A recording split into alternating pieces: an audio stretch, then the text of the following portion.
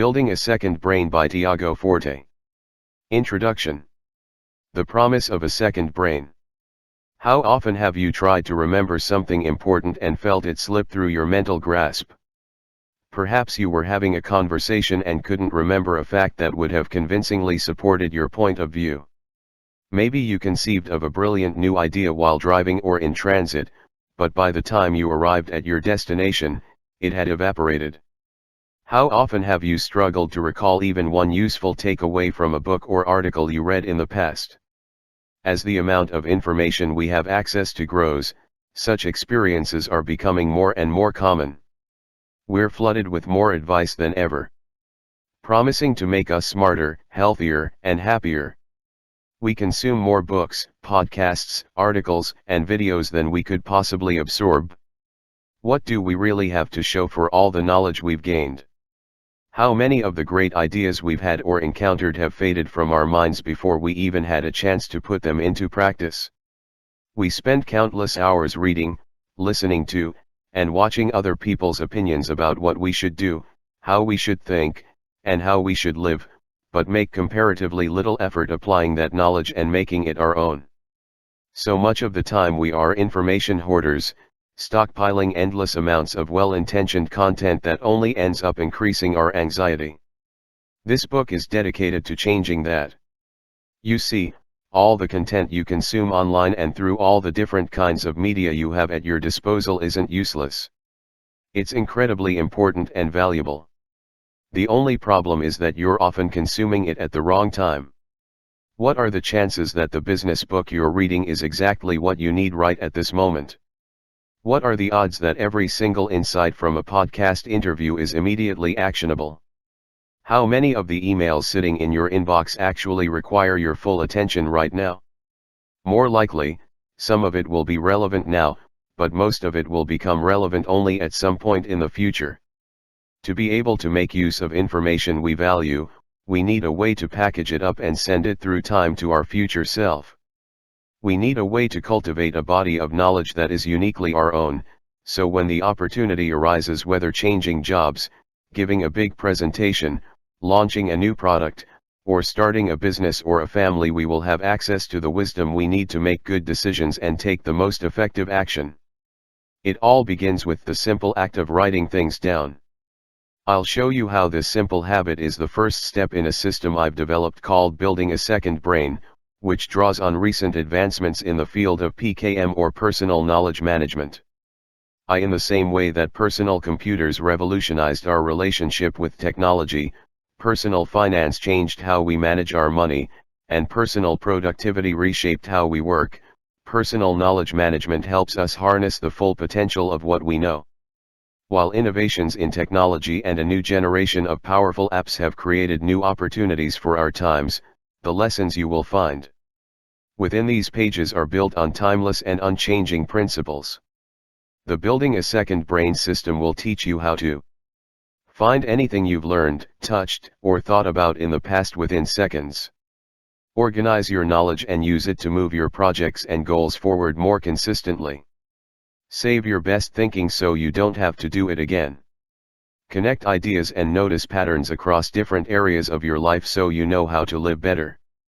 Adopt a reliable system that helps you share your work more confidently and with more ease.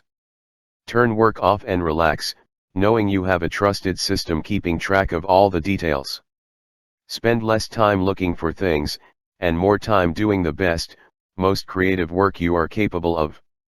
When you transform your relationship to information, you will begin to see the technology in your life not just as a storage medium but as a tool for thinking. Like a bicycle for the mind, once we learn how to use it properly, technology can enhance our cognitive abilities and accelerate us toward our goals far faster than we could ever achieve on our own. In this book I will teach you how to create a system of knowledge management, or a second brain. Whether you call it a personal cloud, field notes, or an external brain as some of my students have done, it is a digital archive of your most valuable memories, ideas, and knowledge to help you do your job, run your business, and manage your life without having to keep every detail in your head. Like a personal library in your pocket, A second brain enables you to recall everything you might want to remember so you can achieve anything you desire. I've come to believe that personal knowledge management is one of the most fundamental challenges as well as one of the most incredible opportunities in the world today. Everyone is in desperate need of a system to manage the ever-increasing volume of information pouring into their brains. I've heard the plea from students and executives, entrepreneurs and managers, engineers and writers, and so many others seeking a more productive and empowered relationship with the information they consume.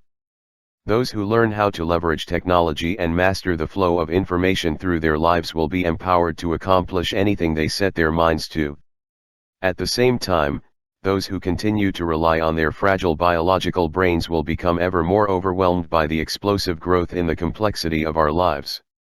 I've spent years studying how prolific writers, artists, and thinkers of the past managed their creative process. I've spent countless hours researching how human beings can use technology to extend and enhance our natural cognitive abilities. I've personally experimented with every tool, trick, and technique available today for making sense of information. This book distills the very best insights I've discovered from teaching thousands of people around the world how to realize the potential of their ideas. With a second brain at your fingertips, you will be able to unlock the full potential of your hidden strengths and creative instincts. You will have a system that supports you when you are forgetful and unleashes you when you are strong. You will be able to do and learn and create so much more, with so much less effort and stress, than was ever possible before. In the next chapter, I'll tell you the story of how I built my own second brain, and the lessons I learned along the way about how you can build one for yourself. Part 1. The Foundation. Understanding What's Possible. Chapter 1. Where it all started. Your mind is for having ideas, not holding them.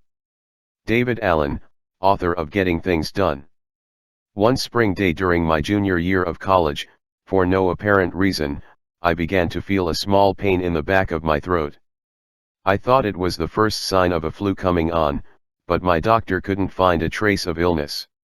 It slowly got worse over the next few months, and I began to visit other, more specialized doctors. They all arrived at the same conclusion: there's nothing wrong with you. Yet my pain continued getting worse and worse, with no remedy in sight. Eventually it became so severe that I had trouble speaking or swallowing or laughing. I did every diagnostic test and scan imaginable, desperately looking for answers for why I was feeling this way. As months and then years passed, I began to lose hope that I would ever find relief. I started taking a powerful anti-seizure medication that temporarily relieved the pain, but there were terrible side effects, including a numbing sensation throughout my body and severe short-term memory loss. Entire trips I took, books I read, and precious experiences with loved ones during this period were wiped from my memory as if they never happened. I was a 24-year-old with the mind of an 80-year-old. As my ability to express myself continued to deteriorate, my discouragement turned to despair. Without the ability to speak freely, so much of what life had to offer, friendships, dating, traveling, and finding a career I was passionate about, seemed like it was slipping away from me. It felt like a dark curtain was being drawn over the stage of my life before I even had a chance to start my performance. A personal turning point: discovering the power of writing things down. One day, sitting in yet another doctor's office waiting for yet another visit, I had an epiphany. I realized in a flash that I was at a crossroads. I could either take responsibility for my own health and my own treatment from that day forward, or I would spend the rest of my life shuttling back and forth between doctors without ever finding resolution. I took out my journal and began to write what I was feeling and thinking. I wrote out the history of my condition, through my own lens and in my own words, for the first time.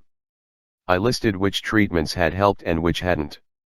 I wrote down what I wanted and didn't want, what I was willing to sacrifice and what I wasn't, and what it would mean to me to escape the world of pain I felt trapped within. As the story of my health began to take shape on the page, I knew what I needed to do. I stood up abruptly, walked over to the receptionist, and asked for my complete patient record. She looked at me quizzically, but after I answered a few questions, she turned to her files and began making photocopies. My patient record amounted to hundreds of pages, and I knew I would never be able to keep track of them on paper.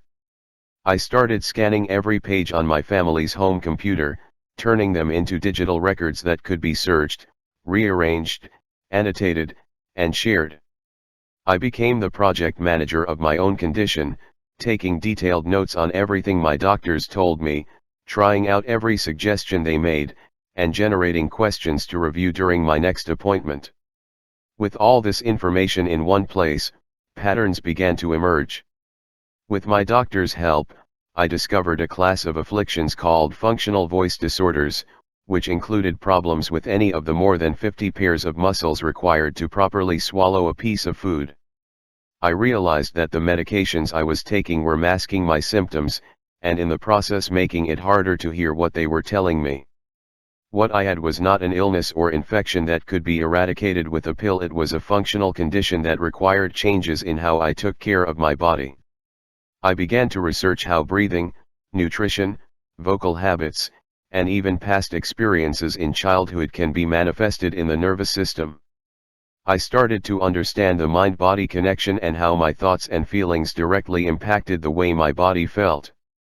Taking notes on everything I learned, I devised an experiment.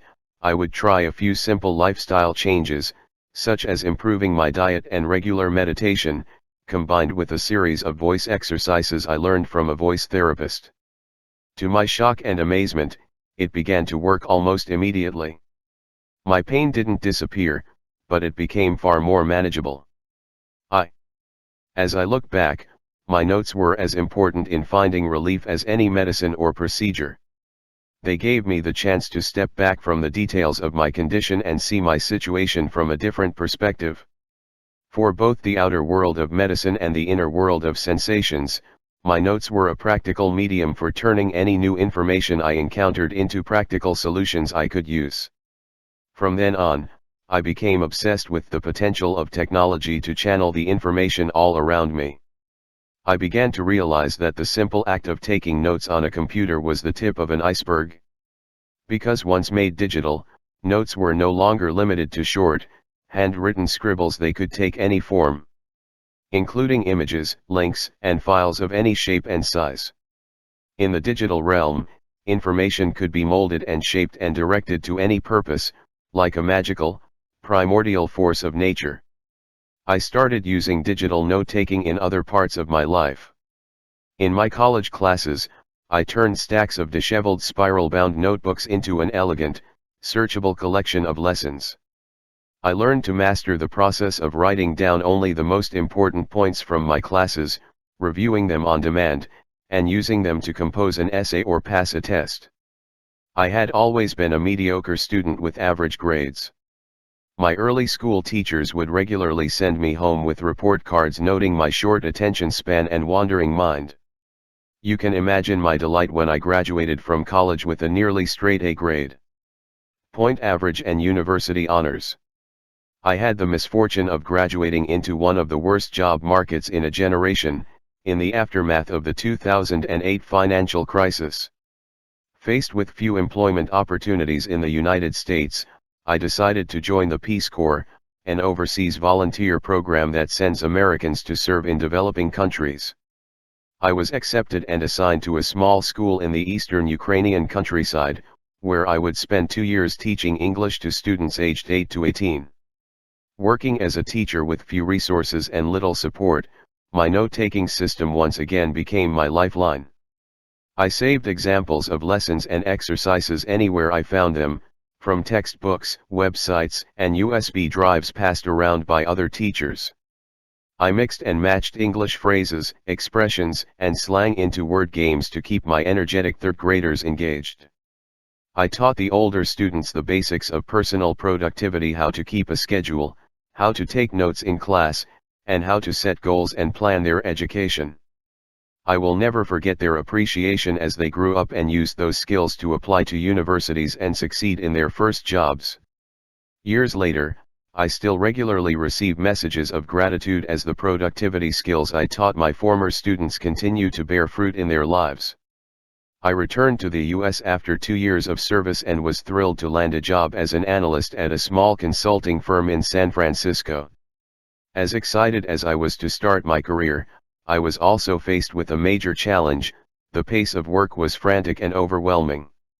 Moving straight from rural Ukraine to the epicenter of Silicon Valley, I was utterly unprepared for the constant barrage of inputs that is a normal part of modern workplaces. Every day I received hundreds of emails, every hour dozens of messages, and the pings and dings from every device merged into a ceaseless melody of interruption. I remember looking around at my colleagues and wondering, how can anyone get anything done here? What's their secret? I knew only one trick, and it started with writing things down. I started taking notes on everything I was learning using a note-taking app on my computer. I took notes during meetings, on phone calls, and while doing research online. I wrote down facts gleaned from research papers that could be used in the slides we presented to clients. I wrote down tidbits of insight I came across on social media, to share on our own social channels. I wrote down feedback from my more experienced colleagues so I could make sure I digested it and took it to heart. Every time we started a new project, I created a dedicated place on my computer for the information related to it, where I could sort through it all and decide on a plan of action. As the information tide receded, I started to gain a sense of confidence in my ability to find exactly what I needed when I needed it. I became the go-to person in the office for finding that one file, or unearthing that one fact, or remembering exactly what the client had said 3 weeks earlier. You know the feeling of satisfaction when you are the only one in the room who remembers an important detail? That feeling became the prize in my personal pursuit to capitalize on the value of what I knew. Another shift: discovering the power of sharing. My collection of notes and files had always been for my own personal use, but as I worked on consulting projects for some of the most important organizations in the world, I started to realize that it could be a business asset as well. I learned from one of the reports we published that the value of physical capital in the US land, machinery, and buildings, for example, is about $10 trillion, but that value is dwarfed by the total value of human capital, which is estimated to be 5 to 10 times larger. Human capital includes the knowledge and the know-how embodied in humans, their education, their experience, their wisdom, their skills, their relationships, their common sense, their intuition. If that was true, was it possible that my personal collection of notes was a knowledge asset that could grow and compound over time? I began to see my as yet unnamed second brain not just as a note-taking tool but as a loyal confidant and thought partner. When I was forgetful, it always remembered. When I lost my way, it reminded me where we were going. When I felt stuck and at a loss for ideas, it suggested possibilities and pathways. At one point, some of my colleagues asked me to teach them my organizing methods. I found that virtually all of them already used various productivity tools, such as paper notepads or the apps on their smartphones, but that very few did so in a systematic, intentional way. They tended to move information around from place to place haphazardly, reacting to the demands of the moment, never quite trusting that they'd be able to find it again. Every new productivity app promised a breakthrough, but usually ended up becoming yet another thing to manage. Casual lunchtime chats with my colleagues turned into a book club, which became a workshop, which eventually evolved into a paid class open to the public. As I taught what I knew to more and more people and saw the immediate difference it made in their work and lives, it began to dawn on me that I had discovered something very special. My experience managing my chronic condition had taught me a way of getting organized that was ideal for solving problems and producing results now, not in some far-off future.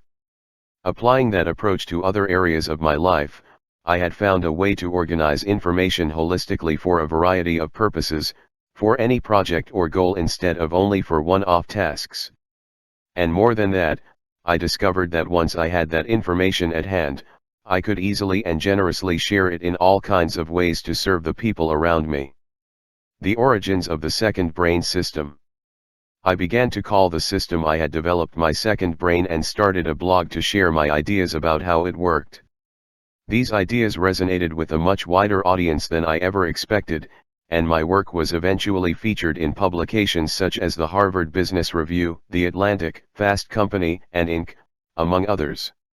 An article I wrote about how to use digital note-taking to enhance creativity went viral in the productivity community, and I was invited to speak and teach workshops at influential companies like Genentech, Toyota, and the Inter-American Development Bank. In early 2017, I decided to create an online course called Building a Second Brain to teach my system on a wider scale. In the years since, that program has produced thousands of graduates from more than 100 countries and every walk of life, creating an engaged and inquisitive community where the lessons in this book have been honed and refined. In the next couple of chapters, I'll show you how the practice of creating a second brain is part of a long legacy of thinkers and creators who came before us: writers, scientists, philosophers, leaders, and everyday people who strive to remember and achieve more. Then I'll introduce you to a few basic principles and tools you'll need to set yourself up to succeed. Part 2, the method, introduces each of the 4 steps you'll follow to build a second brain so you can immediately begin to capture and share ideas with more intention. And Part 3, making things happen, offers a set of powerful ways to use your second brain to enhance your productivity, accomplish your goals, and thrive in your work and life.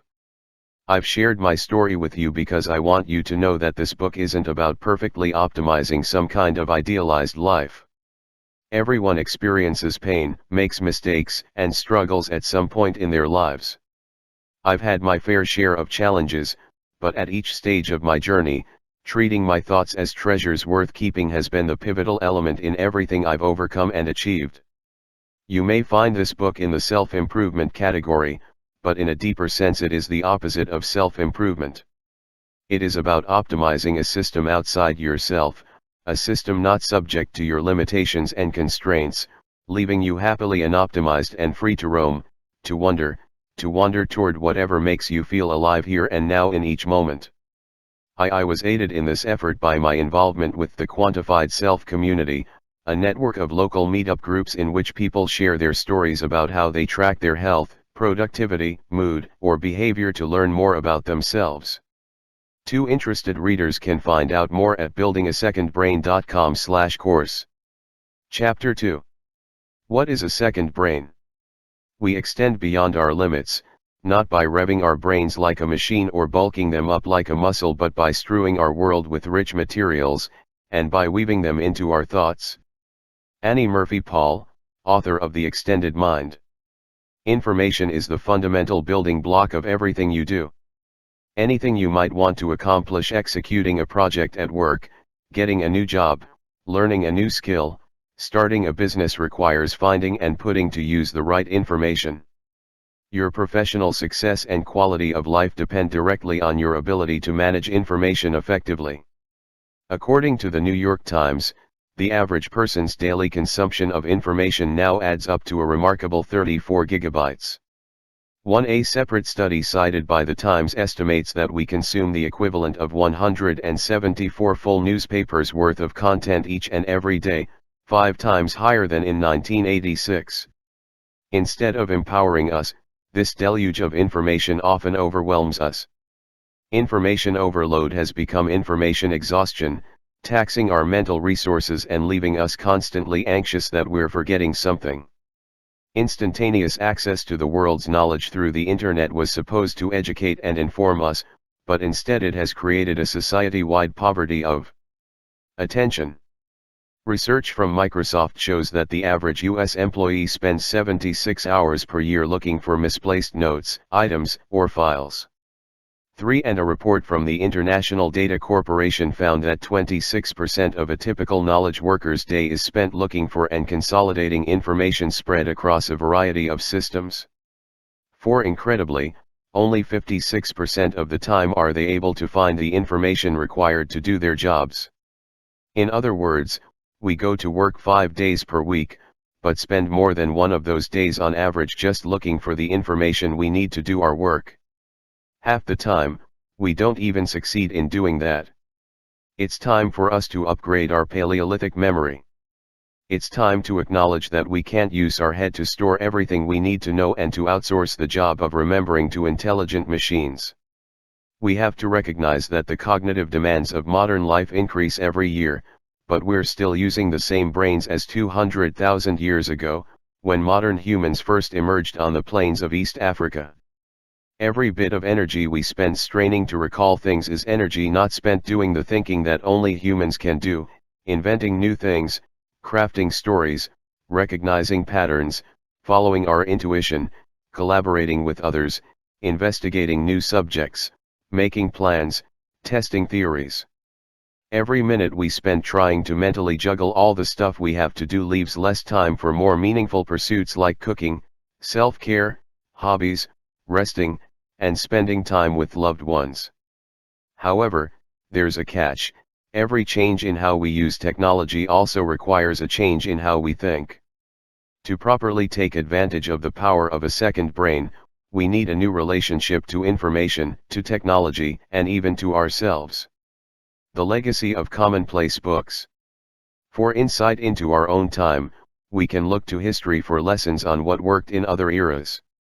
The practice of writing down one's thoughts and notes to help make sense of the world has a long legacy. For centuries, artists and intellectuals from Leonardo da Vinci to Virginia Woolf, from John Locke to Octavia Butler, have recorded the ideas they found most interesting in a book they carried around with them, known as a commonplace book. Popularized in a previous period of information overload, the Industrial Revolution of the 18th and early 19th centuries, the commonplace book was more than a diary or journal of personal reflections. It was a learning tool that the educated class used to understand a rapidly changing world and their place in it. In the case for books, historian and former director of the Harvard University Library Robert Darnton explains the role of commonplace books. Unlike modern readers, who follow the flow of a narrative from beginning to end, early modern Englishmen read in fits and starts and jumped from book to book. They broke texts into fragments and assembled them into new patterns by transcribing them in different sections of their notebooks. Then they reread the copies and rearranged the patterns while adding more excerpts. Reading and writing were therefore inseparable activities. They belonged to a continuous effort to make sense of things, for the world was full of signs.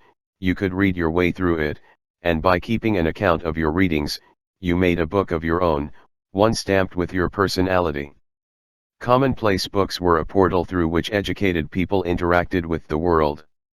They drew on their notebooks in conversation and used them to connect bits of knowledge from different sources and to inspire their own thinking. As a society, all of us could benefit from the modern equivalent of a commonplace book. The media landscape of today is oriented toward what is novel and public: the latest political controversy, the new celebrity scandal, or the viral meme of the day. Resurrecting the commonplace book allows us to stem the tide, shifting our relationship with information toward the timeless and the private. Instead of consuming ever greater amounts of content, we could take on a more patient, thoughtful approach that favors rereading, reformulating, and working through the implications of ideas over time. Not only could this lead to more civil discussions about the important topics of the day, it could also preserve our mental health and heal our splintered attention. But this isn't simply a return to the past. We now have the opportunity to supercharge the custom of commonplace books for the modern era. We have the chance to turn that historical practice into something far more flexible and convenient.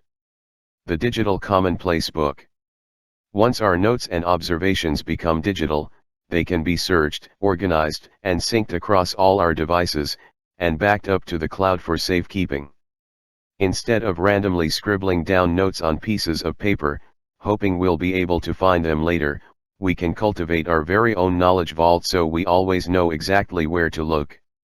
Writer and photographer Craig Maud wrote, "There is a gaping opportunity to consolidate our myriad marginalia IV into an even more robust commonplace book. One searchable, always accessible, easily shared and embedded amongst the digital text we consume." This digital commonplace book is what I call a second brain.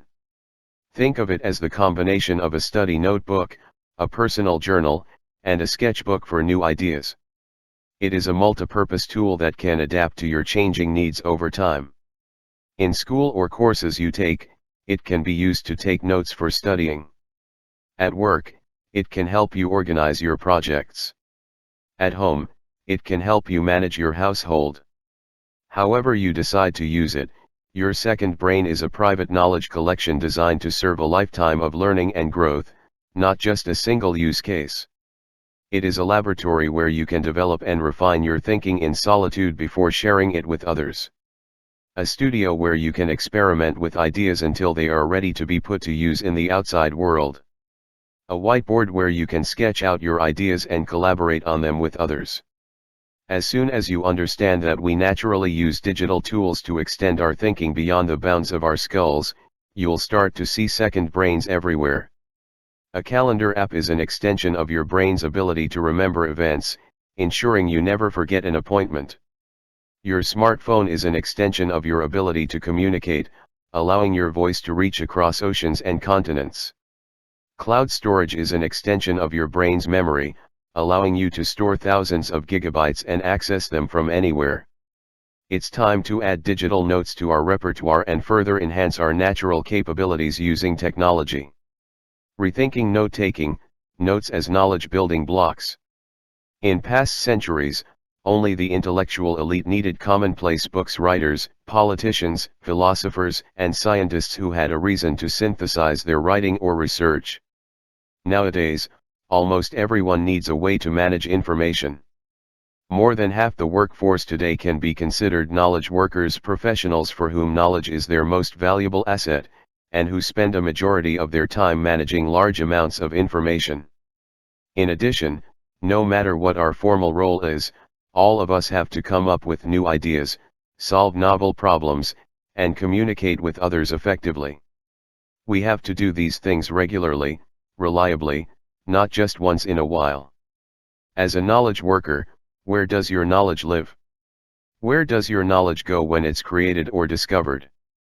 Knowledge can seem like a lofty concept reserved exclusively for scholars and academics, but at the most practical level, knowledge begins with the simple, time-honored practice of taking notes. For many people, their understanding of note-taking was formed in school. You were probably first told to write something down because it would be on the test.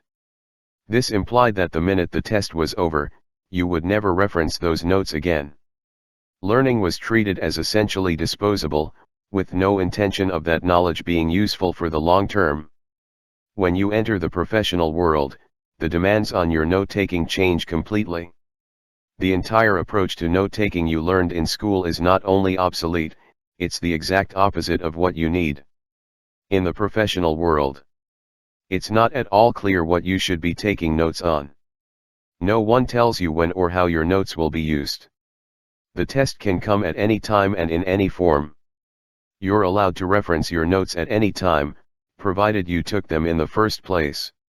You are expected to take action on your notes, not just regurgitate them. This isn't the same note-taking you learned in school. It's time to elevate the status of notes from test prep and humble scribblings into something far more interesting and dynamic. For modern, professional note-taking, a note is a knowledge-building block, a discrete unit of information interpreted through your unique perspective and stored outside your head. By this definition, a note could include a passage from a book or article that you were inspired by, a photo or image from the web with your annotations, or a bullet point list of your meandering thoughts on a topic, among many other examples. A note could include a single quote from a film that really struck you, all the way to thousands of words you saved from an in-depth book. The length and format don't matter if a piece of content has been interpreted through your lens, curated according to your taste, translated into your own words, or drawn from your life experience, and stored in a secure place, then it qualifies as a note. A knowledge-building block is discrete. It stands on its own and has intrinsic value, but knowledge-building blocks can also be combined into something much greater: a report, an argument, a proposal, a story. Like the Lego blocks you may have played with as a kid, they can be rapidly searched, retrieved, moved around, assembled, and reassembled into new forms without requiring you to invent anything from scratch. You need to put in the effort to create a note only once, and then you can just mix and match and try out different combinations until something clicks. Technology doesn't just make note-taking more efficient. It transforms the very nature of notes. No longer do we have to write our thoughts on post-its or notepads that are fragile, easy to lose, and impossible to search. Now we write notes in the cloud, and the cloud follows us everywhere. No longer do we have to spend countless hours meticulously cataloging and transcribing our thoughts on paper. Now we collect knowledge building blocks and spend our time imagining the possibilities for what they could become. A tale of two brains. Let me paint a picture of a day in the life of someone who doesn't have a second brain, and someone who does. See if either of these descriptions sounds familiar. Nina wakes up on Monday morning, and before her eyes even open, thoughts are flooding her brain. Things to do, things to think about, things to decide. It all comes rushing in from the depths of her subconscious, where it's been simmering all weekend. Nina's thoughts continue to swirl around her brain as she gets ready for work. Like jittery birds, they flit and flutter around her head because they have nowhere else to rest. There is a constant hum of background anxiety that she has come to expect, as she wonders what needs her attention and what she may be missing. After a hectic morning, Nina finally sits down at her desk to start her workday, opens up her email inbox, and is instantly engulfed by a torrent of new messages. Flashing with urgent subject lines and the names of important senders, these demands fill her with a cold adrenaline rush. She knows that her morning is shot. Her own plans ruined. Pushing aside the important work she wanted to focus on this morning, Nina settles in for a long slog of replying to emails. By the time she gets back from lunch, Nina is finally done handling the most urgent issues. It's finally time to focus on the priorities she's set for herself. This is when the reality sets in. After a morning spent fighting fires, she's far too scatterbrained and tired to focus. Like so many times before, Nina lowers her expectations, settling for chipping away slowly at her ever-expanding to-do list full of other people's priorities. After work, Nina has one last chance to work on the project that she knows will make use of her talents and take her career to the next level. She exercises, eats dinner, and spends some quality time with the kids. As they go to bed, she's filled with enthusiasm that she finally gets some time to herself. She sits down at the computer, and the questions begin. Where did I leave off last time? Where did I put that file? Where are all my notes? By the time Nina gets set up and ready to go, she's far too tired to make real progress. This pattern repeats itself day after day. After enough of these false starts, she starts to give up. Why even try? Why keep attempting to do the impossible? Why resist the temptation to watch another Netflix episode or scroll through social media? Without the time and energy to move things decisively forward, what's the point of starting? Nina is a competent, responsible, and hard-working professional. Many people would feel privileged to be in her shoes. There's nothing wrong with the work she does or the life she leads, yet underneath the respectable exterior, there is something missing. She isn't meeting her own standards for what she knows she's capable of. There are experiences that she wants for herself and her family that seem to continuously get postponed, waiting for someday when somehow she will have the time and space to make them happen. Does anything about Nina's experience sound familiar? Every detail of her story is real, drawn from messages people have sent me over the years. Their stories convey a pervasive feeling of discontent and dissatisfaction, the experience of facing an endless onslaught of demands on their time, their innate curiosity and imagination withering away under the suffocating weight of obligation. So many of us share the feeling that we are surrounded by knowledge, yet starving for wisdom. That despite all the mind-expanding ideas we have access to, the quality of our attention is only getting worse. that we are paralyzed by the conflict between our responsibilities and our most heartfelt passions, so that we're never quite able to focus and also never quite able to rest. There is an alternative story. A different way a Monday morning can go. It is also drawn from the real-life stories I've received, this time from people who have built a second brain for themselves. You wake up Monday morning, looking forward to starting your day and your week. As you get out of bed, take a shower, and get dressed, the thoughts start arriving. You have just as many worries and responsibilities as anyone else, but you also have a secret weapon. In the shower, you suddenly realize there's a better way to advance the project you're focused on at work. As you step out onto the mat, you jot down the idea as a digital note on your smartphone. Over breakfast with your family, you find your mind already working out the new strategy, pondering its implications. Those thoughts get jotted down as well, in the brief moments between feeding the kids and sending them off to school. As you drive to work, you start realizing there are challenges you haven't considered. You dictate a quick audio memo to your phone as you drive, which gets automatically transcribed and saved in your notes. Monday morning in the office is the usual whirlwind, with emails and chat messages and phone calls arriving at their usual frantic pace. As you share your new idea with your colleagues, they start asking questions, pointing out valid concerns, and adding their own contributions. At each of these moments, you are ready to save them as notes in your second brain. You withhold judgment, seeking to gather the widest possible range of feedback before deciding on a course of action. Before you know it, it's lunchtime. As you take a break to grab a bite to eat, your thoughts turn philosophical. What is the ultimate point of the project, and are we forgetting it? How does it fit into the long-term vision of the product we want to build?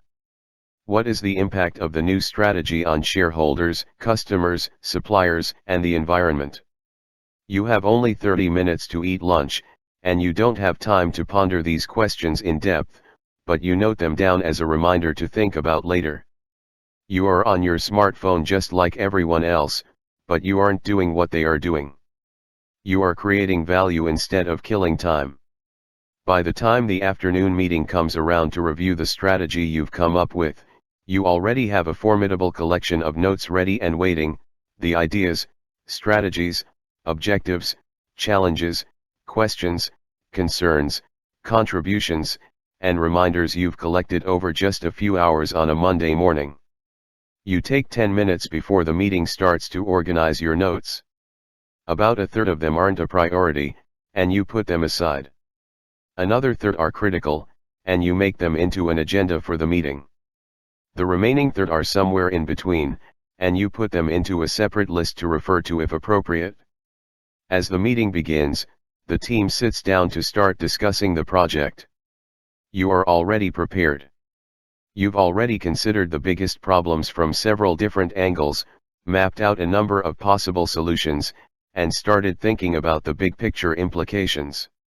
You've even received feedback from some of your colleagues and incorporated it into your recommendations. You argue for your point of view while also remaining open to the perspectives of your team. Your goal is to stay present and guide the conversation to the best possible outcome, making use of everyone's unique way of seeing things. All the important reflections, new ideas, and unexpected possibilities your colleagues come up with also get recorded in your second brain. As this way of working with information continues over days and weeks and months, the way your mind works begins to change. You start to see recurring patterns in your thinking, why you do things, what you really want, and what's really important to you. Your second brain becomes like a mirror, teaching you about yourself and reflecting back to you the ideas worth keeping and acting on. Your mind starts to become intertwined with this system, leaning on it to remember more than you ever could on your own. All this is literally not just in your head. People can tell there is something different about you. They start to recognize that you can draw on an unusually large body of knowledge at a moment's notice. They remark on your amazing memory, but what they don't know is that you never even try to remember anything. They admire your incredible dedication to developing your thinking over time. In reality, you are just planting seeds of inspiration and harvesting them as they flower. As you begin to see all the knowledge you've gained in tangible form, it dawns on you that you already have everything you need to strike out toward the future you want. There's no need to wait until you're perfectly prepared. No need to consume more information or do more research. All that's left is for you to take action on what you already know and already have, which is laid out before you in meticulous detail. Your brain is no longer the bottleneck on your potential, which means you have all the bandwidth you need to pursue any endeavor and make it successful. This sense of confidence in the quality of your thinking gives you the freedom to ask deeper questions and the courage to pursue bigger challenges. You can't fail, because failure is just more information, to be captured and used as fuel for your journey. This is what it's like to build and harness the power of a second brain. Leveraging technology as thinking tools. Throughout the 20th century, a series of scholars and innovators offered a vision for how technology could change humanity for the better. They dreamed of creating an extended mind that would amplify human intellect and help us solve the greatest problems facing society. 6. The possibility of such a technological marvel shined like a beacon for the future, promising to liberate knowledge from dusty old books and make it universally accessible and useful. Their efforts were not in vain.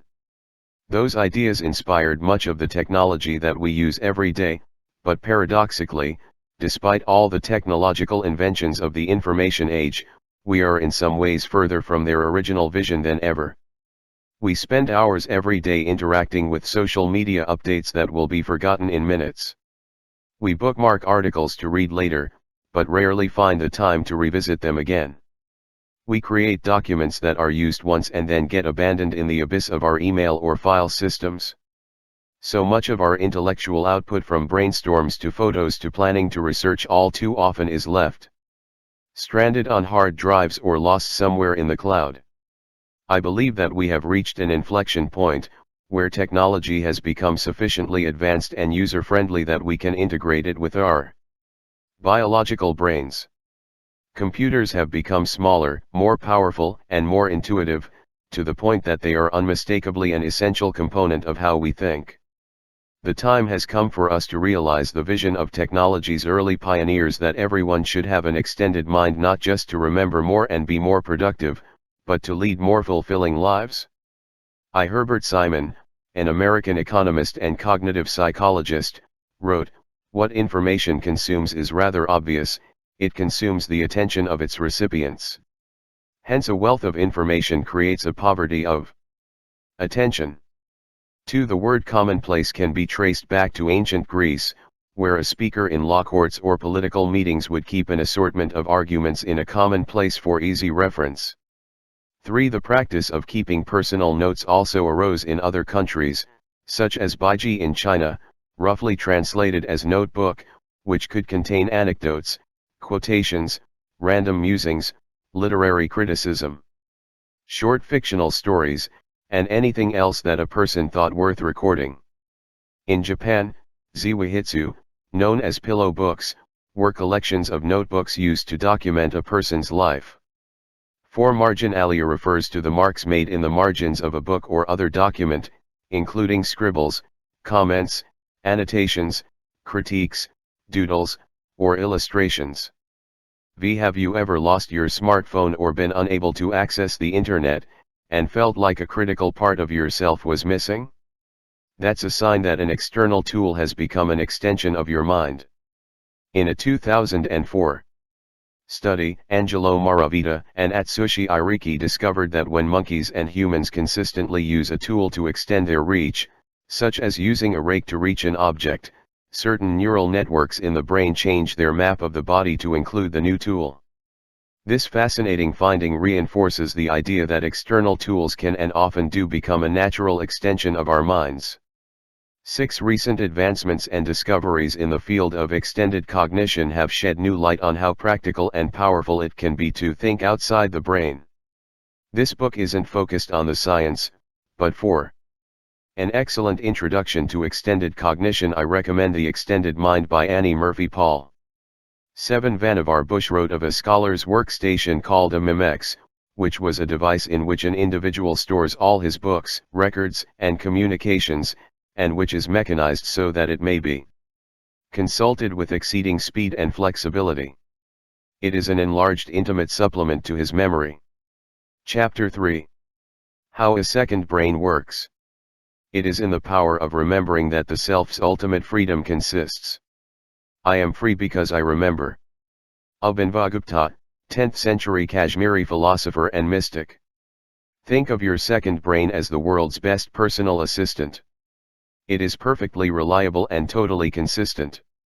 It is always ready and waiting to capture any bit of information that might be of value to you. It follows directions, makes helpful suggestions, and reminds you of what's important to you. What would the job description for such a personal assistant look like? What jobs would you hire them to do for you? The same way you would hold your assistant accountable to a certain standard of performance, the same is true for your second brain. You need to know what it should be doing for you so you know if it's worth keeping around.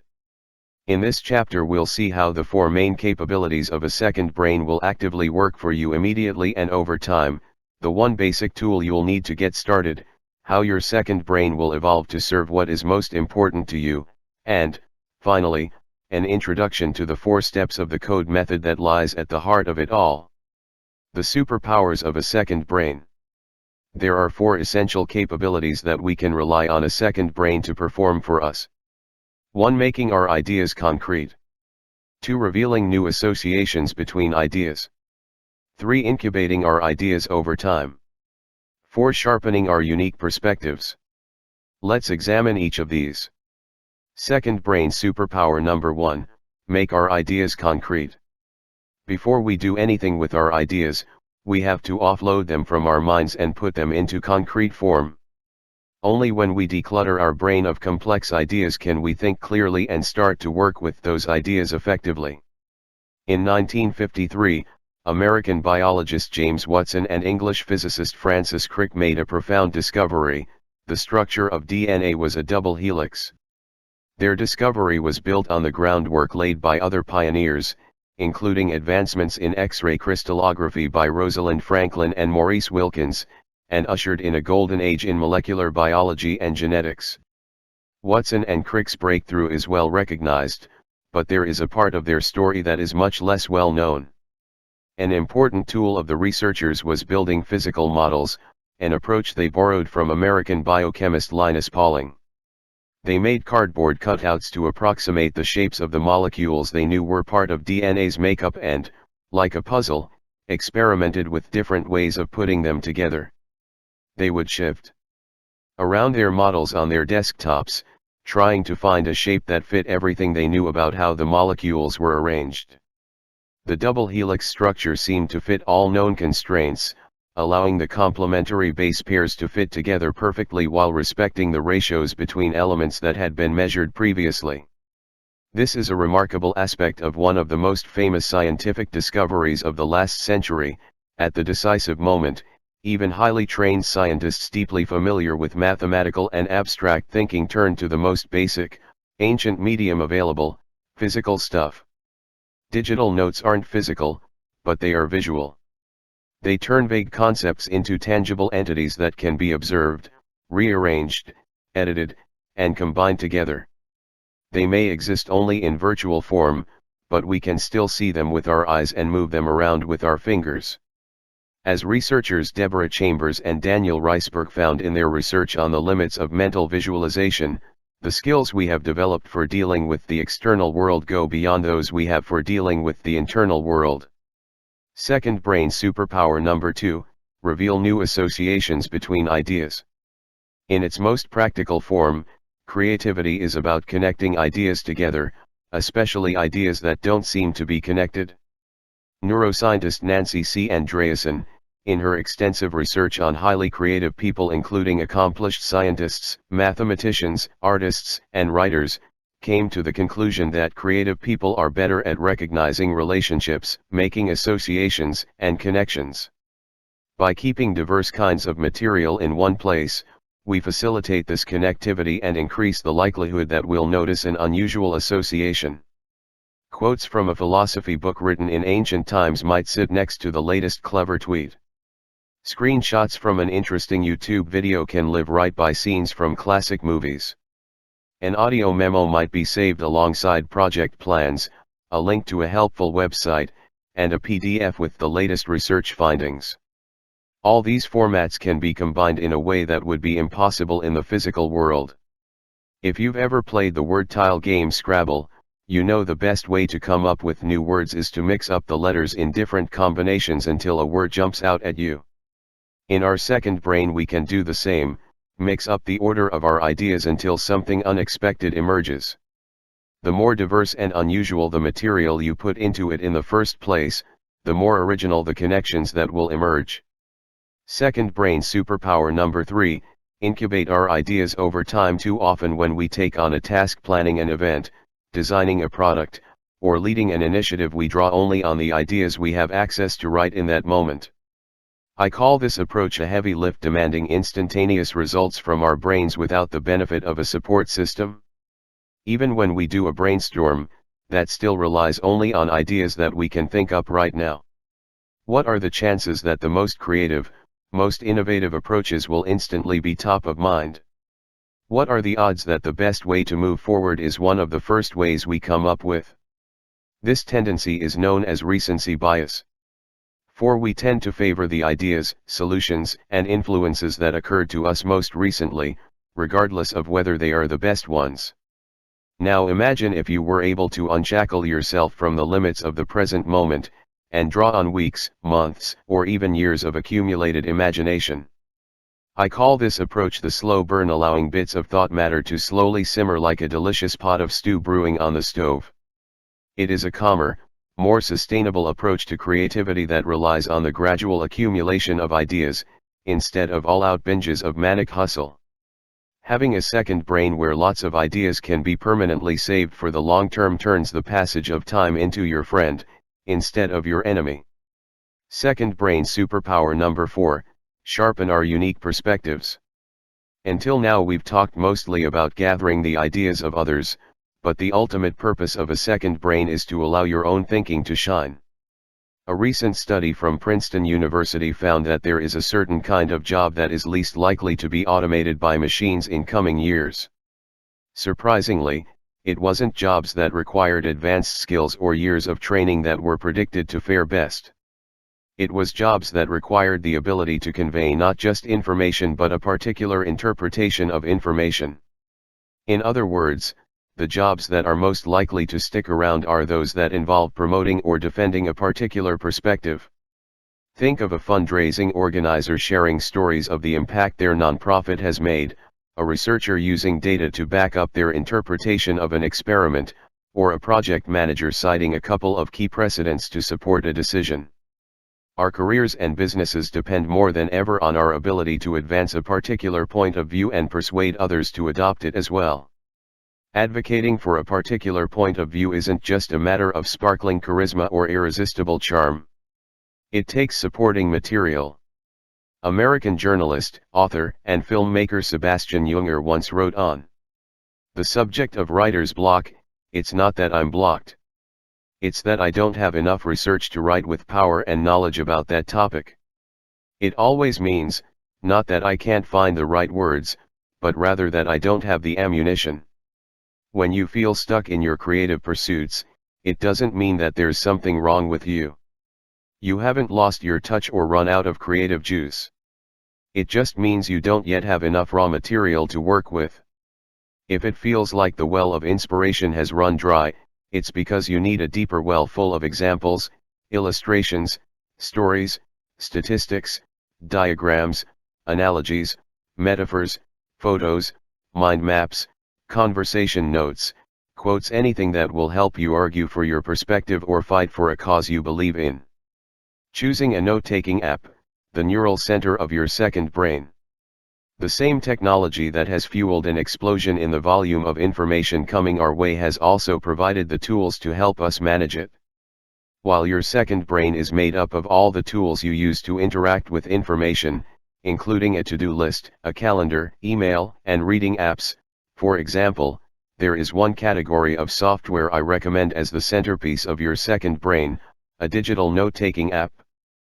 There are plentiful options available, from the free Notes app that came pre-installed on your smartphone to third-party software you can download with exactly the features you need. From Microsoft OneNote, Google Keep, and Apple Notes to Notion and Evernote, digital notes apps have 4 powerful characteristics that make them ideal for building a second brain. They are multimedia, just like a paper notebook might contain drawings and sketches, quotes and ideas, and even a pasted photo or post-it. A Notes app can store a wide variety of different kinds of content in one place, so you never need to wonder where to put something. Informal, notes are inherently messy, so there's no need for perfect spelling or polished presentation. This makes it as easy and frictionless as possible to jot things down as soon as they occur to you, which is essential to allow nascent ideas to grow. Open-ended, taking notes is a continuous process that never really ends, and you don't always know where it might lead. Unlike more specialized kinds of software that are designed to produce a specific kind of output, such as slide decks, spreadsheets, graphics, or videos, notes are ideal for free-form exploration before you have a goal in mind. Action-oriented, unlike a library or research database, personal notes don't need to be comprehensive or precise. They are designed to help you quickly capture stray thoughts so you can remain focused on the task at hand. All 4 of the above qualities are shared by paper notes, but when we make them digital, we can supercharge these timeless benefits with the incredible capabilities of technology: searching, sharing, backups, editing, linking, syncing between devices, and many others. Digital notes combine the casual artistry of a daily sketchbook with the scientific power of modern software. Choosing which apps and tools you'll use is a personal decision, and depends on which mobile device you use, the needs of your job or business, and even your own temperament and taste. The software landscape is dynamic and constantly changing. New apps regularly come out, and existing ones release innovative new features. You can find a free, continually updated guide to choosing your notes app and other second brain tools at buildingasecondbrain.com/resources. Although you will always use many different software programs to manage information and do your work, from word processors to messaging platforms and project management tools used within your organization, your Notes app is uniquely designed to facilitate personal knowledge management. A good place to start is to look at the apps you already have and perhaps are already using. You can always start now with a basic option and upgrade later as your needs get more sophisticated. Most important of all, don't get caught in the trap of perfectionism, insisting that you have to have the perfect app with a precise set of features before you take a single note. It's not about having the perfect tools, it's about having a reliable set of tools you can depend on, knowing you can always change them later. Remembering, connecting, creating, the 3 stages of personal knowledge management. As people set out on their second brain journey, there are 3 stages of progress I often observe and even encourage. Those stages are remembering, connecting, and creating. It takes time to fully unlock the value of using digital tools to enhance and extend what our minds are capable of, but there are also distinct benefits at every step along the way. The first way that people tend to use their second brain is as a memory aid. They use their digital notes to save facts and ideas that they would have trouble recalling otherwise, takeaways from meetings, quotes from interviews, or the details of a project, for example. Camille is the co-founder and lead designer of a startup in Quebec, Canada. She uses her second brain to save excerpts from the many research reports and studies she reads as part of her work designing electric vehicle charging stations for large residential buildings. Most of these reports are published as PDFs, a notoriously inflexible and difficult to use format, but by importing the findings most relevant to her work into her notes, she can add as many annotations and comments as she wants. The second way that people use their second brain is to connect ideas together. Their second brain evolves from being primarily a memory tool to becoming a thinking tool. A piece of advice from a mentor comes in handy as they encounter a similar situation on a different team. An illuminating metaphor from a book finds its way into a presentation they're delivering. The ideas they've captured begin gravitating toward each other and cross-pollinating. Fernando is an oncologist at a world-renowned hospital who uses his second brain to organize his patient notes. He summarizes the key points from each patient's health history with a special focus on how long they've had the condition, which treatments they've received, and key features of their tumor. Fernando uses his second brain to connect what he knows from his training and research to the needs of his patients, to be able to treat them more effectively. Eventually, the third and final way that people use their second brain is for creating new things. They realize that they have a lot of knowledge on a subject and decide to turn it into something concrete and shareable. Seeing so much supporting material ready and waiting gives them the courage to put their own ideas out there and have a positive impact on others. Terrell is a young father of 3 working a demanding job at a large tech company in Texas. After taking my course, he used his second brain to start a YouTube channel where he shares stories and tips on parenting.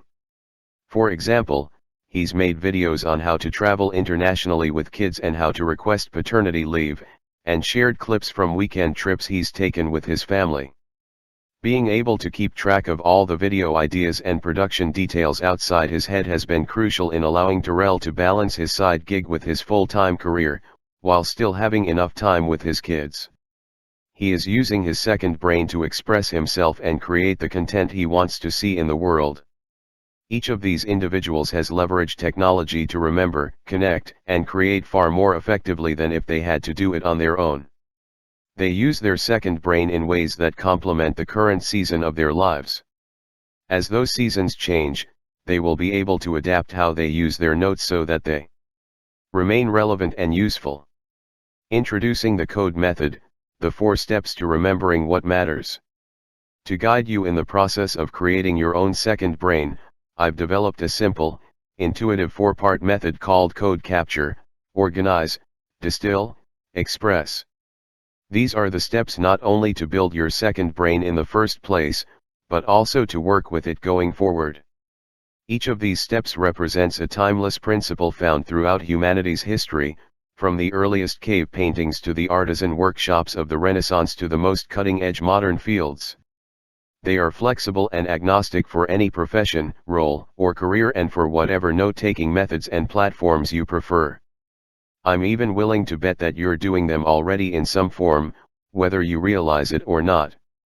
Code is a map for navigating the endless streams of information we are now faced with every day.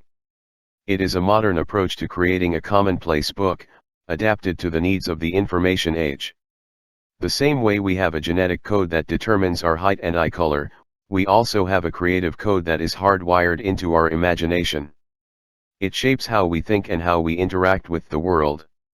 It is mirrored in the software code that runs the apps we use to handle information.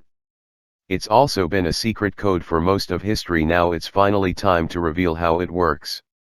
Let's preview each of the 4 steps of the code method: capture, organize, distill, and express, and then we'll dive into the details in the following chapters. Capture, keep what resonates. Every time we turn on our smartphone or computer, we are immediately immersed in the flow of juicy content they present. Much of this information is useful and interesting: how-to articles that could make us more productive, podcasts with experts sharing hard-won lessons, or inspiring photos of travel destinations we might want to visit. Here's the problem: we can't consume every bit of this information stream. We will quickly be exhausted and overwhelmed if we try. We need to adopt the perspective of a curator, stepping back from the raging river and starting to make intentional decisions about what information we want to fill our minds. Like a scientist capturing only the rarest butterflies to take back to the lab, our goal should be to capture only the ideas and insights we think are truly noteworthy. Content tends to pile up all around us even without our involvement. There are probably emails filling your inbox, updates popping up in your social media feeds, and notifications proliferating on your smartphone as you're reading this. It's already there, but we tend to capture it haphazardly, at best. You might email yourself a quick note, brainstorm some ideas in a document, or highlight quotes in a book you're reading, but that information probably remains disconnected and scattered. The insights you uncovered through serious mental effort remain hidden in forgotten folders or drifting in the cloud. The solution is to keep only what resonates in a trusted place that you control, and to leave the rest aside. When something resonates, it moves you on an intuitive level. Often, the ideas that resonate are the ones that are most unusual, counterintuitive, interesting, or potentially useful. Don't make it an analytical decision, and don't worry about why exactly it resonates. Just look inside for a feeling of pleasure, curiosity, wonder, or excitement, and let that be your signal for when it's time to capture a passage, an image, a quote, or a fact. By training ourselves to notice when something resonates with us, we can improve not only our ability to take better notes, but also our understanding of ourselves and what makes us tick. It is a way of turning up the volume on our intuition so we can hear the wisdom it offers us. Adopting the habit of knowledge capture has immediate benefits for our mental health and peace of mind. We can let go of the fear that our memory will fail us at a crucial moment. Instead of jumping at every new headline and notification, we can choose to consume information that adds value to our lives and consciously let go of the rest. Organize, save for actionability. Once you've begun capturing notes with the ideas that resonate with you, you'll eventually feel the need to organize them. It is tempting to try to create a perfect hierarchy of folders up front to contain every possible note you might ever want to capture. Even if it was possible, that approach would be incredibly time-consuming and require way too much effort, pulling you away from what interests you today. Most people tend to organize information by subject, like the Dewey Decimal System you've probably seen at the library. For example, you might find a book under a broad subject category like architecture, business, history, or geology. When it comes to digital notes, we can use much easier and lighter ways of organizing. Because our priorities and goals can change at a moment's notice, and probably will, we want to avoid organizing methods that are overly rigid and prescriptive. The best way to organize your notes is to organize for action, according to the active projects you are working on right now. Consider new information in terms of its utility, asking, how is this going to help me move forward one of my current projects? Surprisingly, when you focus on taking action, the vast amount of information out there gets radically streamlined and simplified. There are relatively few things that are actionable and relevant at any given time, which means you have a clear filter for ignoring everything else. Organizing for action gives you a sense of tremendous clarity, because you know that everything you're keeping actually has a purpose. You know that it aligns with your goals and priorities. Instead of organizing being an obstacle to your productivity, it becomes a contributor to it. Distill, find the essence. Once you start capturing ideas in a central place and organizing them for action, you'll inevitably begin to notice patterns and connections between them. An article you read about gardening will give you an insight into growing your customer base. An offhand testimonial from a client will give you the idea to create a web page with all your client testimonials. A business card will remind you of a fascinating conversation you had with someone who you could reach out to for coffee. The human mind is like a sizzling hot frying pan of associations. Throw a handful of seeds in there and they'll explode into new ideas like popcorn. Every note is the seed of an idea, reminding you of what you already know and already think about a topic. There is a powerful way to facilitate and speed up this process of rapid association: distill your notes down to their essence. Every idea has an essence, the heart and soul of what it is trying to communicate. It might take hundreds of pages and thousands of words to fully explain a complex insight, but there is always a way to convey the core message in just a sentence or two. Einstein famously summarized his revolutionary new theory of physics with the equation E=mc². If he can distill his thinking into such an elegant equation, you can surely summarize the main points of any article, book, video, or presentation so that the main point is easy to identify. Why is it so important to be able to easily find the main point of a note? Because in the midst of a busy workday, you won't have time to review 10 pages of notes on a book you read last year. You need to be able to quickly find just the main takeaways. If you've highlighted those takeaways in the flow of the reading you were already doing anyway, you'll be able to remind yourself of what the book contains without having to spend hours rereading it. Every time you take a note, ask yourself, how can I make this as useful as possible for my future self? That question will lead you to annotate the words and phrases that explain why you saved a note, what you were thinking, and what exactly caught your attention. Your notes will be useless if you can't decipher them in the future, or if they're so long that you don't even try. Think of yourself not just as a taker of notes, but as a giver of notes. You are giving your future self the gift of knowledge that is easy to find and understand. Express, show your work. All the previous steps, capturing, organizing, and distilling, are geared toward one ultimate purpose: sharing your own ideas, your own story, and your own knowledge with others. What is the point of knowledge if it doesn't help anyone or produce anything? For whether your goal is to lose weight, get a promotion at work, start a side business, or strengthen your local community, personal knowledge management exists to support taking action. Anything else is a distraction. A common challenge for people who are curious and love to learn is that we can fall into the habit of continuously force-feeding ourselves more and more information, but never actually take the next step and apply it. We compile tons of research, but never put forward our own proposal. We gather untold business case studies, but never pitch one potential client. We study every piece of relationship advice available, but never ask anyone out on a date.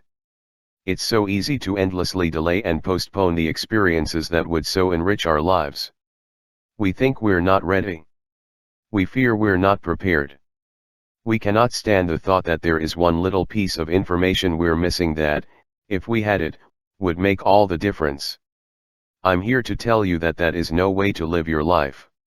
Information becomes knowledge, personal, embodied, verified only when we put it to use. You gain confidence in what you know only when you know that it works. Until you do, it's just a theory. This is why I recommend you shift as much of your time and effort as possible from consuming to creating. We all naturally have a desire to create, to bring to life something good, true, or beautiful. 9. It's a part of our essential nature. Creating new things is not only one of the most deeply fulfilling things we can do, it can also have a positive impact on others by inspiring, entertaining, or educating them. What should you create? It depends on your skills, interests, and personality.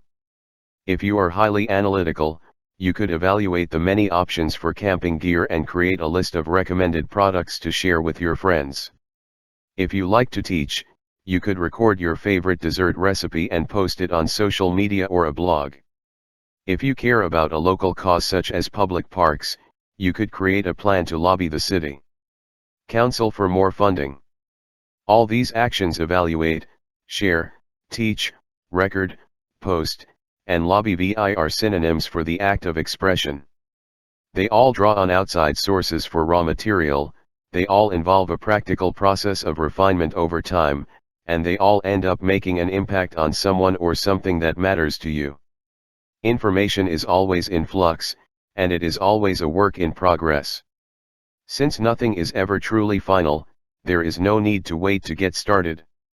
You can publish a simple website now, and slowly add additional pages over time.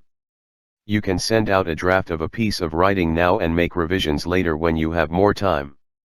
The sooner you begin, the sooner you start on the path of improvement. I've introduced a lot of new concepts and terms, and I know at this point it can seem a little overwhelming. It may feel like you have to learn and do a lot of new things to be able to build a second brain. Here's the surprising truth: you are already doing most of the work required. You are already learning new things you couldn't stop if you wanted to. You already consume interesting ideas. Note the dozens of tabs you likely have open in your browser. You already put in so much effort to keep track of all the information you need for your studies, your job, or your business. All you need is a slightly more intentional, more deliberate way to manage that information, plus a few practical habits to ensure it gets done. In part 2, I will show you how to use the code steps to radically expand your memory, intelligence, and creativity. For each step, I'll share a set of practical techniques that you can implement today that will begin to yield benefits tomorrow. Techniques that don't require any advanced technology, only the everyday devices and apps you have in your pocket and on your desk right now. Many people who follow the code methodology continue to use paper for their notes. Many even find that they take more notes on paper once they have a way of capturing those notes digitally and saving them in a secure place. It's not black or white. It's about choosing the right tool for the job. This book is focused primarily on the potential of digital notes. Most notes apps provide ways of exporting your notes in standard formats that can then be imported into other apps. I personally have switched platforms twice, from Microsoft Word to Google Docs, and then later to Evernote, and expect to switch to new platforms regularly in the future as technology advances. 3. In a wonderful coincidence, recent research by neurophysiologists May-Britt Moser and Edvard Moser at the Norwegian University of Science and Technology indicates that the human brain remembers information using a grid code, a part of the brain involved in spatial reasoning. They speculate that the grid code could therefore be some sort of metric or coordinate system that can uniquely and efficiently represent a lot of information. 4. The word productivity has the same origin as the Latin verb producere, which means to produce. Which means that at the end of the day, if you can't point to some kind of output or result you've produced, it's questionable whether you've been productive at all. The consumerist attitude toward information that more is better, that we never have enough, and that what we already have isn't good enough is at the heart of many people's dissatisfaction with how they spend their time online. Instead of trying to find the best content, I recommend instead switching your focus to making things, which is far more satisfying. 6. Other synonyms for expression include publish, speak, present, perform, produce, write, draw, interpret, critique, or translate. Part 2. The method. The 4 steps of code. Chapter 4. Capture, keep what resonates. Everything not saved will be lost. Nintendo quit screen message. Information is food for the brain. It's no accident that we call new ideas food for thought. It's clear that we need food and water to survive. What may not be so clear is that we also need information to live, to understand and adapt to our environment, to maintain relationships and cooperate with others, and to make wise decisions that further our interests. Information isn't a luxury, it is the very basis of our survival. Just as with the food we put into our bodies, it is our responsibility and right to choose our information diet. It's up to us to decide what information is good for us, what we want more of and less of, and ultimately, what we do with it. You are what you consume, and that applies just as much to information as to nutrition. A second brain gives us a way to filter the information stream and curate only the very best ideas we encounter in a private, trusted place. Think of it as planting your own knowledge garden where you are free to cultivate your ideas and develop your own thinking away from the deafening noise of other people's opinions. A garden is only as good as its seeds, so we want to start by seeding our knowledge garden with only the most interesting, insightful, useful ideas we can find. You may already consume a lot of content from many different sources, but perhaps never put much thought into what you do with it afterward. Maybe you are already a diligent organizer, but you've fallen into a habit of digital hoarding that doesn't end up enriching your life. Or, if this is all completely new to you, you may be starting at square one. No matter your situation, let's start at the very beginning: how to use the first step of code to begin building your own private collection of knowledge. Building a private collection of knowledge. Taylor Swift is an icon of modern pop and country music and one of the best-selling music artists in history. Her 9 chart-topping albums have sold over 200 million copies worldwide and earned her a long list of awards, including 11 Grammy Awards. Not only does she appear in lists of the greatest singer-songwriters of all time, Her influence has transcended music and placed her on such lists as the Time 100 and Forbes Celebrity 100. Over the course of her career, Swift has released 5 documentary films revealing her creative songwriter process. In all of them, she can be found with her head buried in her phone. As she says, "I disappear into my phone because my phone is where I keep my notes and my phone is where I'm editing." In her notes she can write down, and reread, edit, and riff off any snippet of lyrics or melodic hook that flickers through her mind. She can take her notes everywhere, access them from anywhere, and send them within seconds to a wide network of producers and collaborators using the same device. Any feedback they send back can go right into her notes as well. In an interview about how she wrote the smash hit Blank Space, Swift says, "I'll be going about my daily life and I'll think, wow, so we only have 2 real options in relationships, it's going to be forever or it's going to go down in flames, so I'll jot that down in my notes. I'll come up with a line that I think is clever like darling I'm a nightmare dressed like a daydream and I just pick them and put them where they fit and construct the bridge out of more lines that come up within the last couple of years. Blank Space was the culmination of all my best ones one after the other." For Swift, writing songs is not a discrete activity that she can do only at certain times and in certain places. It is a side effect of the way her mind works, spinning off new metaphors and turns of phrase at the most unexpected times. "I'm inspired to write songs at any time of day, when I'm going through something or when the dust has settled and I'm over it. It can be anything. I'll just be doing dishes or something, or in the middle of an interview, and I could get an idea in my head that just kind of sticks out as, that could be a hook, that could be a pre-chorus, that's a first line." She goes on to explain why it's so important to her to capture those fleeting thoughts right as they appear. "I kind of have to capitalize on the excitement of me getting that idea and see it all the way through or else I'll leave it behind and assume it wasn't good enough." Even after all her success, even Taylor Swift needs a system to carry her ideas from inception all the way to completion. By integrating her note-taking with her daily life, she's able to use language and analogies that are rooted in everyday feelings and experiences, forging a powerful connection with her fans who call themselves Swifties. Listening to her albums is like following Swift on a journey of self-discovery, each album chronicling what she was experiencing and who she was becoming in each chapter of her life. This story sheds light on how even the world's most successful and prolific creatives need support systems to pursue their craft. It's not a matter of having enough raw talent. Talent needs to be channeled and developed in order to become something more than a momentary spark.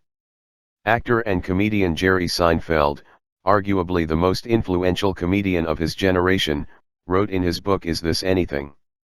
"Whenever I came up with a funny bit, whether it happened on a stage, in a conversation or working it out on my preferred canvas, the big yellow legal pad, I kept it in one of those old school accordion folders. A lot of people I've talked to seemed surprised that I've kept all these notes. I don't understand why they think that. I don't understand why I've kept anything else. What could possibly be of more value? Think about your favorite athlete, musician, or actor. Behind the scenes of their public persona, there is a process they follow for regularly turning new ideas into creative output. The same goes for inventors, engineers, and effective leaders. Innovation and impact don't happen by accident or chance. Creativity depends on a creative process. Creating a knowledge bank, how to generate compounding interest from your thoughts. In Chapter 2, we looked at the history of commonplace books, kept by intellectuals and writers in previous centuries. For them, the purpose of information was clear, to inform their writing, speaking, and conversation. Knowing how they were going to be putting ideas to use gave them a powerful lens for seeing which ones were worth the trouble of writing down. This practice continues among creatives today. Songwriters are known for compiling hook books full of lyrics and musical riffs they may want to use in future songs. Software engineers build code libraries so useful bits of code are easy to access. Lawyers keep case files with details from past cases they might want to refer to in the future. Marketers and advertisers maintain swipe files with examples of compelling ads they might want to draw from. The challenge for the rest of us is how to apply this same lens to the work we do every day. What kinds of information are worth preserving when we don't know exactly how we'll be putting it to use? Our world changes much faster than in previous eras, and most of us don't have a single creative medium we work in. How can we decide what to save when we have no idea what the future holds? To answer that question, we have to radically expand our definition of knowledge. Knowledge isn't just wise quotations from long-dead Greek philosophers in white togas. It's not just the teachings found within thick textbooks written by academics with advanced degrees. In the digital world we live in, knowledge most often shows up as content snippets of text, screenshots, bookmarked articles, podcasts, or other kinds of media. This includes the content you gather from outside sources but also the content you create as you compose emails, draw up project plans, brainstorm ideas, and journal your own thoughts. These aren't just random artifacts with no value, they are knowledge assets that crystallize what you know in concrete form. Knowledge isn't always something out there that you have to go out and find. It's everywhere, all around you, buried in the emails in your inbox, hidden within files in your documents folder, and waiting on cloud drives. Knowledge capture is about mining the richness of the reading you're already doing and the life you're already living. Sometimes these assets are quite mundane, the agenda from last year's financial planning offsite repurposed for next year's meeting. At other times that knowledge is lofty and grand, your in-depth notes from a book on history that could change how you think about the world. Or anything in between. A knowledge asset is anything that can be used in the future to solve a problem, save time, illuminate a concept, or learn from past experience. Knowledge assets can come from either the external world or your inner thoughts. External knowledge could include highlights, insightful passages from books or articles you read, quotes, memorable passages from podcasts or audiobooks you listen to, bookmarks and favorites, links to interesting content you find on the web or favorited social media posts, voice memos, clips recorded on your mobile device as notes to self. Meeting notes, notes you take about what was discussed during meetings or phone calls. Images, photos or other images that you find inspiring or interesting. Takeaways, lessons from courses, conferences, or presentations you've attended. Look around you and notice that you already have many of these. It may be disorganized, spread around in different places, and saved in different formats, but it's there. Just notice that you've already spent the effort to create or acquire it. All you need to do is gather it up and plant it as the first seeds in your knowledge garden. Soon I'll show you how to do that.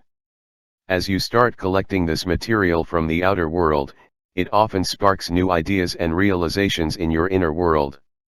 You can capture those thoughts too. They could include stories, your favorite anecdotes, whether they happen to you or someone else. Insights, the small and big realizations you have. Memories, experiences from your life that you don't want to forget. Reflections, personal thoughts and lessons written in a journal or diary. Musings, random shower ideas that pop into your head. The meaning of a thought, insight, or memory often isn't immediately clear. We need to write them down, revisit them, and view them from a different perspective in order to digest what they mean to us. It is exceedingly difficult to do that within the confines of our heads. We need an external medium in which to see our ideas from another vantage point, and writing things down is the most effective and convenient one ever invented. Perhaps you have some hesitation about writing down such personal thoughts in a piece of software rather than a private journal. While it's always up to you what you choose to note down, remember that your second brain is private too. You can share certain notes if you want to, but by default everything inside is for your eyes only. For now, choose the 2 to 3 kinds of content from the 2 lists above that you already have the most of and already value. Some people favor inner sources of knowledge, some people are biased toward the outer world, but most people are somewhere in between. While you can eventually learn to capture from dozens of different sources, it's important to start small and get your feet wet before diving into the deep end. What not to keep? The examples I've shared may seem so expansive that you're wondering if there is anything you shouldn't keep in your second brain. In my experience, there are 4 kinds of content that aren't well suited to notes apps. Is this sensitive information you'd like to keep secure? The content you save in your notes is easily accessible from any device, which is great for accessibility but not for security. Information like tax records, government documents, passwords, and health records shouldn't be saved in your notes. Is this a special format or file type better handled by a dedicated app? Although you could save specialized files such as Photoshop files or video footage in your notes, you'll need a specialized app to open them anyway, so there's no benefit to keeping them in your notes. Is this a very large file? Notes apps are made for short, lightweight bits of text and images, and their performance will often be severely hampered if you try to save large files in them. Will it need to be collaboratively edited? Notes apps are perfectly suited for individual, private use, which makes them less than ideal for collaboration. You can share individual notes or even groups of notes with others, but if you need multiple people to be able to collaboratively edit a document in real time, then you'll need to use a different platform. 12 Favorite Problems, a Nobel Prize winner's approach to capturing. With the abundance of content all around us, it can be hard to know exactly what is worth preserving. I use an insightful exercise to help people make this decision easier.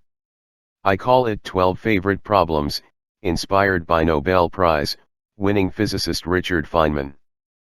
Feynman was known for his wide-ranging, eclectic tastes. As a child he already showed a talent for engineering, once building a functioning home alarm system out of spare parts while his parents were out running errands.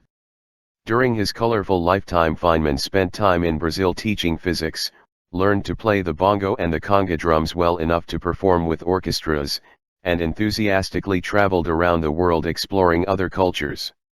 Of course, Feynman is best known for his groundbreaking discoveries in theoretical physics and quantum mechanics, for which he received the Nobel Prize in 1965. In his spare time, he also played a pivotal role on the commission that investigated the Challenger space shuttle disaster and published half a dozen books.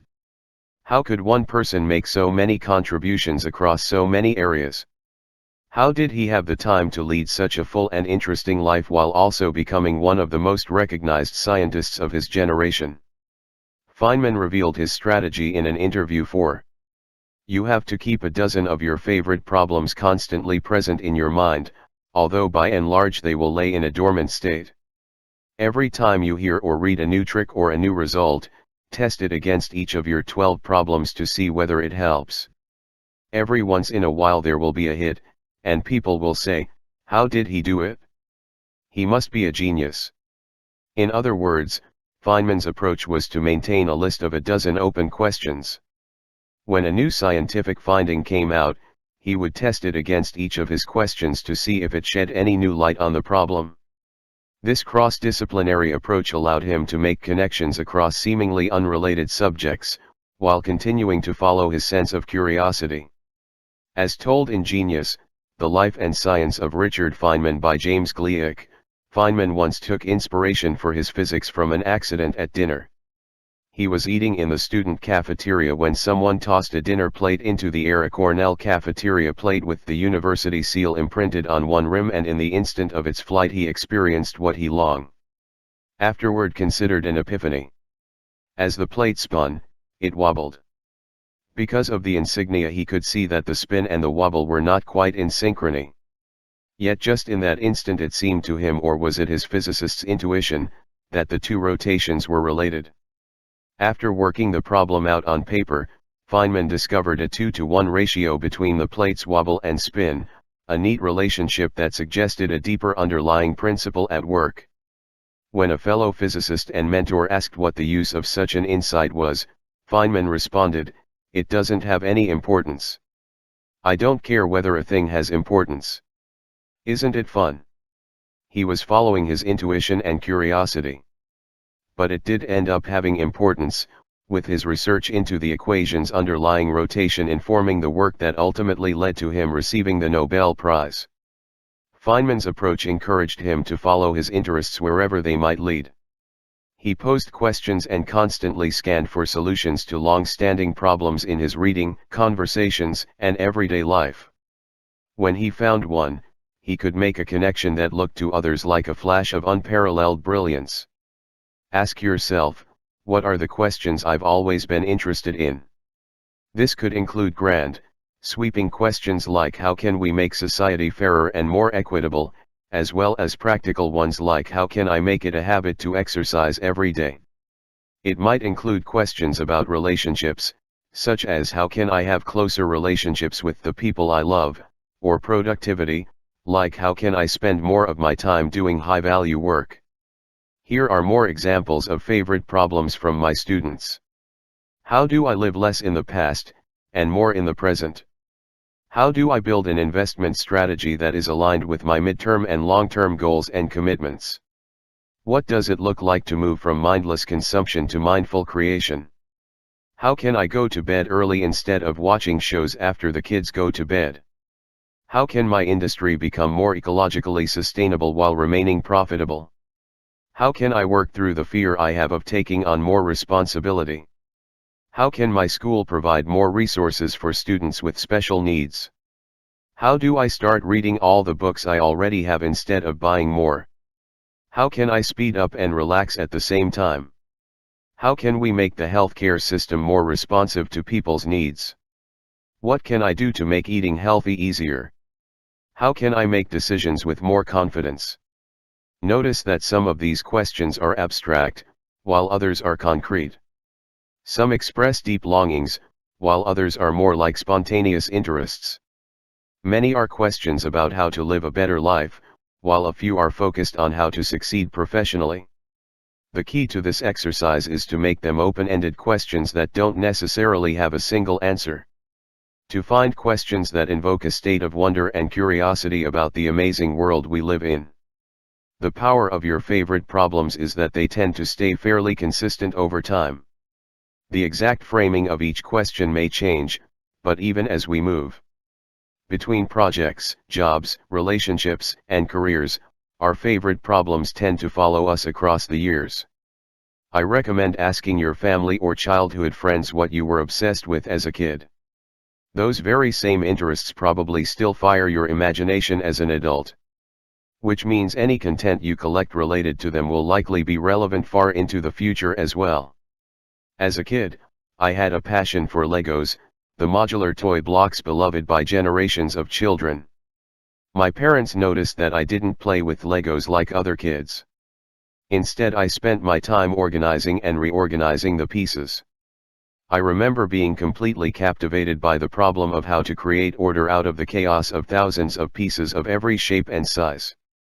I would invent new organizational schemes by color, by size, by theme as I became obsessed with the idea that if I could just find the right system, I would finally be able to build my magnum opus, a Lego spaceship like the ones I saw in the sci-fi movies I loved. That very same question, how can creativity emerge out of chaos, still drives me to this day. Only now, it's in the form of organizing digital information instead of Legos. Pursuing this question has taught me so many things over the years, across many seasons of my life.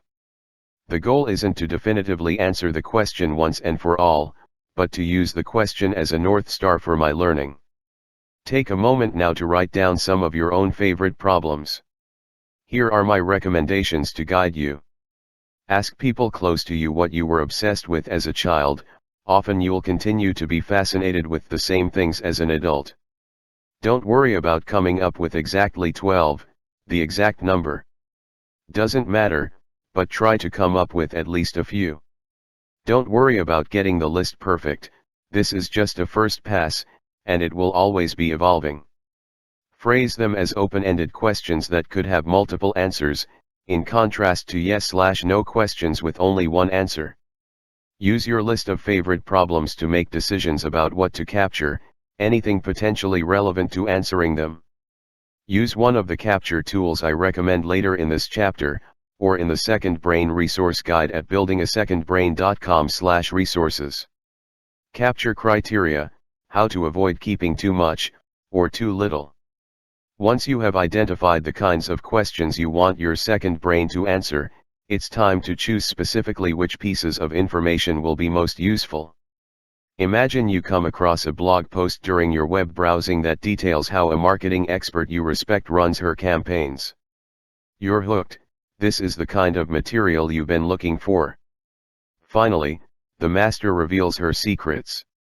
Your first instinct might be to save the article in its entirety. It's high-quality information, so why not preserve all of it? The problem is, it's an in-depth how-to article that is thousands of words long.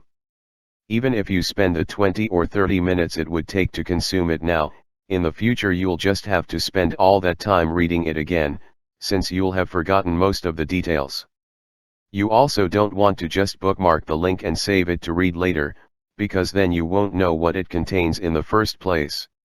This is where most people get stuck. They either dive straight into the first piece of content they see, read it voraciously, but quickly forget all the details, or they open dozens of tabs in their web browser and feel a pang of guilt at all those interesting resources they haven't been able to get to. There is a way out of this situation. It starts with realizing that in any piece of content, the value is not evenly distributed. There are always certain parts that are especially interesting, helpful, or valuable to you. When you realize this, the answer is obvious.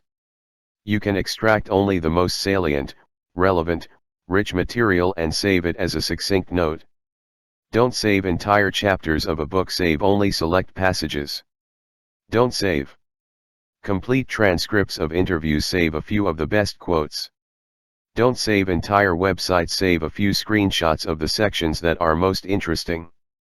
The best curators are picky about what they allow into their collections, and you should be too. With a Notes app, you can always save links back to the original content if you need to review your sources or want to dive deeper into the details in the future.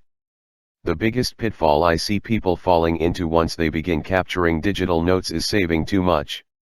If you try to save every piece of material you come across, you run the risk of inundating your future self with tons of irrelevant information.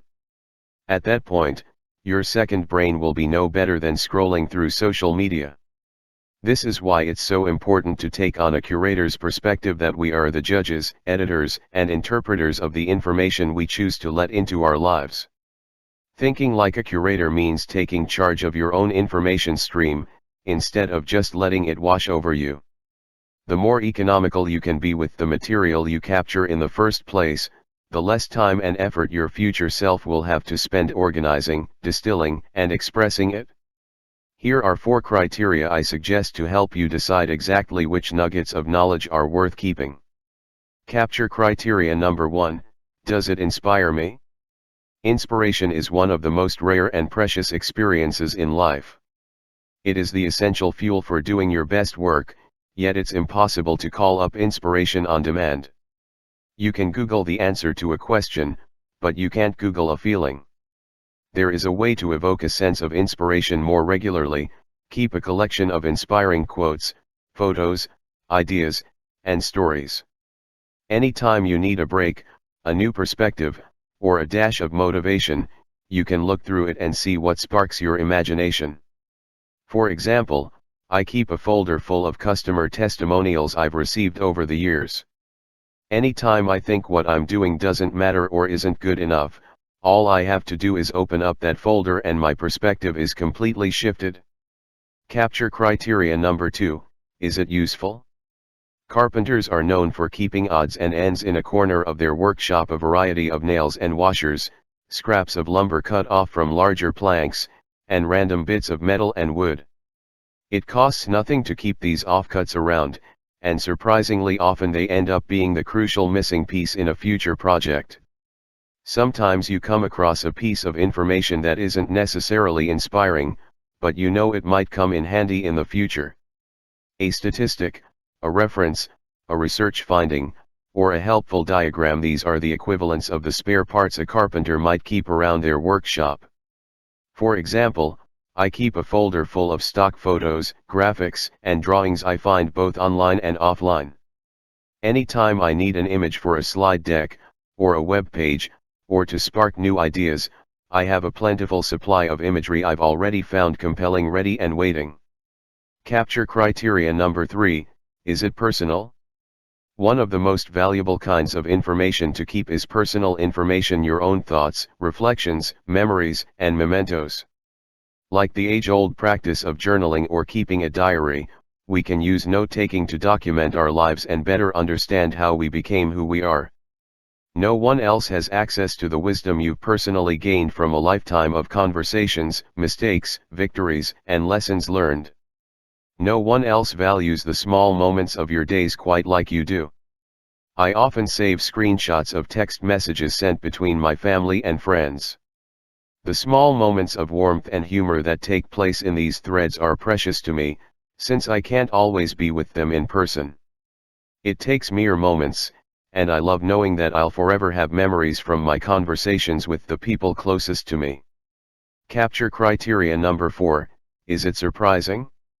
I've often noticed that many of the notes people take are of ideas they already know, already agree with, or could have guessed. We have a natural bias as humans to seek evidence that confirms what we already believe, a well-studied phenomenon known as confirmation bias. That isn't what a second brain is for.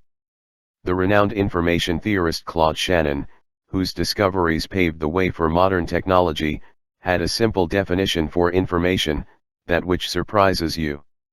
7. If you are not surprised, then you already knew it at some level, so why take note of it? Surprise is an excellent barometer for information that doesn't fit neatly into our existing understanding, which means it has the potential to change how we think. Sometimes you come across an idea that is neither inspiring, personal, nor obviously useful, but there is something surprising about it.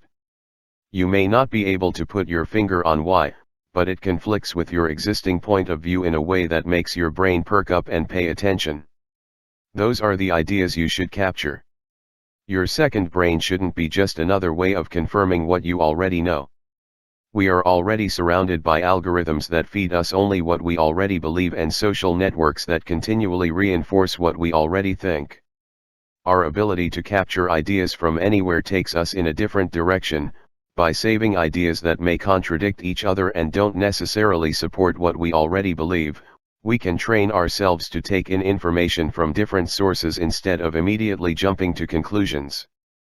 By playing with ideas, bending and stretching and remixing them, we become less attached to the way they were originally presented and can borrow certain aspects or elements to use in our own work. If what you're capturing doesn't change your mind, then what's the point? Ultimately, capture what resonates. I've given you specific criteria to help you decide what is worth capturing, but if you take away one thing from this chapter, it should be to keep what resonates. Here's why: making decisions analytically, with a checklist, is taxing and stressful. It is the kind of thinking that demands the most energy.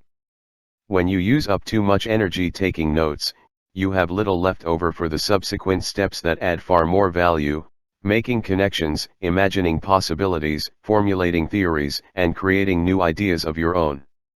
Not to mention, if you make reading and learning into unpleasant experiences, over time you're going to find yourself doing less and less of them. The secret to making reading a habit is to make it effortless and enjoyable.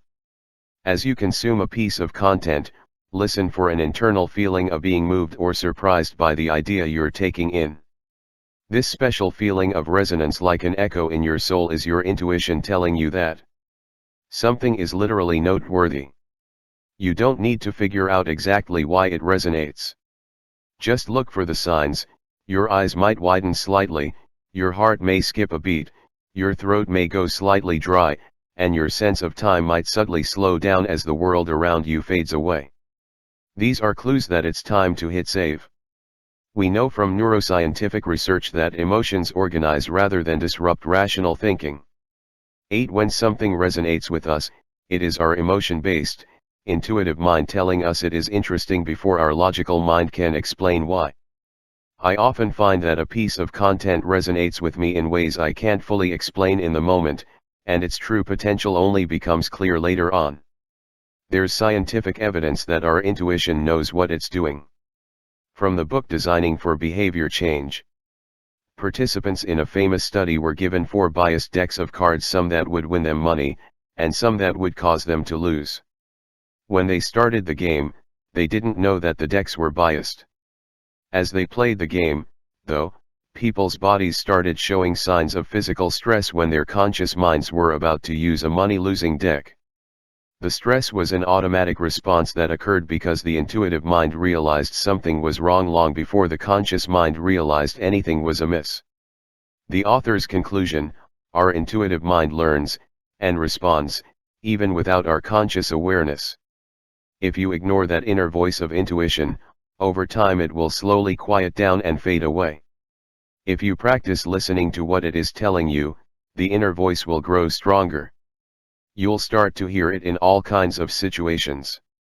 It will guide you in what choices to make and which opportunities to pursue.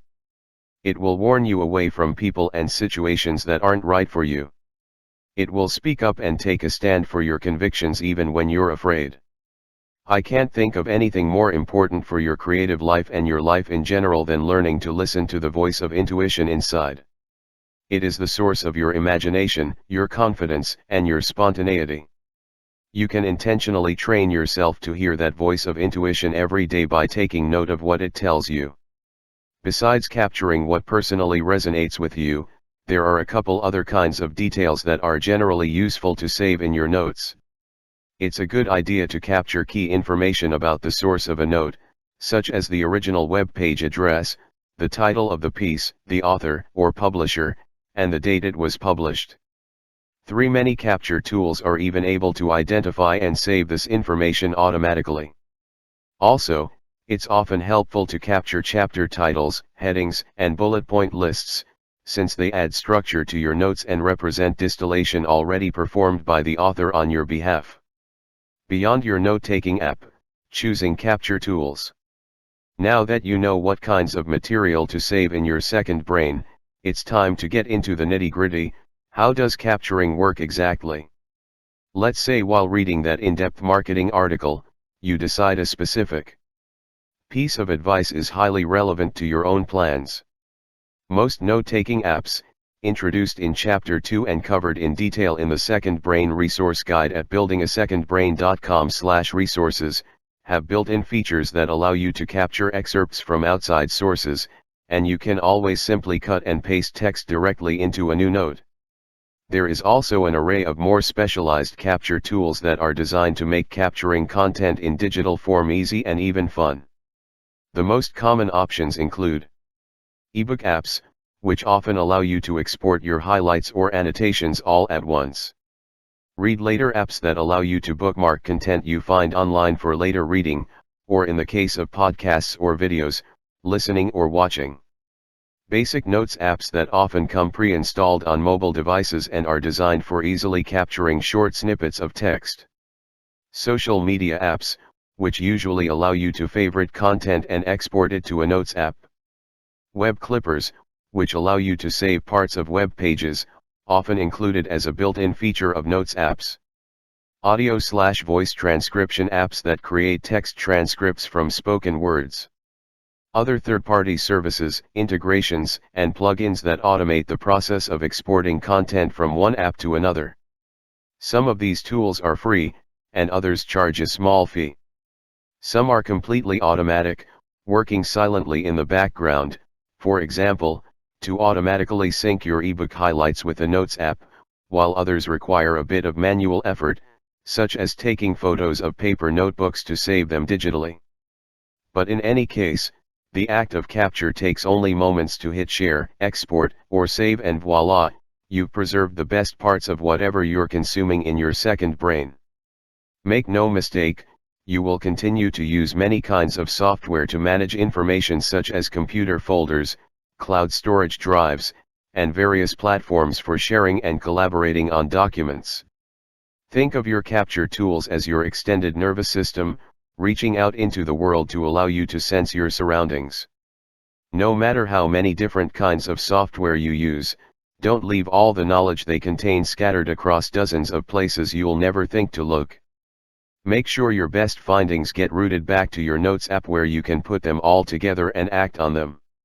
Here are some of the most popular ways of using capture tools to save content you come across. Capturing passages from ebooks. Most ebook apps make it very easy to highlight passages as you read. On Amazon Kindle, you can simply drag your finger across a sentence or paragraph you like to add a highlight. Then use the share menu to export all your highlights from the entire book all at once straight to your digital notes. You can also add comments right alongside the text as you read, which will help you remember what you found interesting about a passage. Capturing excerpts from online articles or web pages. When you come across an online article or blog post you want to read, save it to a read later app, which is like a digital magazine rack of everything you want to read, or watch or listen to, at some point. Whenever you have some free time, such as on breaks or in the evening after work, scroll through the articles you've saved and pick one to read. You can make highlights, just as with ebooks, and they can also be automatically exported to your Notes app using a third-party platform. Capturing quotes from podcasts. Many podcast player apps allow you to bookmark or clip segments of episodes as you're listening to them. Some of them will even transcribe the audio into text, so you can export and search it within your notes. Capturing voice memos. Use a voice memo app that allows you to press a button, speak directly into your smartphone, and have every word transcribed into text and exported to your notes. Capturing parts of YouTube videos. This is a little known feature, but almost every YouTube video is accompanied by an automatically generated transcript. Just click the Open Transcript button and a window will open. From there, you can copy and paste excerpts to your notes. Capturing excerpts from emails. Most popular notes apps include a feature that allows you to forward any email to a special address, and the full text of that email, including any attachments, will be added to your notes. Capturing content from other apps. You might edit photos in a Photos app, or make sketches in a drawing app, or like posts in a social media app. As long as that app has a share button or allows for copy and paste, you can save whatever you've created directly to your notes for safekeeping. The surprising benefits of externalizing our thoughts. Often ideas occur to us at the most random times during our commute, while watching TV, when we're playing with our kids, or in the shower. Your second brain gives you a place to corral the jumble of thoughts tumbling through your head and park them in a waiting area for safekeeping. Not only does this allow you to preserve them for the long term, there are multiple other profound benefits that come from the simple act of writing something down. First, you are much more likely to remember information you've written down in your own words. Known as the generation effect, 10 researchers have found that when people actively generate a series of words, such as by speaking or writing, more parts of their brain are activated when compared to simply reading the same words. Writing things down is a way of rehearsing those ideas, like practicing a dance routine or shooting hoops, which makes them far more likely to stick. Enhancing our memory is just the beginning. When you express an idea in writing, it's not just a matter of transferring the exact contents of your mind into paper or digital form. Writing creates new knowledge that wasn't there before. Each word you write triggers mental cascades and internal associations, leading to further ideas, all of which can come tumbling out onto the page or screen. Thinking doesn't just produce writing, writing also enriches thinking. There is even significant evidence that expressing our thoughts in writing can lead to benefits for our health and well-being. 11. One of the most cited psychology papers of the 1990s found that translating emotional events into words leads to profound social, psychological, and neural changes. In a wide range of controlled studies, writing about one's inner experiences led to a drop in visits to the doctor, improved immune systems, and reductions in distress. Students who wrote about emotional topics showed improvements in their grades, professionals who had been laid off found new jobs more quickly, and staff members were absent from work at lower rates. The most amazing thing about these findings is that they didn't rely on input from others. No one had to read or respond to what these people wrote down. The benefits came just from the act of writing. Perhaps the most immediate benefit of capturing content outside our heads is that we escape what I call the reactivity loop, the hamster wheel of urgency, outrage, and sensationalism that characterizes so much of the internet. The moment you first encounter an idea is the worst time to decide what it means. You need to set it aside and gain some objectivity. With a second brain as a shield against the media storm, we no longer have to react to each idea immediately, or risk losing it forever. We can set things aside and get to them later when we are calmer and more grounded. We can take our time slowly absorbing new information and integrating it into our thinking, free of the pressing demands of the moment. I'm always amazed that when I revisit the items I previously saved to read later, many of them that seemed so important at the time are clearly trivial and unneeded. Note-taking is the easiest and simplest way of externalizing our thinking. It requires no special skill, is private by default, and can be performed anytime and anywhere. Once our thoughts are outside our head, we can examine them, play with them, and make them better. It's like a shortcut to realizing the full potential of the thoughts flowing through our minds. Your turn. What would this look like if it was easy? I've introduced a lot of ideas in this chapter, and I know it's a lot to absorb. There are so many ways to capture knowledge, but when you're just getting started, all those options can just feel overwhelming. I want to give you an open question that will help guide you as you embark on this journey. What would capturing ideas look like if it was easy? Think about what you would want to capture more of, or less of. How would that feel? What kinds of content are already familiar enough that it would be easy to begin saving them now? What would capturing look like today or this week? On average, I capture just 2 notes per day. What are 2 ideas, insights, observations, perspectives, or lessons you've encountered today that you could write down right now? It's important to keep capturing relatively effortless because it is only the first step. You need to do it enough that it becomes second nature, while conserving your time and energy for the later steps when the value of the ideas you've found can be fully unleashed. Capture isn't about doing more. It's about taking notes on the experiences you're already having. It's about squeezing more juice out of the fruit of life, savoring every moment to the fullest by paying closer attention to the details. Don't worry about whether you're capturing correctly. There's no right way to do this, and therefore, no wrong way. The only way to know whether you're getting the good stuff is to try putting it to use in real life. We'll get to that soon, but in the meantime, try out a couple of digital notes apps and capture tools to see which ones fit your style. Don't forget the resource guide I put together to help you make your choice. If at any point you feel stuck or overwhelmed, step back and remember that nothing is permanent in the digital world. Digital content is endlessly malleable, so you don't have to commit to any decision forever. While every step of code complements the others, you can also use them one at a time. Start with the parts that resonate with you and expand from there as your confidence grows.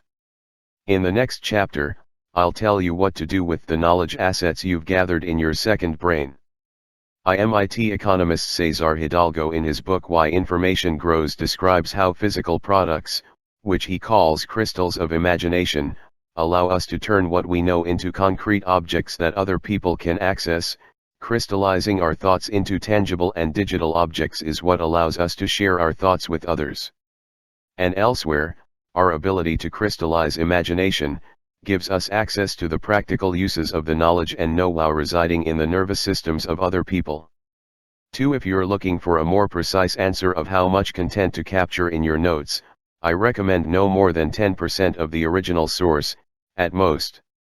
Any more than that, and it will be too difficult to wade through all the material in the future. Conveniently, 10% also happens to be the limit that most ebooks allow you to export as highlights. 3. Even if the original web page disappears, you can often use this information to locate an archived version using the Wayback Machine, a project of the Internet Archive that preserves a record of websites. https://archive.org/web. For the software landscape is constantly changing, so I've created a resource guide with my continually updated recommendations of the best capture tools, both free and paid, and for a variety of devices and operating systems. You can find it at buildingasecondbrain.com/resources. This is called detachment gain, as explained in the Detachment Gain, The Advantage of Thinking Out Loud by Daniel Riceberg, and refers to the functional advantage to putting thoughts into externalized forms such as speaking or writing, leading to the possibility of new discoveries that might not have been obtained in any other fashion. If you've ever had to write out a word to remember how it's spelled, you've experienced this. Chapter 5. Organize. Save for actionability. Be regular and orderly in your life so that you may be violent and original in your work. Gustave Flaubert, French novelist. Twyla Tharp is one of the most celebrated, inventive dance choreographers in modern times. Her body of work is made up of more than 160 pieces, including 129 dances, 12 television specials, 6 major Hollywood movies, 4 full-length ballets, 4 Broadway shows, and 2 figure skating routines. Dance might seem like the creative medium that could least benefit from organizing. It is performed live each time, using primarily the dancer's own bodies, and often seems improvisational and spontaneous. Yet in her book The Creative Habit, Tharp revealed that a simple organizing technique lies at the heart of a creative process that has propelled her through an incredibly prolific 6-decade career. Tharp calls her approach the box. Every time she begins a new project, she takes out a foldable file box and labels it with the name of the project, usually the name of the dance she is choreographing. This initial act gives her a sense of purpose as she begins. The box makes me feel organized, that I have my act together even when I don't know where I'm going yet. It also represents a commitment. The simple act of writing a project name on the box means I've started work. Into the box she puts anything and everything related to the project, like a swirling cauldron of creative energy. Anytime she finds a new piece of material such as notebooks, news clippings, CDs, videotapes of me working alone in my studio, videos of the dancers rehearsing, books and photographs and pieces of art that may have inspired me, she always knows where to put it. It all goes into the box. Which means that any time she works on that project, she knows exactly where to look in the box. In her book, Tharp tells the story of a specific project where the box proved invaluable, a collaboration with the pop rock icon Billy Joel to turn a collection of his songs into a full-length dance performance. It was a bold idea, somewhere between a concert and a musical, but quite distinct from either one. It wasn't clear how the characters in different songs, who weren't written as part of the same story, could be combined into the same narrative. Even a project as open-ended as this one started the same way as all the others, with her goals. I believe in starting each project with a stated goal. Sometimes the goal is nothing more than a personal mantra such as keep it simple or something perfect or economy to remind me of what I was thinking at the beginning if and when I lose my way. I write it down on a slip of paper and it's the first thing that goes into the box. For the collaboration with Joel, Tharp had 2 goals. The first was to understand and master the role of narrative in dance, a long-standing creative challenge that had captured her curiosity. The second goal was much more practical, but no less motivating, to pay her dancers well. She said, "So I wrote my goals for the project, tell a story and make dance pay, on 2 blue index cards and watched them flow to the bottom of the Joel box. They sit there as I write this, covered by months of research, like an anchor keeping me connected to my original impulse. After that, every bit of research and every idea potentially relevant to the project went into Tharp's box. Recordings of Billy Joel's music videos, live performances, lectures, photographs, news clippings, song lists, and notes about those songs. She gathered news footage and movies about the Vietnam War, important books from the era, and even material from other boxes, including research from an abandoned project that never made it onto the stage. The artifacts that Tharp collected weren't just for her own use. They became sparks of inspiration for her team, a pair of earrings and a macrame vest shared with the costume designer, books about psychedelic light events to inspire the lighting designer, photographs from other shows and Joel's childhood home in Long Island to discuss with the production designer. All this creative raw material eventually filled 12 boxes, but all the collecting and gathering from the outside world doesn't mean that Tharp didn't add her own creativity. For example, she found an elaborate set of notes from an early song of Joel's called She's Got Away, which was full of innocence and sweetness. She decided to change its meaning. In my notes you can see the song morphing into something harsher, eventually becoming two simultaneous sleazy bar scenes, one in Vietnam, the other back home. I felt obliged to run this by Billy, warning him, this is going to destroy the song. He wasn't worried. Go for it, he said. Twyla Tharp's box gave her several powerful advantages as she set out on her creative journey. The box gave her the security to venture out and take risks. A box is like soil to me. It's basic, earthy, elemental. It's home. It's what I can always go back to when I need to regroup and keep my bearings. Knowing that the box is always there gives me the freedom to venture out, be bold, dare to fall flat on my face. The box gave Tharp a way to put projects on hold and revisit them later. The box makes me feel connected to a project. I feel this even when I backburnered a project. I may have put the box away on a shelf, but I know it's there. The project name on the box in bold black lettering is a constant reminder that I had an idea once and may come back to it very soon. Finally, it gave her a way to look back on her past victories. There's one final benefit to the box, it gives you a chance to look back. A lot of people don't appreciate this. When they're done with a project, they're relieved. They're ready for a break and then they want to move forward to the next idea. The box gives you the opportunity to reflect on your performance. Dig down through the boxes archaeologically and you'll see a project's beginnings. This can be instructive. How did you do? Did you get to your goal? Did you improve on it? Did it change along the way? Could you have done it all more efficiently? Twyla Tharp's box reveals the true value of a simple container. It is easy to use, easy to understand, easy to create, and easy to maintain. It can be moved from place to place without losing its contents. A container requires no effort to identify, to share with others, and to put in storage when it's no longer needed. We don't need complex, sophisticated systems to be able to produce complex, sophisticated works. The cathedral effect, designing a space for your ideas. Consider how much time we spend designing and arranging our physical environment.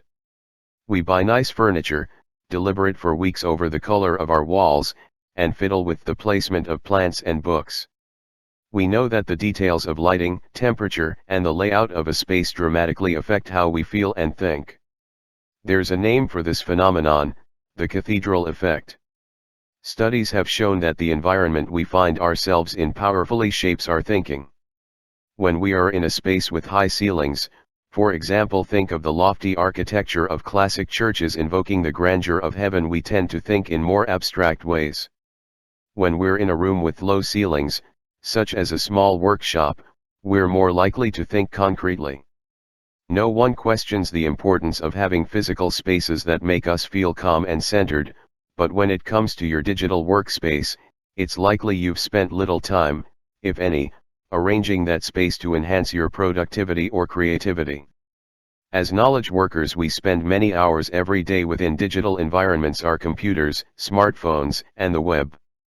Unless you take control of those virtual spaces and shape them to support the kinds of thinking you want to do, every minute spent there will feel taxing and distracting. Your second brain isn't just a tool, it's an environment. It is a garden of knowledge full of familiar, winding pathways, but also secret and secluded corners.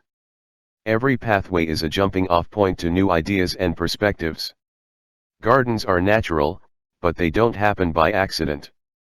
They require a caretaker to seed the plants, trim the weeds, and shape the paths winding through them. It's time for us to put more intention into the digital environments where we now spend so many of our waking hours. Once you've created this environment, you'll know where to go when it's time to execute or create. You won't have to sit down and spend half an hour painstakingly gathering together all the materials you need to get started. Your second brain is like a mind cathedral that you can step into any time you want to shut out the world and imagine a world of your own. The next step in building your second brain is to take the morsels of insight you've begun to capture and organize them in a space where you can do your best thinking. Organizing for action, where 99% of note-takers get stuck, and how to solve it. As you begin to capture your ideas in a consistent way, you're likely to experience a new sense of excitement about the information flowing all around you. You'll start to pay closer attention to the books you read, the conversations you have, and the interviews you listen to, knowing that any interesting idea you encounter can be reliably saved and utilized. You no longer have to hope that you'll remember your best ideas, you can ensure that you will. Soon, however, you'll run head-on into a new problem: what to do with all this valuable material you've gathered. The more diligently you collect it, the bigger this problem will be. Capturing notes without an effective way to organize and retrieve them only leads to more overwhelm. I spent years trying different ways of solving the problem of how to organize my digital life. I tried techniques borrowed from organizing physical spaces, every kind of specially formatted notebook, and even the Dewey Decimal System used in libraries. I tried organizing my files by date, by subject, by kind, and countless other elaborate schemes, but every method I tried soon failed. The problem was that none of these systems was integrated into my daily life. They always required me to follow a series of elaborate rules that took time away from my other priorities, which meant they would quickly become outdated and obsolete. Every time I fell off the organizing wagon, I reverted to dropping all my notes and files into a folder for whichever project I was currently focused on. This ensured that at least I had exactly what I needed for my current work immediately on hand: no tagging, filing, or keywords needed. Then one day I had a realization: why didn't I just organize my files that way all the time? If organizing by project was the most natural way to manage information with minimal effort, why not make it the default? That is what I did, and to my surprise, it worked. Over time, I refined, simplified, and tested this action-based approach with thousands of students and followers. I eventually named this organizing system PARA, which stands for the four main categories of information in our lives: projects, areas, resources, and archives. These four categories are universal, encompassing any kind of information, from any source, in any format, for any purpose. PARA can handle it all, regardless of your profession or field. For one reason: it organizes information based on how actionable it is, not what kind of information it is. The project becomes the main unit of organization for your digital files. Instead of having to sort your notes according to a complex hierarchy of topics and subtopics, you have to answer only one simple question: in which project will this be most useful?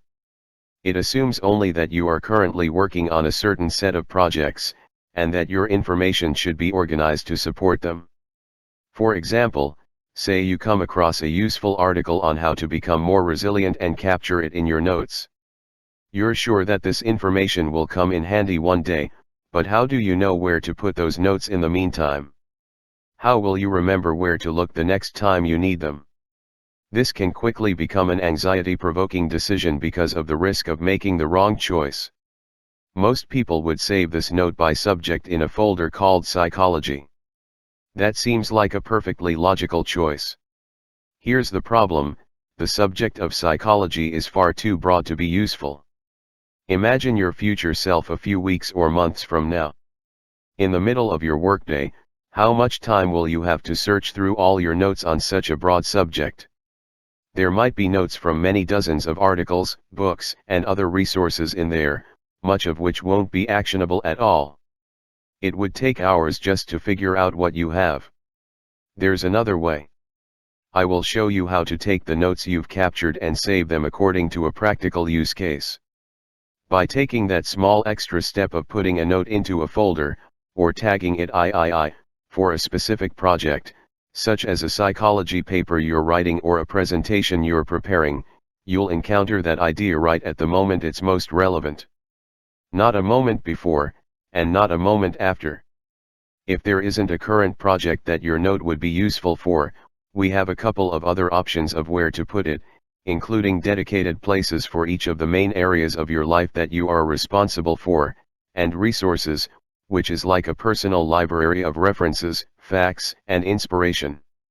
Over time, as you complete your projects, master new skills, and progress toward your goals, you'll discover that some notes and resources are no longer actionable.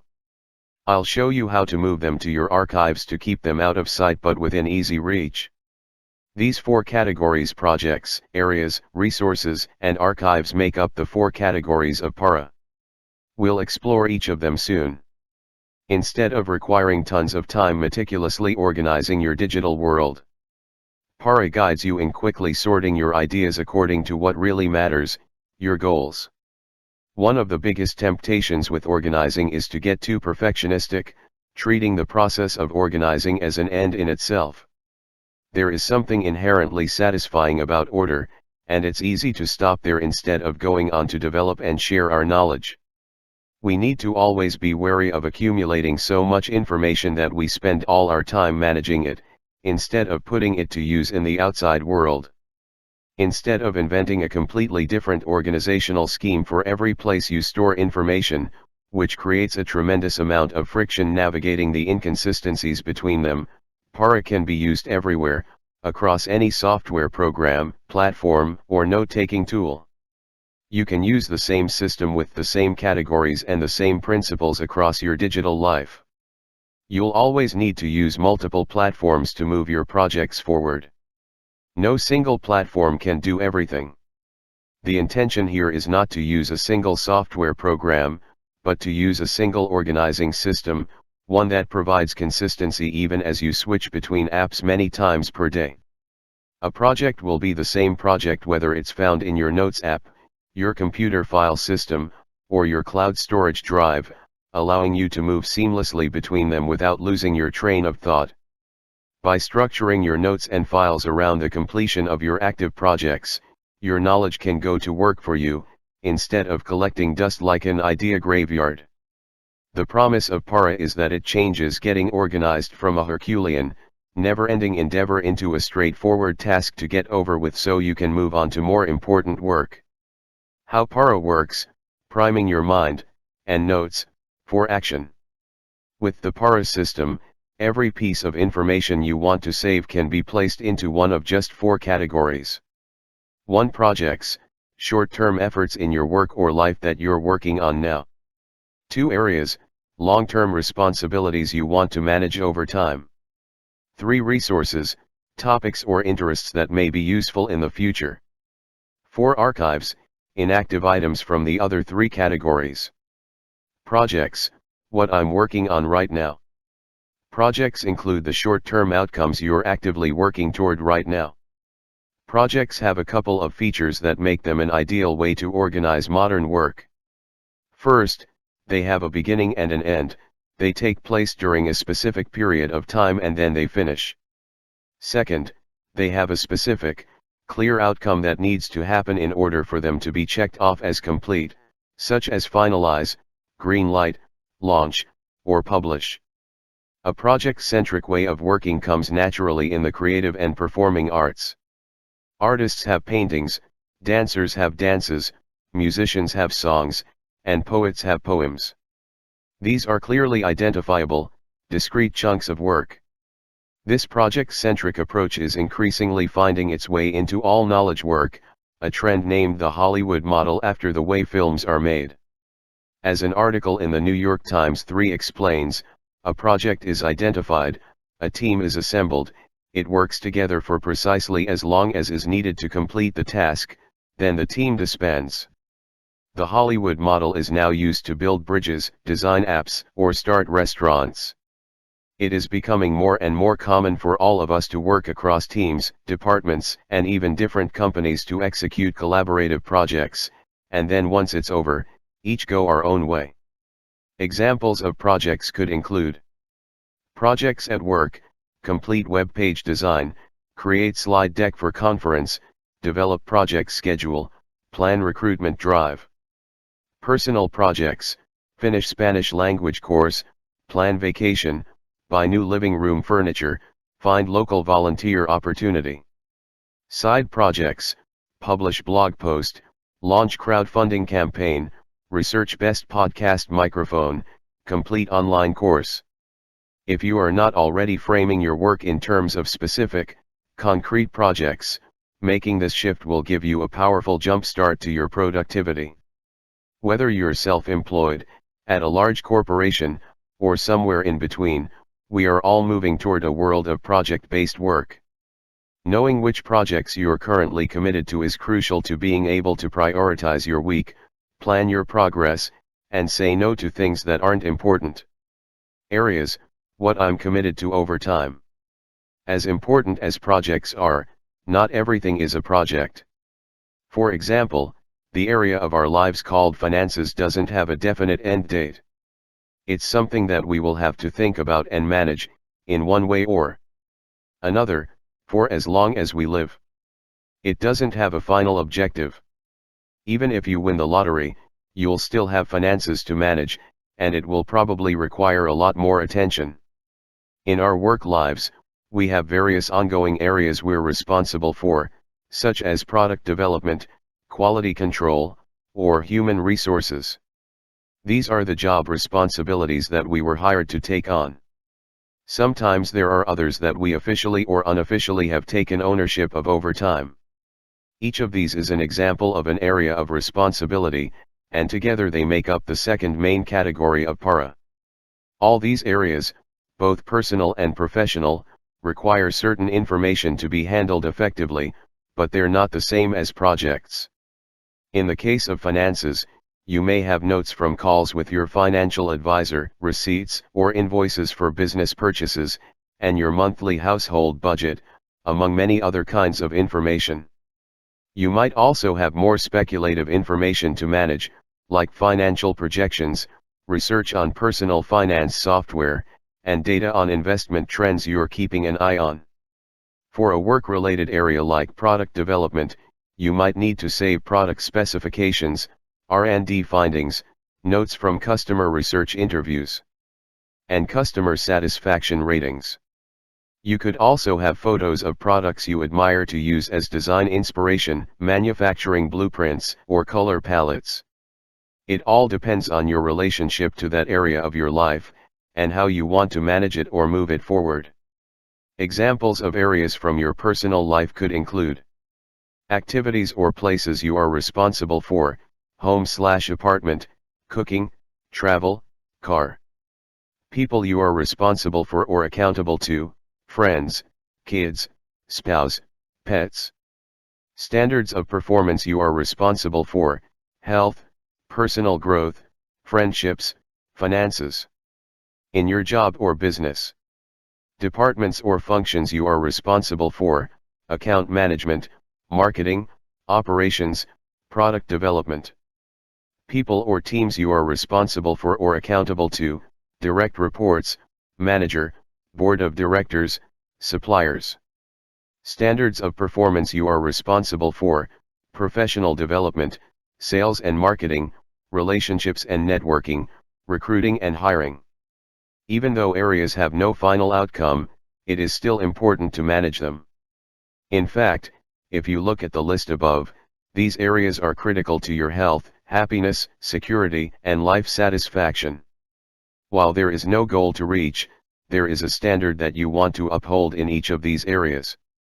For finances, that standard may be that you always pay your bills on time and provide for your family's basic needs.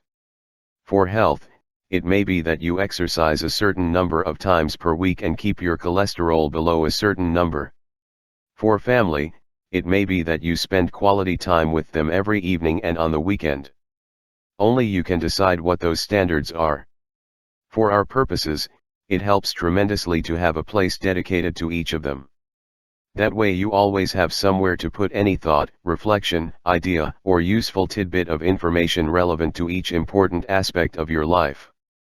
Resources, things I want to reference in the future. The third category of information that we want to keep is resources. This is basically a catch-all for anything that doesn't belong to a project or an area and could include any topic you're interested in gathering information about. For example, what topics are you interested in? Architecture, interior design, English literature, beer brewing. What subjects are you researching? Habit formation, note-taking. Project management, nutrition. What useful information do you want to be able to reference? Vacation itineraries, life goals, stock photos, product testimonials. Which hobbies or passions do you have? Coffee, classic movies, hip-hop music, Japanese anime. Any one of these subjects could become its own resource folder. You can also think of them as research or reference materials.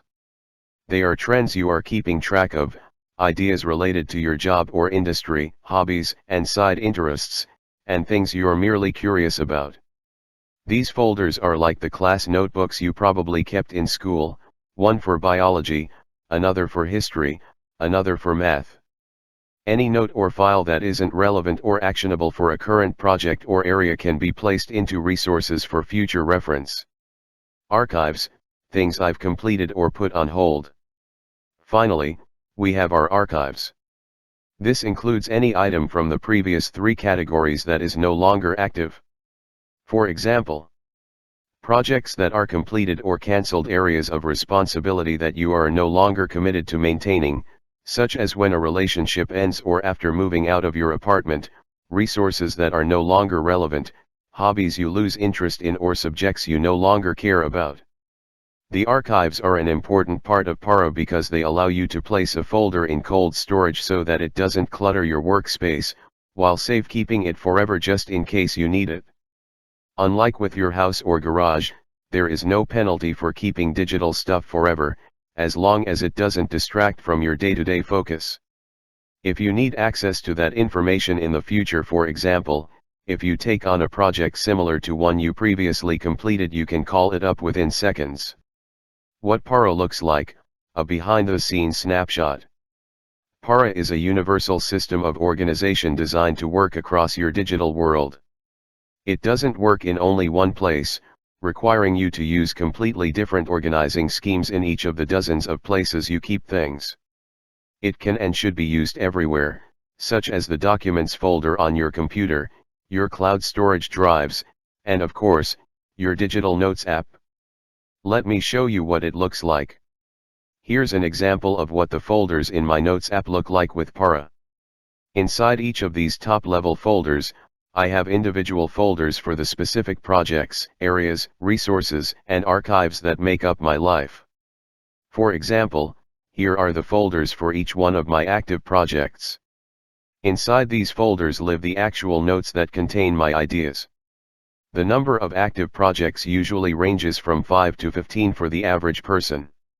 Notice that the number of notes inside each one, indicated by the number in parentheses after the title, varies greatly, from just 2 to over 200 for the book you're reading right now. Here are the notes found within a typical project folder for a mid-size project, a remodel of our garage into a home studio, which we'll dive deeper into in subsequent chapters.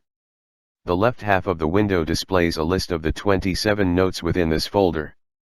Clicking a note, such as the one shown above containing a collection of photos we used to inspire our own remodel, reveals its contents in the right half of the window. That's it, just 3 levels of hierarchy to encompass the thousands of notes I've accumulated over the years, the top-level Paro categories, the project folder, and the notes themselves. Here is what some of my areas look like. Each of these folders contains the notes relevant to each of those ongoing areas of my life. Areas related to my business begin with FL for Forte Labs, so they appear together in alphabetical order. Here are some of the notes in the health area. Under Resources I have folders for each of the topics I'm interested in. This information isn't currently actionable, so I don't want it cluttering up my projects, but it will be ready and waiting if I ever need it. The archives contain any folder from the previous 3 categories that is no longer active. I want them completely out of sight and off my mind, but in case I ever need to access research, learnings, or material from the past, it will always be preserved. Para can be used across all the different places where you store information, meaning you can use the same categories and the same rules of thumb no matter where you keep content. For example, here is the Documents folder on my computer, and the folders for each one of my active projects. Inside these folders live the files that I use to execute each project. Here is the project folder dedicated to the book you're reading right now. Where do I put this? How to decide where to save individual notes. Setting up folders is relatively easy. The harder question that strikes fear into the heart of every organizer is, where do I put this? Apps have made it extremely easy to capture content. It's just a click or a tap away. However, we are given no guidance for what to do next. Where does a note go once it's been created? What is the correct location for an incoming file? The more material piles up, the more urgent and stressful this problem becomes. The temptation when initially capturing notes is to also try to decide where they should go and what they mean. Here's the problem: the moment you first capture an idea is the worst time to try to decide what it relates to. First, because you've just encountered it and haven't had any time to ponder its ultimate purpose, but more importantly, because forcing yourself to make decisions every time you capture something adds a lot of friction to the process. This makes the experience mentally taxing and thus less likely to happen in the first place. This is why it's so important to separate capture and organize into 2 distinct steps. Keeping what resonates in the moment is a separate decision from deciding to save something for the long term. Most notes apps have an inbox or daily notes section where new notes you've captured are saved until you can revisit them and decide where they belong. Think of it as a waiting area where new ideas live until you are ready to digest them into your second brain. Separating the capturing and organizing of ideas helps you stay present, notice what resonates, and leave the decision of what to do with them to a separate time, such as a weekly review, which I will cover in Chapter 9. Once you've captured a batch of notes and it's time to organize them, Para comes into play. The 4 main categories are ordered by actionability to make the decision of where to put notes as easy as possible. Projects are most actionable because you're working on them right now and with a concrete deadline in mind. Areas have a longer time horizon and are less immediately actionable. Resources may become actionable depending on the situation. Archives remain inactive unless they are needed. This order gives us a convenient checklist for deciding where to put a note, starting at the top of the list and moving down. 1. In which project will this be most useful? 2. If none, in which area will this be most useful? 3. If none, which resource does this belong to? 4. If none, place in archives. In other words, you are always trying to place a note or file not only where it will be useful, but where it will be useful the soonest. By placing a note in a project folder, you ensure you'll see it next time you work on that project. By placing it in an area folder, you'll come across it next time you're thinking about that area of your work or life. By placing it in a resource folder, you'll notice it only if and when you decide to dive into that topic and do some reading or research. By placing it in archives, you never need to see it again unless you want to. It can be easy to let our projects and goals fall by the wayside when life gets busy. Personal projects and long-term goals feel especially flexible, like you can always get around to them later. Notes, bookmarks, highlights, and research that we worked hard to find sink deeper and deeper into our file systems, until eventually we forget they even exist. Organizing by actionability counteracts our tendency to constantly procrastinate and postpone our aspirations to some far-off future. Para pulls these distant dreams into the here and now, by helping us see that we already have a lot of the information we need to get started. The goal of organizing our knowledge is to move our goals forward, not get a PhD in note-taking. Knowledge is best applied through execution, which means whatever doesn't help you make progress on your projects is probably detracting from them. Organizing information like a kitchen. What am I making? There is a parallel between para and how kitchens are organized. Everything in a kitchen is designed and organized to support an outcome, preparing a meal as efficiently as possible. The archives are like the freezer. Items are in cold storage until they are needed, which could be far into the future. Resources are like the pantry, available for use in any meal you make, but neatly tucked away out of sight in the meantime.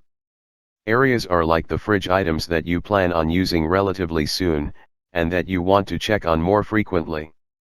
Projects are like the pots and pans cooking on the stove, the items you are actively preparing right now.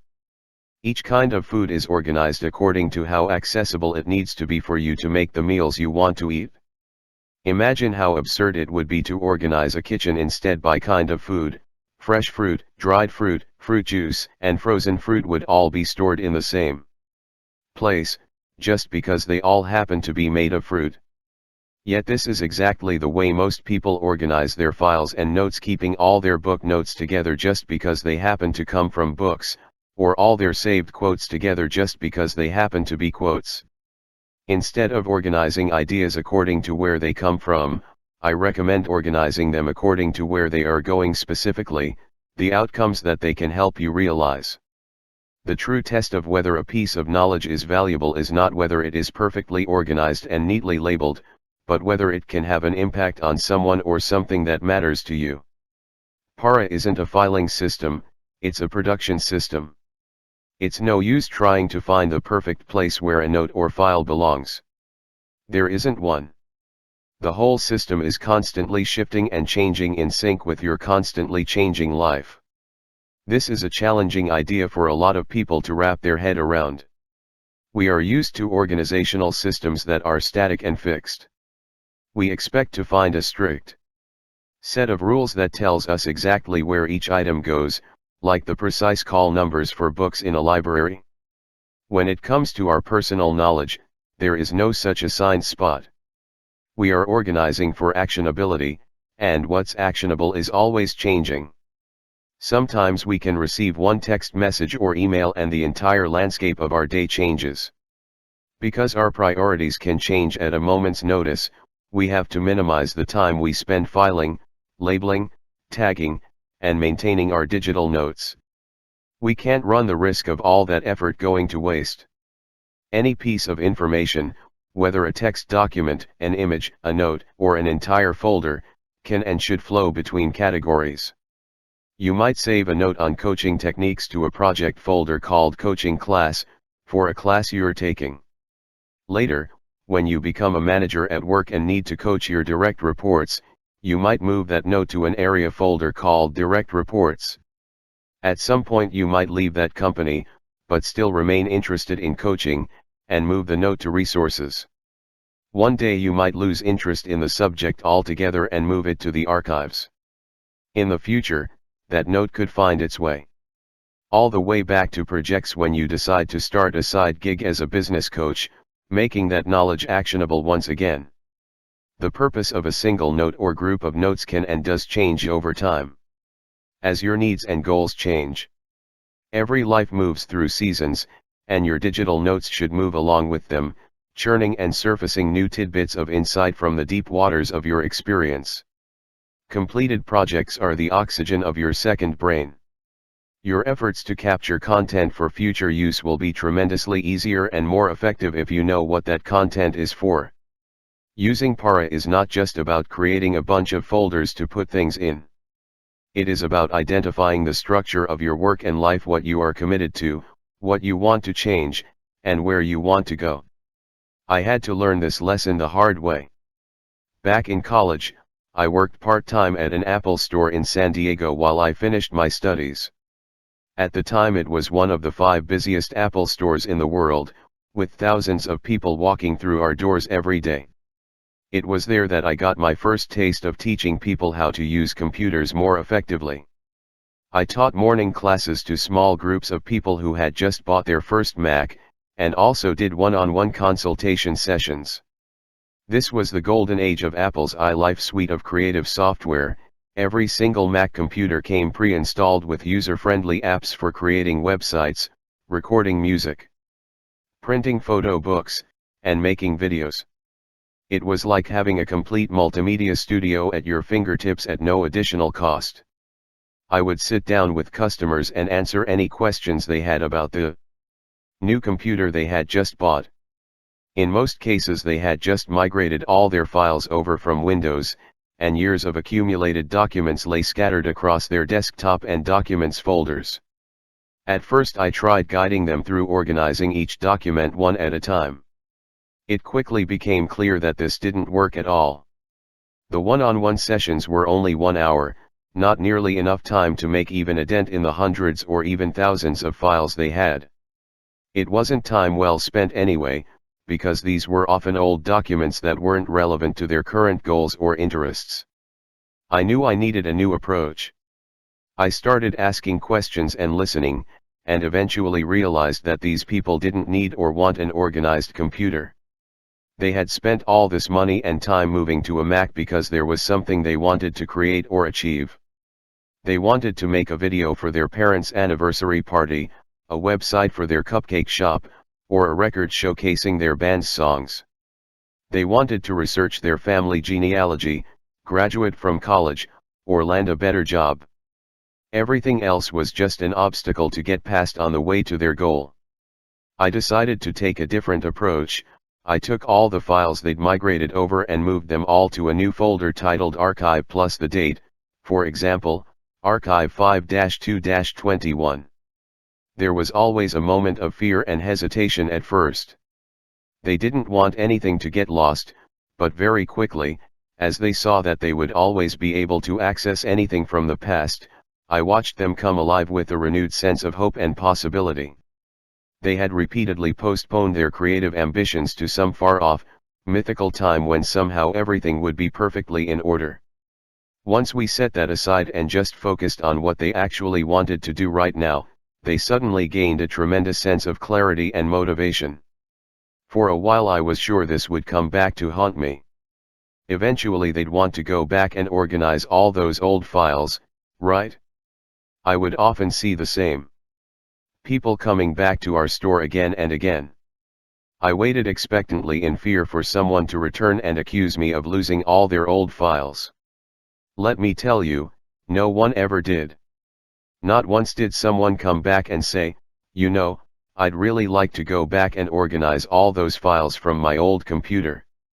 What they did tell me were the stories of the impact their creative projects had, on their families, on their business, on their grades, on their career.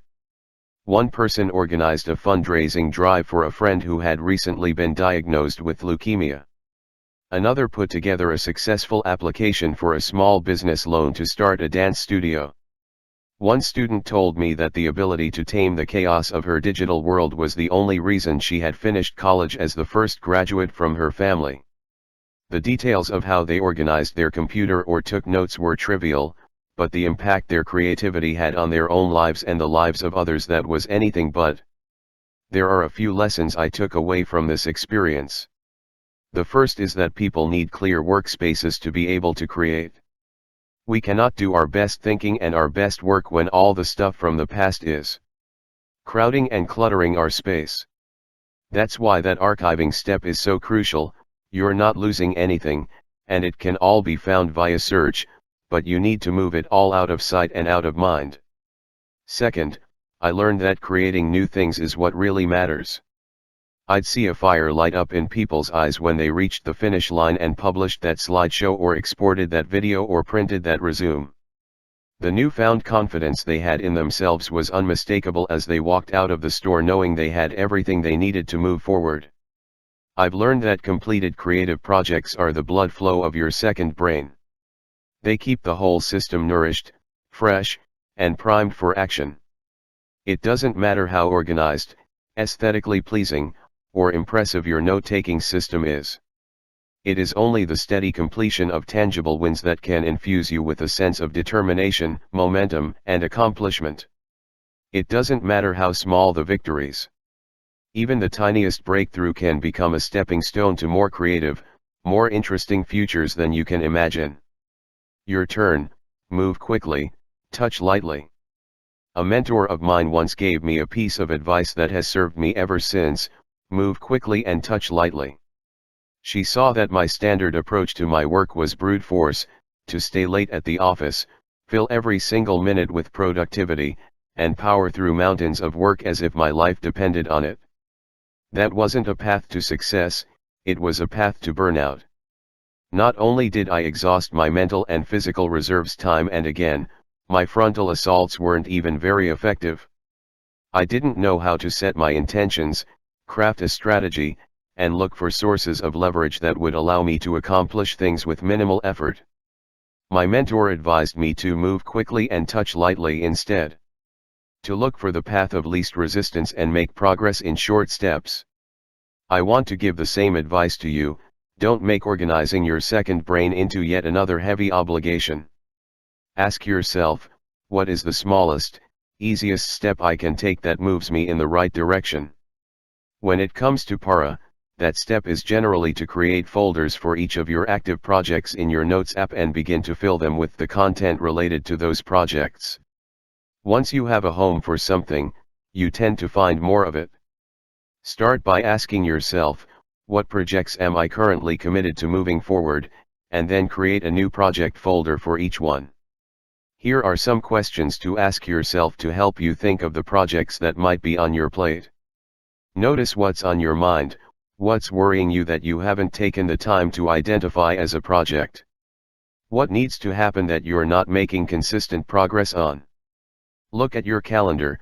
What do you need to follow up on from the past? What needs planning and preparation for the future? Look at your to-do list. What actions are you already taking that are actually part of a bigger project you've not yet identified? What communication or follow-up actions you've scheduled with people are actually part of a bigger project? Look at your computer desktop, downloads folder, documents folder, bookmarks, emails, or open browser tabs. What are you keeping around because it is part of a larger project? Here's some examples of projects my students have come up with. Find new doctor who accepts my insurance. Plan goals and agenda for annual team retreat. Collect list of common food supplies and set up recurring deliveries. Develop content strategy for next quarter. Review draft of new reimbursement policy and provide feedback. Share collaboration ideas with research partner. Research and draft article on health equity. Complete online course on creative writing. You could also create folders for your areas and resources, but I recommend starting only with projects to avoid creating lots of empty containers. You can always add others later when you have something to put inside them. Although you can and should use Para across all the platforms where you store information, the three most common ones besides a note-taking app are the Documents folder on your computer, cloud storage drives like Dropbox, and online collaboration suites like Google Docs. I recommend starting with just your Notes app for now. Practice capturing new notes, organizing them into folders, and moving them from one folder to another. Each time you finish a project, move its folder wholesale to the archives, and each time you start a new project, look through your archives to see if any past project might have assets you can reuse. As you create these folders and move notes into them, don't worry about reorganizing or cleaning up any existing notes. You can't afford to spend a lot of time on old content that you're not sure you're ever going to need. Start with a clean slate by putting your existing notes in the archives for safekeeping. If you ever need them, they'll show up in searches and remain just as you left them. Your goal is to clear your virtual workspace and gather all the items related to each active project in one place. Once you do, you'll gain the confidence and clarity to take action on those ideas, rather than letting them pile up with no end in sight. The key thing to keep in mind is that these categories are anything but final. Para is a dynamic, constantly changing system, not a static one. Your second brain evolves as constantly as your projects and goals change, which means you never have to worry about getting it perfect, or having it finished. In the next chapter, we'll look at how to distill the knowledge we've gathered to be able to put it to use effectively. Ipara is a Greek word that means side by side, as in parallel. This convenient definition reminds us that our second brain works side by side with our biological brain. 2. As you can probably tell, I'm a big fan of four-letter frameworks. Researchers have called it the magic number 4 because it is the highest number that we can count at a glance and hold in our minds without extra effort. 3. I will use the term folder to refer to the main unit of organization used by most notes apps. Some software instead uses tags, which work just as well. Chapter 6. Distill. Find the essence. To attain knowledge, add things every day. To attain wisdom, remove things every day. Lao Tzu, ancient Chinese philosopher. In 1969, studio executives at Paramount Pictures were desperate to find a film director for a new movie they had purchased the rights to, a crime drama based on the New York Mafia. One after another, all the top directors of the era turned the project down. They all found it too sensationalistic for their tastes. Gangster movies were known as cliché and gimmicky, and there had been several recent duds in the genre. After exhausting all their top choices, studio executives approached a young film director who had done a few small indie films. The director was a relative novice, with no major commercially successful films to his name. He was an outsider, working out of San Francisco instead of Hollywood, the industry capital. And he was known as an artist who wanted to experiment with new ideas, not a director of big-budget movies. That director's name was Francis Ford Coppola, and the movie he was asked to make was, of course, The Godfather. Coppola initially turned down the project. As recounted in The Hollywood Reporter, he said, "It was more commercial and salacious than my own taste." However, his partner and protege George Lucas, of future Star Wars fame, noted that they were broke. Without a major infusion of cash, they'd soon be evicted. Mounting financial pressure, plus a second reading of the novel, changed Coppola's mind, as he realized that it could be framed as a story that was a metaphor for American capitalism in the tale of a great king with 3 sons. The Godfather would go on to become one of the greatest critical and commercial successes in filmmaking history. In 2007, the American Film Institute named it the 3rd best American movie of all time. 2. It ultimately grossed $245 million, won 3 Oscars, and spawned a series of sequels and spin-offs eaten up by a rabid fan base obsessed with the story of the fictional Corleone family. Coppola's strategy for making the complex, multifaceted film rested on a technique he learned studying theater at Hofstra College, known as a prompt book. He started by reading the Godfather novel and capturing the parts that resonated with him in a notebook, his own version of Twyla Tharp's box. But his prompt book went beyond storage. It was the starting point for a process of revisiting and refining his sources to turn them into something new. The book was made from a 3-ring binder, into which he would cut and paste pages from the novel on which the film was based. It was designed to last, with reinforced grommets to ensure the pages wouldn't tear even after many turnings. There he could add the notes and directions that would later be used to plan the screenplay and production design of the film. In a short documentary titled Francis Coppola's Notebook 3, released in 2001, Coppola explained his process. He started with an initial read of the entire novel, noting down anything that stuck out to him. "I think it's important to put your impressions down on the first reading because those are the initial instincts about what you thought was good or what you didn't understand or what you thought was bad." Coppola then began to add his own interpretations, distilling and reconstituting his own version of the story. He broke down each scene according to 5 key criteria: a synopsis, or summary, of the scene, the historical context, the imagery and tone for the look and feel of a scene, the core intention, and any potential pitfalls to avoid. In his own words, "I endeavored to distill the essence of each scene into a sentence, expressing in a few words what the point of the scene was." Coppola described his binder as a kind of multi-layered road map for me to direct the film, so I was able to review not only Mario Puzo's original text but all my first notation as to what was important to me or what I felt was really going on in the book. His comments in the margins included Hitchcock to remind him of how the famed director of thrillers would have framed a shot, or frozen time to remind him to slow down a sequence. He used different kinds of annotations to emphasize to his future self which parts of a scene were most important.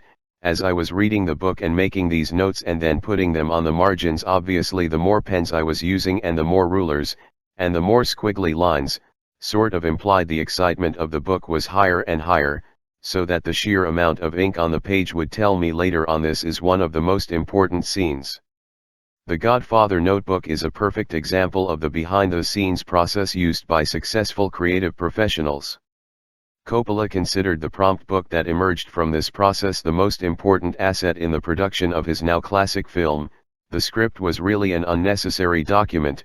I didn't need a script because I could have made the movie just from this notebook. We might imagine a movie as emerging straight out of the mind of a screenplay writer or director, when in fact it depends on collecting and refining source material. Coppola's story demonstrates that we can systematically gather building blocks from our reading and research that ultimately make the final product richer, more interesting, and more impactful. If Francis Ford Coppola relied so much on a step-by-step process for note-taking, then so can we. We can also use our notes to drill down to the essence of the stories, research, examples, and metaphors that make up our own source material. This is the third step of code, to distill. This is the moment we begin turning the ideas we've captured and organized into our own message. It all begins and ends with notes. Quantum note-taking, how to create notes for an unknown future. I've shown you how to capture notes with interesting ideas from the outside world or your own thoughts. You may have started organizing those notes according to their actionability and relevance to your current projects. Now what? This is where even the most dedicated note-takers usually stop. They aren't sure what to do next. They've gathered some interesting knowledge, but it hasn't led anywhere. Our notes are things to use, not just things to collect. When you initially capture a note, you may have only seconds to get it into your second brain before the next meeting, urgent task, or crying child comes calling. Not nearly enough time to fully understand what it means or how it might be used. When you first capture them, your notes are like unfinished pieces of raw material. They require a bit more refinement to turn them into truly valuable knowledge assets, like a chemist distilling only the purest compound. This is why we separate capturing and organizing from the subsequent steps. You need to be able to store something quickly and save any future refinement for later. In this sense, note-taking is like time travel. You are sending packets of knowledge through time to your future self. You probably consume a lot of books, articles, videos, and social media posts full of interesting insights, but what are the chances that you'll be ready to put any given piece of advice into action right at that instant? How likely is it that life will intervene, in the form of a crisis at work, an urgent meeting at your kid's school, or an unexpected cold? In my experience, life is constantly pushing and pulling us away from our priorities. The more determined we are to focus and get something done, the more aggressively life tends to throw emergencies and delays in our face. You're watching a YouTube video on home renovation now, but that knowledge can be put to use only in a few months, when you move into your new place. You're reading an article about time management techniques now, but they end up being most useful at the end of the year, when your new child is born and you suddenly have much greater demands on your time. You're talking to a sales prospect about their goals and challenges now, but when you could really use that information is next year, when they start taking bids for a huge new contract. This holds true for so much of the ideas and inspiration around us. There is a key idea that catches our attention in the moment. We feel enraptured and obsessed with it. It's difficult to imagine ever forgetting the new idea. It's changed our lives forever. But after a few hours or days or weeks, it starts to fade from our memory. Soon our recollection of that exciting new idea is nothing but a pale shadow of something we once knew, that once intrigued us. Your job as a note-taker is to preserve the notes you're taking on the things you discover in such a way that they can survive the journey into the future. That way your excitement and enthusiasm for your knowledge builds over time instead of fading away. Discoverability, the missing link in making notes useful. The most important factor in whether your notes can survive that journey into the future is their discoverability, how easy it is to discover what they contain and access the specific points that are most immediately useful.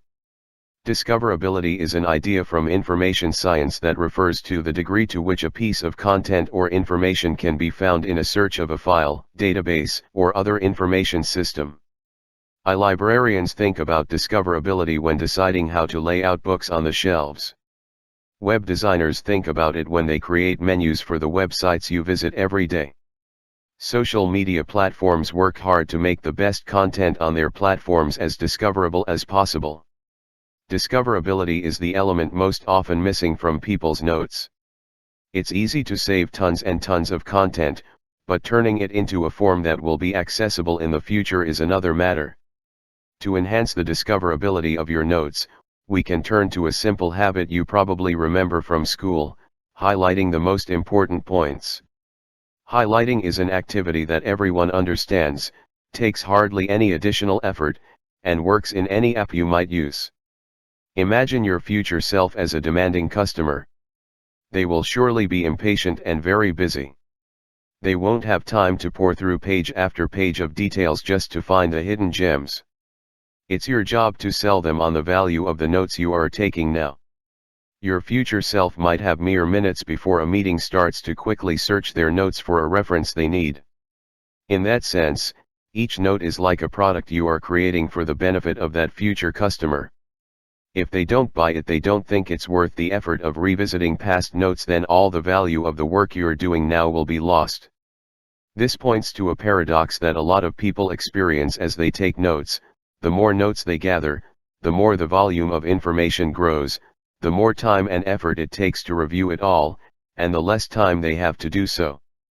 Paradoxically, the more notes they collect, the less discoverable they become. This realization tends to either discourage them from taking any notes in the first place, or alternatively, to keep switching from one note-taking tool to another every time the volume gets overwhelming. Thus, they miss out on most of the benefits of their knowledge compounding over time. What do you do when communicating with a very busy, very impatient, very important person? You distill your message down to the key points and action steps. When you send an email to your boss, you don't bury your request somewhere near the bottom of a massive wall of text.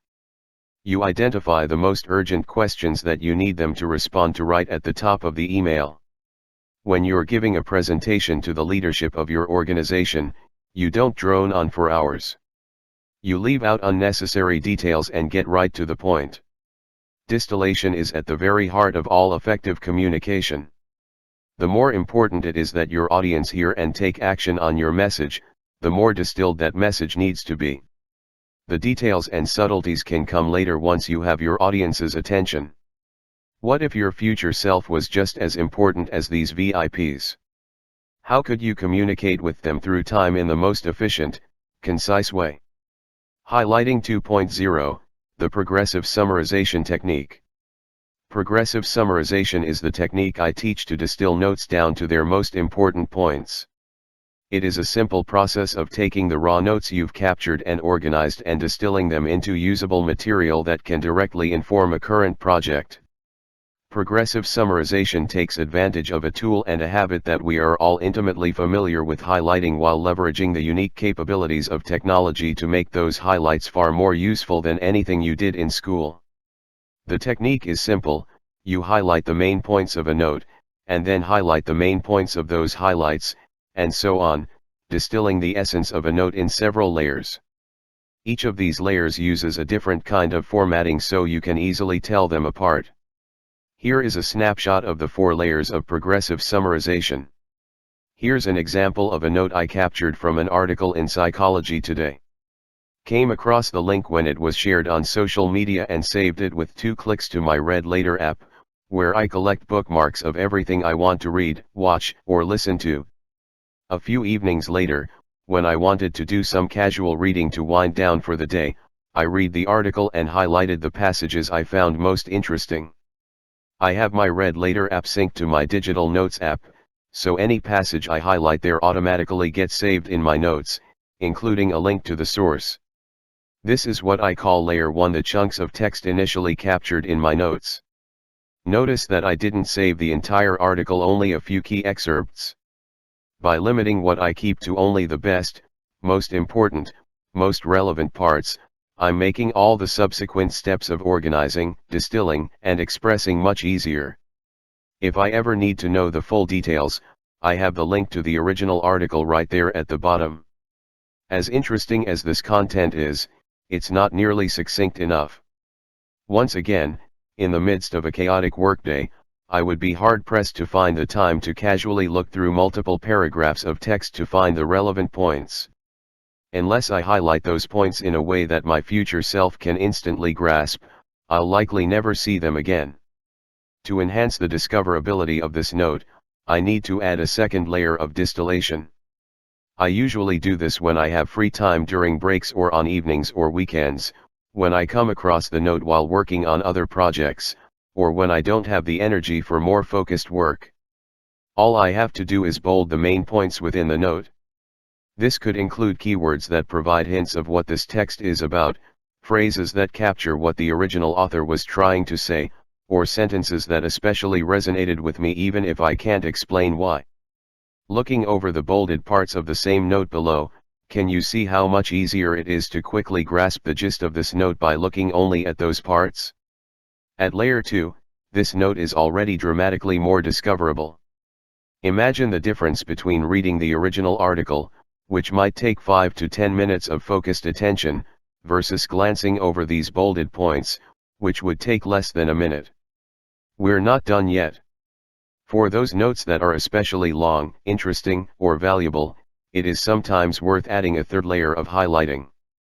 I advise using the highlighting feature offered by most notes apps, which paints passages in bright yellow just like the fluorescent highlighters we used in school, which appear in light gray below. If your notes app doesn't have a highlighting feature, you can use underlining or another kind of formatting instead. Look only at the bolded passages you identified in layer 2 and highlight only the most interesting and surprising of those points. This will often amount to just 1 or 2 sentences that encapsulate the message of the original source. Looking at the note above, can you see how those few highlighted sentences jump out and catch your eye? They convey the main message of this article in a highly distilled form that takes just seconds to grasp. When I come across this note in the future while doing a search or browsing the notes within a folder, I'll be able to decide in the blink of an eye whether the source is relevant to my needs. If it is, I'll have all the additional details and context I need to remember it right in front of me, as well as the link to the original article to check the source. There is one more layer we can add, though it is quite rarely needed. For only the very few sources that are truly unique and valuable, I'll add an executive summary at the top of the note with a few bullet points summarizing the article in my own words. The best sign that a fourth layer is needed is when I find myself visiting a note again and again, clearly indicating that it is one of the cornerstones of my thinking. Looking only at the points I previously bolded and highlighted in layers 2 and 3 makes it far easier to write the summary than if I was trying to summarize the entire article all at once. I recommend using bullet points to encourage yourself to make this executive summary succinct. Use your own words, define any unusual terms you're using, and think about how your future self, who may not remember anything about this source, might interpret what you're writing. By reviewing this executive summary, I can rapidly recall the main takeaways from this article in a fraction of the time it would take to reread the original. Since the takeaways are already in my own words, they are easy to incorporate into whatever I'm working on. Speed is everything when it comes to recall. You have only a limited amount of time and energy, and the faster you can move through your notes, the more diverse and interesting ideas you can connect together. Zooming in and out of your map of knowledge. The layers of progressive summarization give you multiple ways of interacting with your notes depending on the needs of the moment. The first time you read about a new idea, you might want to dive into the details and explore every nuance. The next time you revisit that idea, you probably don't want to repeat all that effort and read the same piece from beginning to end again. You want to pick up where you left off, looking only at the highlights left over from the last time you visited that note. You can review all the details at layer 1, or if you're pressed for time, and when are we ever not pressed for time, just focus on layers 2, 3, or 4. You can customize how much attention you spend on a note based on your energy level and time available. It's like having a digital map of your notes that can be zoomed in or out depending on how many details you want to see, like a Maps app on your smartphone. Navigating to a new destination, you might want to zoom in and see exactly which driveway to turn into. On the other hand, if you're planning a cross-country road trip, you might want to zoom out and see your entire itinerary in one glance. The same is true for your landscape of knowledge. Sometimes you want to zoom in and examine one specific research finding, while other times you want to zoom out and see the broad sweep of an argument all at once. With progressive summarization, you are building up a map of the best ideas found in your second brain. Your highlights are like signposts and waypoints that help you navigate through the network of ideas you're exploring. You are building this map without moving anything or deleting anything. Every sentence gets left right where you found it, giving you the freedom to leave things out without worrying that you'll lose them. With this map in hand, you can actually see what you've captured, helping you find what you're looking for but also what you don't even know you're looking for. Highlighting can sometimes feel risky. You may wonder, am I making the right decision about which points are most important, or what this source means? The multiple layers of progressive summarization are like a safety net. If you go in the wrong direction, or make a mistake, you can always just go back to the original version and try again. Nothing gets forgotten or deleted.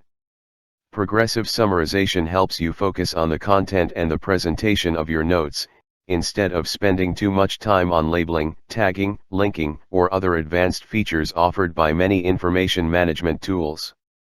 It gives you a practical, easy thing to do that adds value even when you don't have the energy for more challenging tasks. Most importantly, it keeps your attention on the substance of what you're reading or learning, which is what matters in the long term. 4 examples of progressive summarization. Progressive summarization can be used across a wide variety of different kinds of content. As long as a source can be turned into text, you can add layers of highlighting in any information management tool you use. Let's look at more examples of progressively summarized notes. A Wikipedia article. A blog post. A podcast interview. Meeting notes. Wikipedia articles. Have you ever found yourself visiting the same Wikipedia article again and again or trying to remember something from that one article you read weeks ago?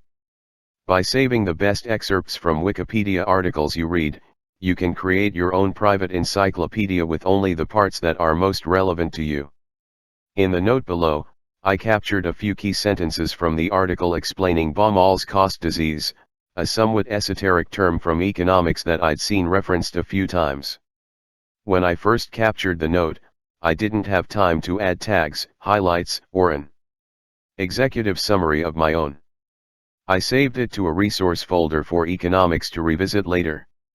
A few months later, when it came up in a search for wages, I took a few moments to bold a couple of key sentences and highlight the most important one, so I could get the gist of it with a glance. I was once on a panel when one of the speakers mentioned this term. Within the 10 seconds before it was my turn to respond, I was able to run a search, look up this note on my tablet, where all my notes are synchronized, and speak confidently on the subject as if I had known it all along. Online articles. Much of the time we consume information without a specific purpose in mind. We might peruse the newspaper over breakfast, listen to a podcast while working out, or check out a newsletter to casually learn about a topic. We consume information to stay up to date, pass the time, entertain ourselves, and keep our minds engaged. These moments are some of the most valuable opportunities to capture tidbits of insight that you probably might not find otherwise. Because this casual reading and listening tends to range over a wide number of topics and interests, you are exposed to more diverse ideas than usual. One evening I was reading an online article that I saw shared on social media.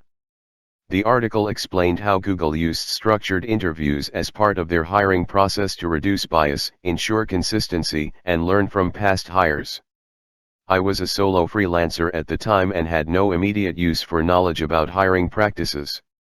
I knew that someday I might, so I decided to save the paragraph you see below to my second brain.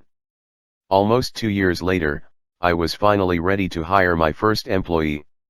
I remember the feeling of anxiety as I prepared to take on this major financial commitment, not to mention the responsibility of managing a direct report. Luckily, I had a handful of highly actionable notes saved in a resource folder called Hiring. To get started, I moved the entire folder from resources to projects. Then I spent about 30 minutes to review the notes it contained and highlight the most relevant takeaways. Those highlights were the starting point for the hiring process I ended up using for my own business, inspired by one of the most innovative and desirable employers in the world. Podcasts and audio. Notes can come in handy even when you're not able to write them down in real time. I was driving with my wife one weekend to a small Airbnb cabin in the Sierra Nevada mountains of California, and we decided to listen to a podcast. It was a casual conversation between the host and a course instructor named Megan Telpner, who ran an online school called the Academy of Culinary Nutrition. I had never heard of her and put on the episode without any particular goal in mind. Over the next hour, as we ascended the steep mountainside roads, we were captivated by the story of the education business she had managed to build. She had faced so many of the same challenges we had. It was a relief to hear that we weren't alone in our struggles. I was driving and unable to write anything down, but as soon as we arrived I sat in the car for a few minutes and captured the ideas I remembered. This is actually a great way to filter down the volume of notes you're taking. The best stuff always sticks in your mind for an hour or two. A few months later, we were preparing a launch campaign for a new version of our online course.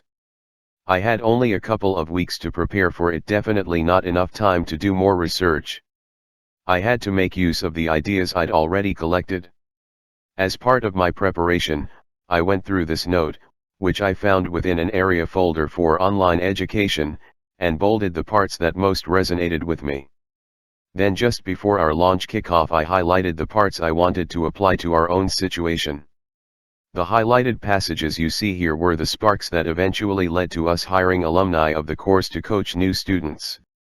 This freed up my time to implement another idea from Telpner's interview, adding a new executive coaching tier. You truly never know where inspiration will come from and the extraordinary impact it can have. Meeting notes. Like many people, I spend a fair percentage of my time on phone calls and in meetings. I want to make the best use of that time, so I take notes during most meetings of new ideas, suggestions, feedback, and action steps that come up. Taking notes during meetings is a common practice, but it's often not clear what we should do with those notes. They are often messy, with the action items buried among random comments. I often use progressive summarization to summarize my notes after phone calls to make sure I'm extracting every bit of value from them. I captured this note during a conversation with a friend of mine who has experience designing recording studios. We were remodeling our garage into a home studio and I wanted to get his advice. He was kind enough to come over and walk me through his recommendations, and I wrote down the main points in a notes app on my smartphone as he spoke. Sometime later, I happened to be driving by the local hardware store on my way home. I realized that I could pop in and get some of the supplies my friend had recommended. I took out my smartphone, did a search for home studio, and found this note. I took a few minutes while sitting in the car and bolded the items I would need to purchase at some point, which were buried among other suggestions he had made. I then copied and pasted only the bolded items I was ready to purchase into a separate list below my original notes, and suddenly I had a convenient shopping list I could easily reference while browsing the store. This example illustrates how even progressively summarizing notes from our own conversations can be immensely useful. Often your own thoughts need some distillation before you can take action on them. Picasso's secret: prune the good to surface the great. We can look at masters of creativity throughout history to see how distilling their ideas shaped their work.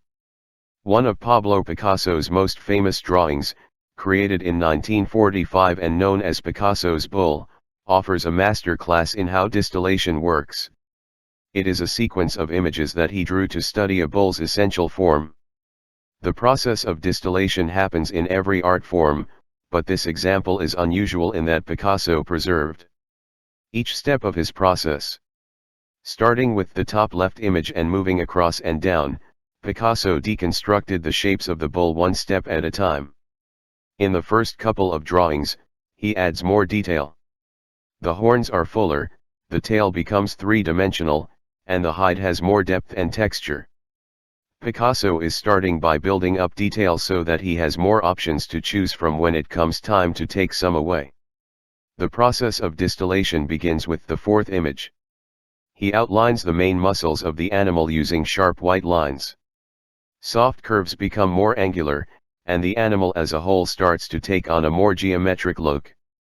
In the fifth and sixth images, the drawing starts to become radically simplified as Picasso drops most of the detail in the bull's head and further simplifies its horns, tail, and legs. A thick white line representing the bull's center of gravity is added, cutting across the animal from front to back. By the last few images, the bull has become nothing more than an interconnected series of simple, black and white shapes. The legs have become single lines. Solid blocks of color define the front and back of the animal. In the final drawings, even those details are abstracted away.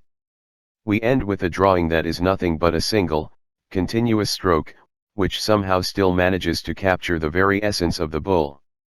6. Picasso's act of distillation involves stripping away the unnecessary so that only the essential remains. Crucially, Picasso couldn't have started with the single-line drawing. He needed to go through each layer of the bull's form step by step to absorb the proportions and shapes into his muscle memory. The result points to a mysterious aspect of the creative process. It can end up with a result that looks so simple, it seems like anyone could have made it. That simplicity masks the effort that was needed to get there. Another example comes from documentary filmmaking. Ken Burns, the renowned creator of award-winning films like The Civil War, Baseball, and Jazz, has said that only a tiny percentage of the raw footage he captures eventually makes it into the final cut. This ratio can be as high as 40 or 50 to 1, which means that for every 40 to 50 hours of footage he captures, only 1 hour makes it into the final film. Along the way, Burns and his team are performing a radical act of distillation, finding the most interesting, surprising, moving moments hidden amidst hundreds of hours of recordings. Progressive summarization is not a method for remembering as much as possible, it is a method for forgetting as much as possible.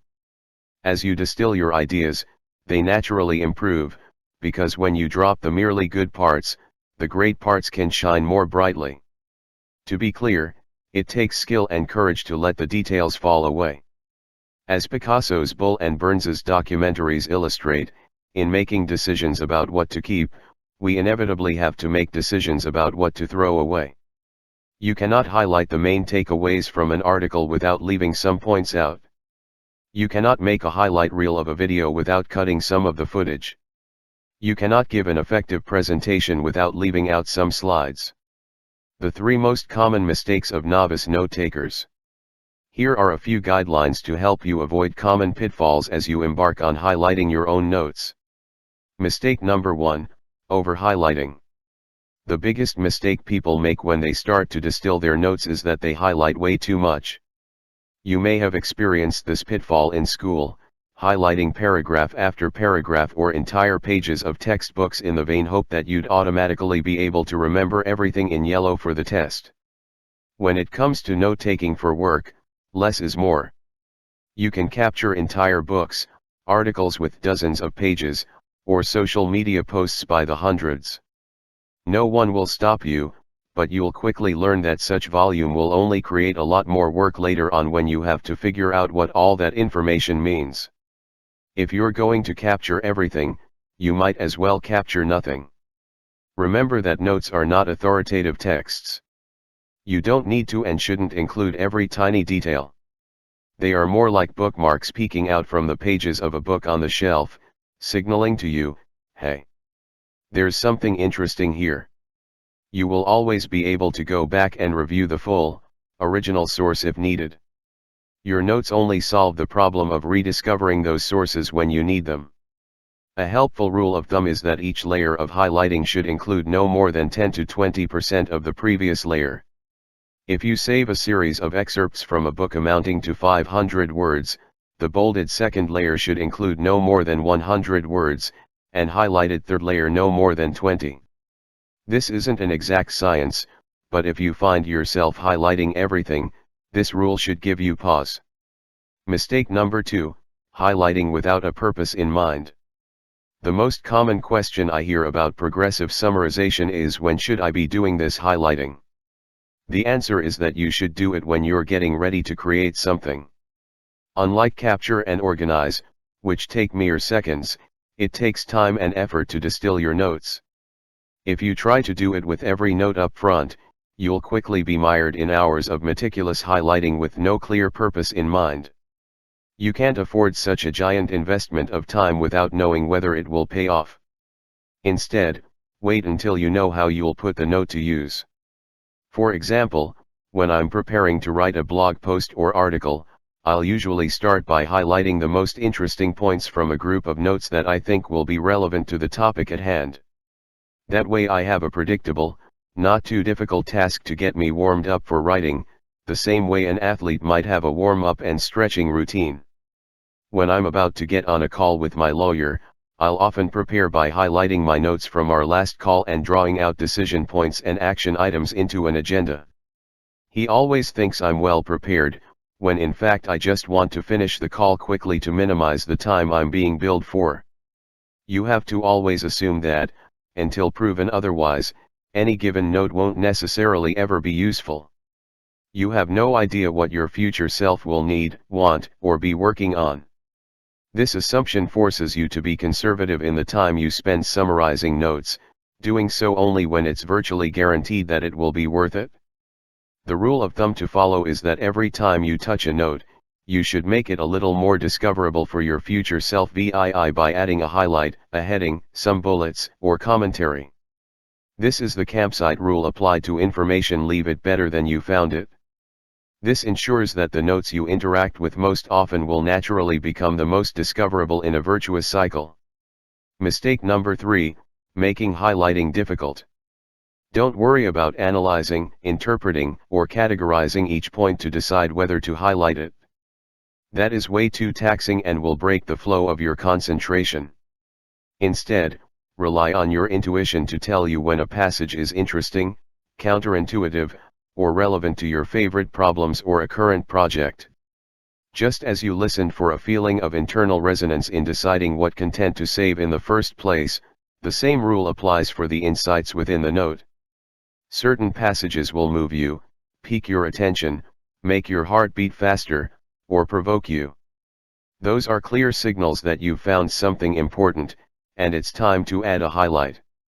You can apply the same criteria I introduced earlier in Chapter 4, looking out for individual points that are surprising, useful, inspiring, or personal to decide which ones are worth highlighting. When you learn the art of distillation, you will gain a lifelong skill that will impact every area of your life. Think of a storyteller who captivates you with every word. Their story is well distilled, with unnecessary details stripped away. Think about the last time you were entranced by a drawing or painting. Its ability to grab you immediately is a sign that the concept behind the artwork is compressed into its most compact form, allowing it to travel efficiently from the canvas straight into your brain. Even in our daily conversations, the ability to be succinct without missing key details is what leads to exciting conversations that leave both people feeling enlivened. Distillation is at the heart of the communication that is so central to our friendships, our working relationships, and our leadership abilities. Note-taking gives you a way to deliberately practice the skill of distilling every day.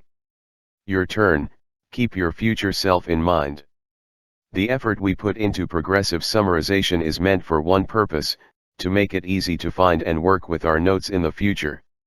More is not better when it comes to thinking and creating. Distilling makes our ideas small and compact, so we can load them up into our minds with minimal effort. If you can't locate a piece of information quickly, in a format that's convenient and ready to be put to use, then you might as well not have it at all. Our most scarce resource is time, which means we need to prioritize our ability to quickly rediscover the ideas that we already have in our second brain. When the opportunity arrives to do our best work, it's not the time to start reading books and doing research. You need that research to already be done. You can prepare in advance for the future challenges and opportunities you don't even yet know you'll face, by taking advantage of the effort you're already spending reading books, learning new things, and simply being curious about the world around you. To put what you've just learned into practice immediately, find an interesting piece of content you consumed recently, such as an article, audiobook, or YouTube video. This could be content you've captured already and organized in one of your para folders. Or it could be a new piece of content floating around your email inbox or in a read later app. Start by saving only the best excerpts from that piece of content in a new note, either using copy-paste or a capture tool.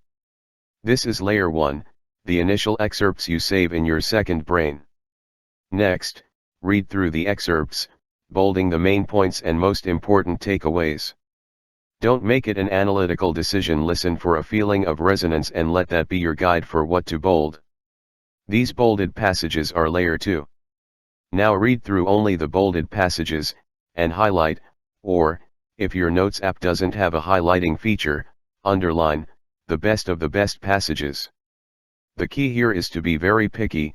The entire note may have only a few highlighted sentences, or even just one. Not only is that fine, it represents a highly distilled and discoverable note. These highlights are layer 3, which is distilled enough for most use cases. The true test of whether a note you've created is discoverable is whether you can get the gist of it at a glance. Put it aside for a few days and set a reminder to revisit it once you've forgotten most of the details. When you come back to it, give yourself no more than 30 seconds and see if you can rapidly get up to speed on what it's about using the highlights you previously made. You'll quickly be able to tell if you've added too many highlights or too few. Each time you decide to add a highlight, you are developing your judgment, distinguishing the bits that truly matter from those that don't. This is a skill you can become better at over time. The more you exercise your judgment, the more efficient and enjoyable your note-taking will become, because you know that every minute of attention you invest is creating lasting value. There are few things more satisfying than the feeling of making consistent progress. In the next chapter, we will move on to the final step of code, drawing on the material you've collected and distilled and using it to express your own point of view. Discoverability, Wikipedia. 2. I like to think of layer 1 as the soil, an excerpt from a source or my own thinking, whether as words, drawings, images, or audio, I initially capture into my notes. They are like the ground on which my understanding will be built. Layer 2 is oil, as in I've struck oil, conveniently represented by black, bolded text. Layer 3 is gold, which is even more valuable, and shines in highlighter yellow in many apps. Layer 4 is the gems, the most rare and illuminating finds that I've distilled in my own words as an executive summary.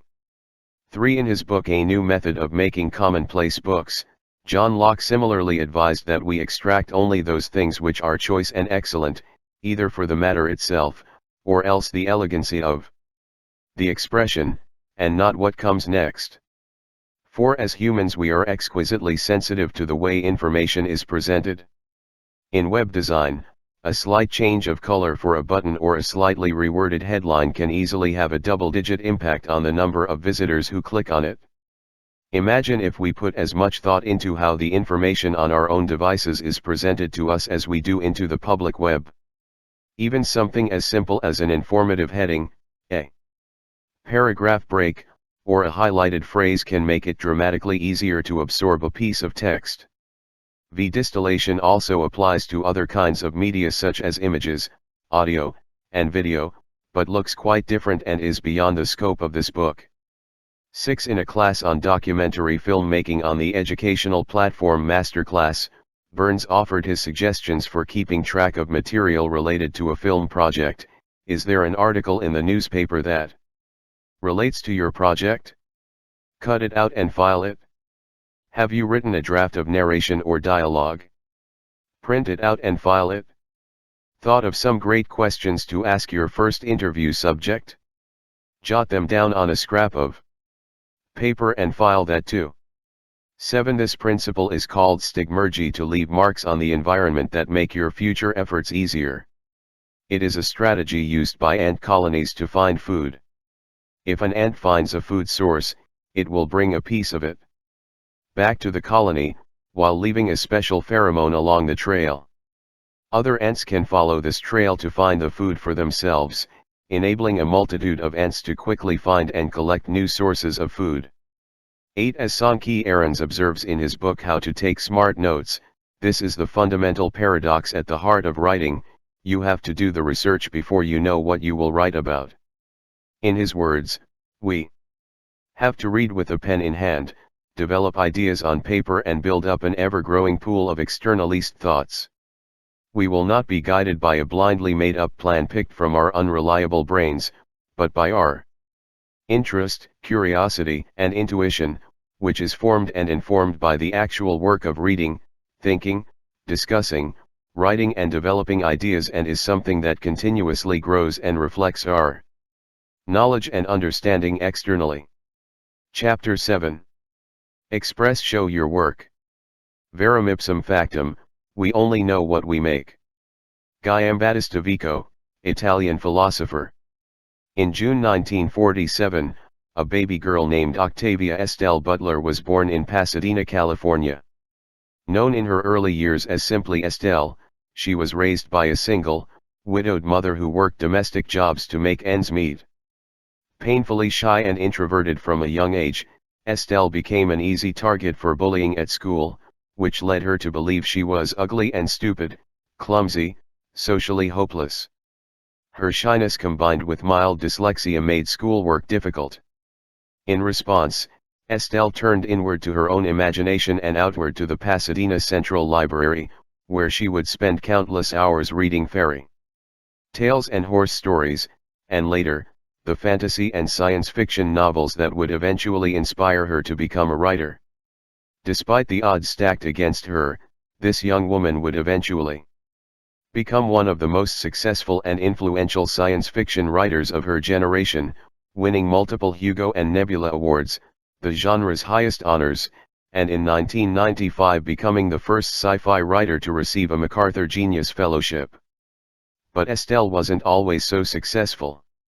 Her teachers at Garfield Elementary School evaluated her earliest writing harshly, with comments like hyperbolic and "you're not even trying" scribbled in the margins. To an elementary school teacher once asked, "Why include the science fiction touch? I think the story would be more universal if you kept to the human, earthly touch." The teacher reported to her mother that she has the understanding, but doesn't apply it. She needs to learn self-discipline. When she was 12 years old, Estelle watched the 1954 film Devil Girl from Mars, a sensationalist B-movie that was so terrible it convinced Estelle that she could write something better. She recalls, "Until I began writing my own stories, I never found quite what I was looking for. In desperation, I made up my own." As the possibility of becoming a professional writer slowly dawned on her, Estelle began her transformation into Octavia, whom she thought of as her powerful, assertive alter ego. Octavia took on a series of temporary or part-time jobs after graduating from high school: clerical, factory, warehouse, laundry, and food preparation gigs, anything that wasn't too mentally taxing, and that allowed her to maintain her routine of waking before dawn each morning to write. The emerging Octavia made 3 rules for herself. 1. Don't leave your home without a notebook, paper scraps, something to write with. 2. Don't walk into the world without your eyes and ears focused and open. 3. Don't make excuses about what you don't have or what you would do if you did. Use that energy to find a way, make a way. Thus began a lifelong relationship with her commonplace books. Butler would scrape together 25 cents to buy small Mead memo pads, and in those pages she took notes on every aspect of her life, grocery and clothes shopping lists, last-minute to-dos, wishes and intentions, and calculations of her remaining funds for rent, food, and utilities. She meticulously tracked her daily writing goals and page counts, lists of her failings and desired personal qualities, her wishes and dreams for the future, and contracts she would sign with herself each day for how many words she committed to write. Of course, Butler also gathered material for her fantastic stories, lyrics to songs she'd heard on the radio, an idea for a character's name or motivation, a new topic to research, details of news stories, everything she needed to build the worlds her stories would take place in. She studied dozens of topics: anthropology, English, journalism, and speech. She traveled to the Amazon and Incan ruins in Peru to get a first-hand taste of biodiversity and civilizational collapse. Like a journalist, Butler had a love for cold, hard facts to imbue her stories with a sense of authenticity and concreteness. The greater your ignorance, the more verifiably accurate must be your facts, she once remarked. One of Butler's novels, The Parable of the Sower, hit the New York Times bestseller list for the first time in 2020, fulfilling one of Butler's life goals 14 years after her death. The book portrays a post-apocalyptic future in the aftermath of runaway climate disasters, in which small communities must band together in order to survive. These eerily prescient forecasts resonated with readers as the COVID-19 pandemic unfolded, as our own time began to seem similarly bleak and uncertain. The radical reimagination of what life could look like in the midst of a crisis was no longer idle speculation, it had become a daily preoccupation for people around the world. Butler has been called a prophet for her ability to forecast the future, but she always said that her work came from simply imagining. If this goes on, it extrapolates from current technology, current ecological conditions, current social conditions, current practices of any sort. It offers good possibilities as well as warnings. Butler knew that science fiction was more than entertainment. It was a transformative way of viewing the future. As one of the first Black women to gain recognition in the sci-fi genre, Butler explored ideas and themes that had been previously ignored: the potential consequences of environmental collapse due to climate change, corporate greed, and the growing gap between the wealthy and poor, gender fluidity and the othering of marginalized groups, and criticism of the hierarchical nature of society, among other themes. Butler pioneered Afrofuturism, a genre that cast African Americans as protagonists who embrace radical change in order to survive. Her stories allowed her readers to visualize futures in which marginalized people are heroes, not victims. Through her writing, she expanded our vision of the future to include the untold stories of the disenfranchised, the outcast, and the unconventional. How do we know so much about even the tiniest details of Butler's life? Because she kept it all: journals, commonplace books, speeches, library call slips, essay and story drafts, school notes, calendars, and date books, as well as assorted odds and ends like school progress reports, bus passes, yearbooks, and contracts. This collection contained 9,062 items and filled 386 boxes when it was donated to the Huntington Library in San Marino, California, after Butler's passing. How could a painfully shy little girl become a world-renowned, award-winning writer? How could an impoverished and overworked young woman emerge as a powerful prophet of the future?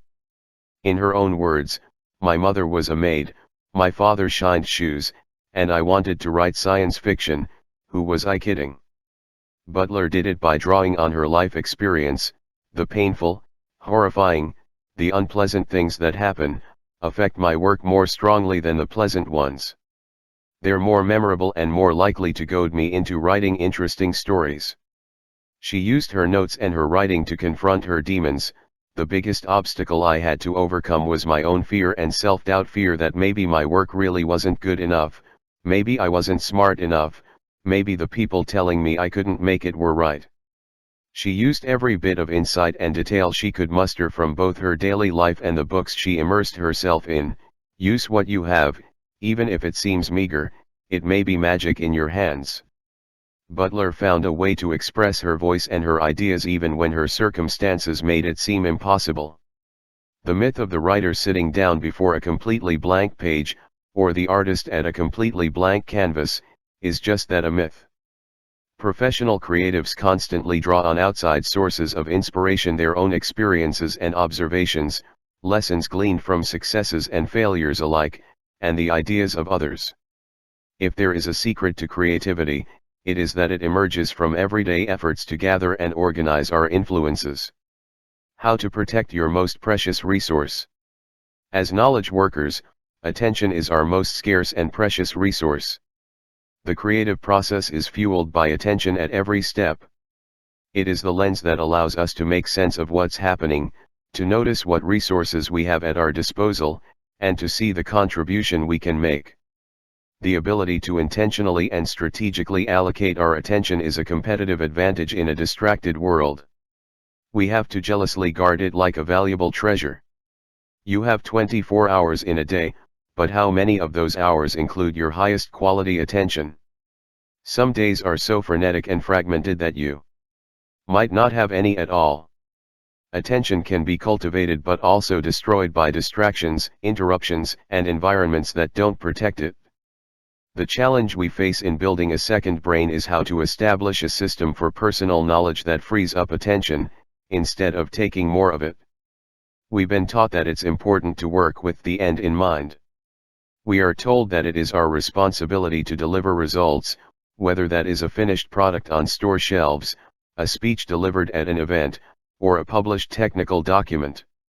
This is generally good advice, but there is a flaw in focusing only on the final results. All the intermediate work, the notes, the drafts, the outlines, the feedback tends to be underappreciated and undervalued. The precious attention we invested in producing that in-between work gets thrown away, never to be used again. Because we manage most of our work in process in our head, as soon as we finish the project and step away from our desks, all that valuable knowledge we work so hard to acquire dissolves from our memory like a sandcastle washed away by the ocean waves. If we consider the focused application of our attention to be our greatest asset as knowledge workers, we can no longer afford to let that intermediate work disappear. If we consider how precious little time we have to produce something extraordinary in our careers, it becomes imperative that we recycle that knowledge back into a system where it can become useful again. What are the knowledge assets you're creating today that will be most reusable in the future? What are the building blocks that will move forward your projects tomorrow? How can you package up what you know in a form that you'll be able to revisit it again and again no matter what endeavors you take on in the future? The final stage of the creative process, express, is about refusing to wait until you have everything perfectly ready before you share what you know. It is about expressing your ideas earlier, more frequently, and in smaller chunks to test what works and gather feedback from others. That feedback in turn gets drawn into your second brain, where it becomes the starting point for the next iteration of your work. Intermediate packets, the power of thinking small. The idea of dividing our work into smaller units isn't new. You've probably heard this advice 100 times. If you're stuck on a task, break it down into smaller steps. Every profession and creative medium has its own version of intermediate steps on the way to full-fledged final works. For example, modules in software development. Betas tested by Start UPS. Sketches in architecture. Pilots for television series. Prototypes made by engineers. Concept cars in auto design. Demos in music recording. Each of these terms is the equivalent of a rough draft you create as part of the process of making something new. Here's what most people miss: it's not enough to simply divide tasks into smaller pieces, you then need a system for managing those pieces. Otherwise, you're just creating a lot of extra work for yourself trying to keep track of them. That system is your second brain, and the small pieces of work in process it contains I call intermediate packets. Intermediate packets are the concrete, individual building blocks that make up your work.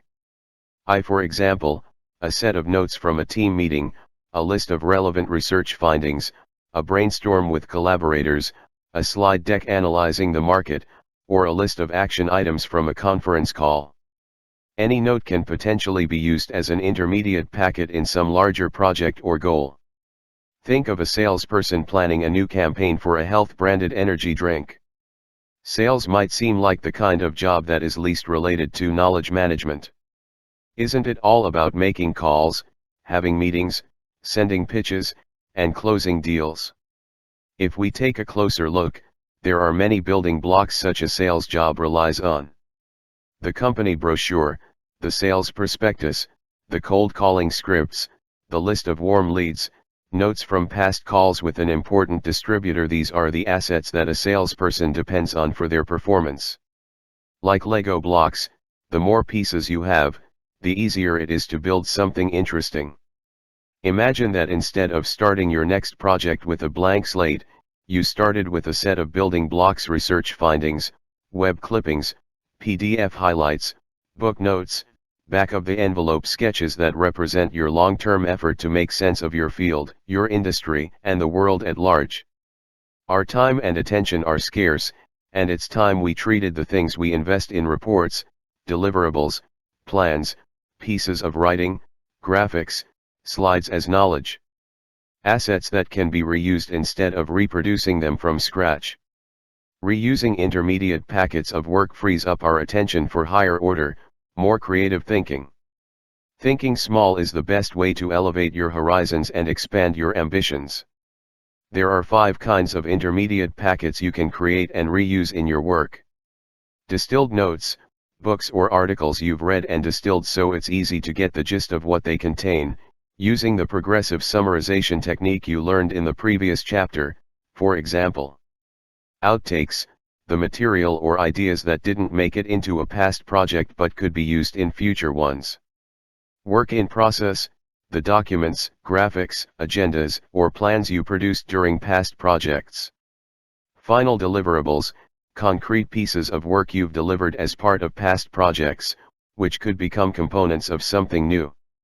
Documents created by others, knowledge assets created by people on your team, contractors or consultants, or even clients or customers, that you can reference and incorporate into your work. If you're reading how-to articles in your free time, you can save the best tips in your notes and turn them into distilled notes for when it's time to put them to use. If you're writing an essay and decide to cut a paragraph, you can save those outtakes in case you ever write a follow-up. If you are in product development and create a detailed set of requirements, you can save that work in process as a template for future products. If you're a management consultant, you can save the slides you presented to an executive team as a final deliverable, and reuse them for similar presentations.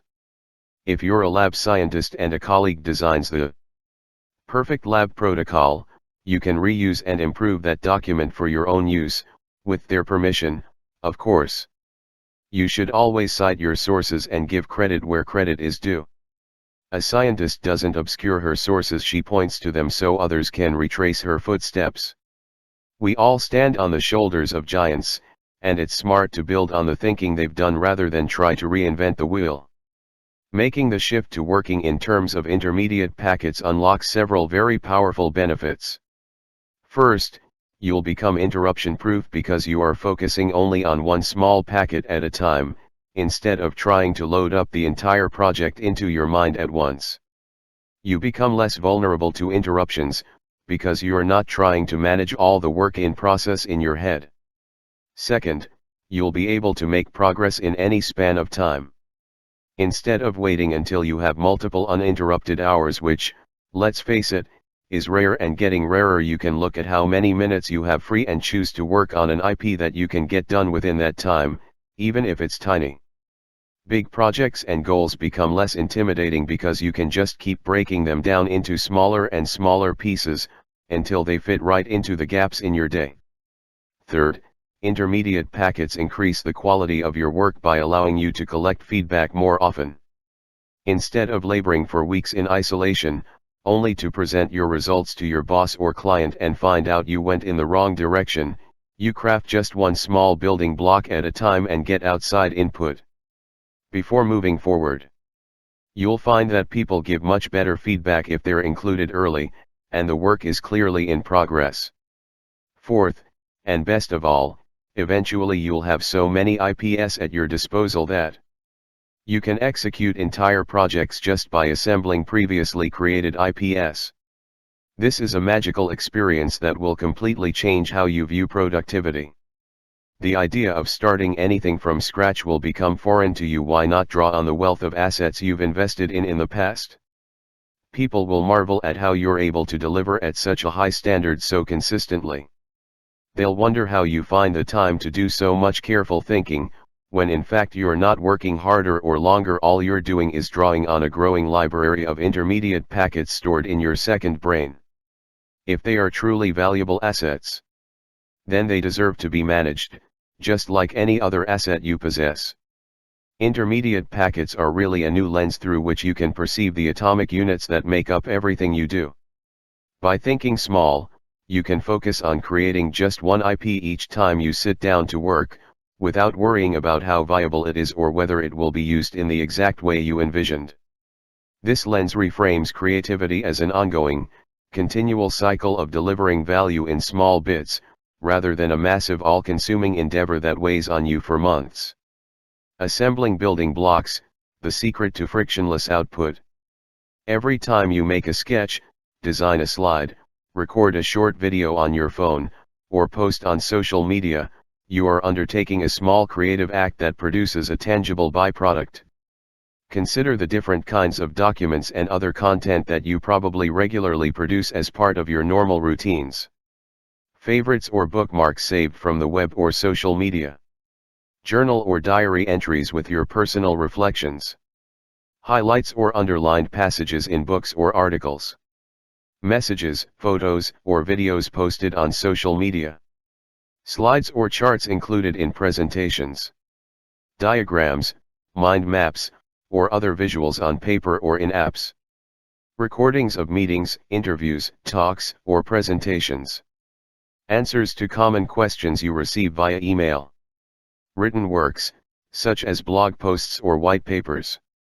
Documented plans and processes such as agendas, checklists, templates, or project retrospectives.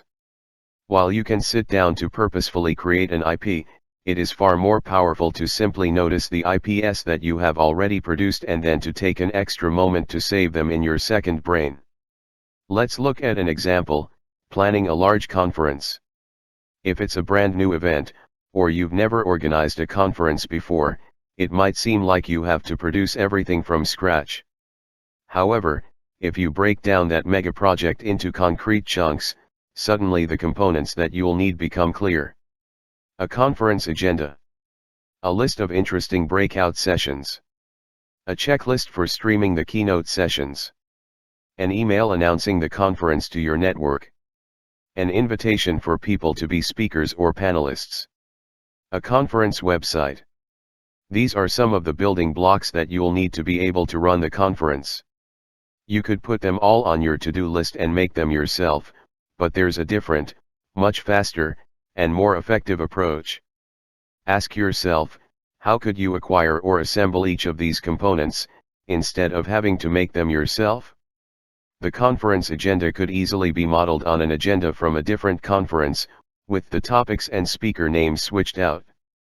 You could start compiling a list of potential breakout sessions, adding any topic suggested by others that strikes you as interesting.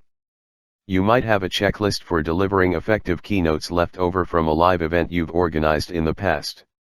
Emails can draw on an archive of examples you've saved from other conferences you've attended. Screenshots of conference websites you admire are the best possible starting point for designing your own. Our creativity thrives on examples. When we have a template to fill in, our ideas are channeled into useful forms instead of splattered around haphazardly. There are best practices and plentiful models for almost anything you might want to make. Most professionals I work with already have and use intermediate packets. That's the point. Your second brain is the repository of things you are already creating and using anyway. All we are doing is adding a little bit of structure and intentionality to how we use them, capturing them in one place, such as a digital notes app, so we can find them with a search, organizing them according to our projects, areas, and resources, so we have a dedicated place for each important aspect of our lives, and distilling them down to their most essential points, so they can be quickly accessed and retrieved. Once we've completed these initial steps, expression transforms from a gut-wrenching, agonizing feat to a straightforward assembly of existing packets of work. Over time, your ability to quickly tap these creative assets and combine them into something new will make all the difference in your career trajectory, business growth, and even quality of life. In the short term, it might not matter. You might be able to scramble and put together a particular document right when you need it, but there will be a slowly accumulating, invisible cost. The cost of not being quite sure whether you have what you need. The stress of wondering whether you've already completed a task before. There is a cost to your sleep, your peace of mind, and your time with family when the full burden of constantly coming up with good ideas rests solely on your fickle biological brain. How to resurface and reuse your past work. The express step is where we practice and hone our ability to retrieve what we need, when we need it. It's the step where we build the confidence that our second brain is working for us. Let's take a closer look at the process of retrieval. How can you find and retrieve intermediate packets when you need them? This isn't a trivial question, because the connection between IPs we've saved in the past and future projects is often quite unpredictable. A concert poster on the side of a building you snapped a photo of might inform the shapes in a logo you're designing. A song overheard on the subway might influence a jingle you're writing for your child's school play. An idea about persuasion you read in a book might become a central pillar in a health campaign you are organizing for your company. These are some of the most valuable connections when an idea crosses the boundaries between subjects. They can't be planned or predicted. They can emerge only when many kinds of ideas in different shapes and sizes are mixed together. This inherent unpredictability means that there is no single, perfectly reliable retrieval system for the ideas contained in your notes. Instead, there are 4 methods for retrieval that overlap and complement one another. Together they are more powerful than any computer yet more flexible than any human mind. You can step through them in order until you find what you're looking for. Those 4 retrieval methods are: 1. Search. 2. Browsing. 3. Tags. 4. Serendipity. Retrieval method number 1, search. The search function in your Notes app is incredibly powerful. The same technology that has revolutionized how we navigate the web via search engines is also useful for navigating our private knowledge collections. Search has the benefit of costing almost nothing in terms of time and effort. Just by saving your notes in a central place, you enable software to search their full contents in seconds. You can run multiple searches in quick succession, running down rabbit trails through your knowledge garden as you try out different variations of terms. This quick, iterative approach to searching is where Notes apps shine. You don't have to open and close individual notes one at a time as in traditional word processing. In a sense, every note in your second brain is already open, and you can view or interact with its contents with a mere click or tap. Search should be the first retrieval method you turn to. It is most useful when you already know more or less what you're looking for, when you don't have notes saved in a pre-existing folder, or when you're looking for text, but as with every tool, it has its limitations. If you don't know exactly what you're looking for, don't have a pre-existing folder to look through, or are interested in images or graphics, it's time to turn to browsing.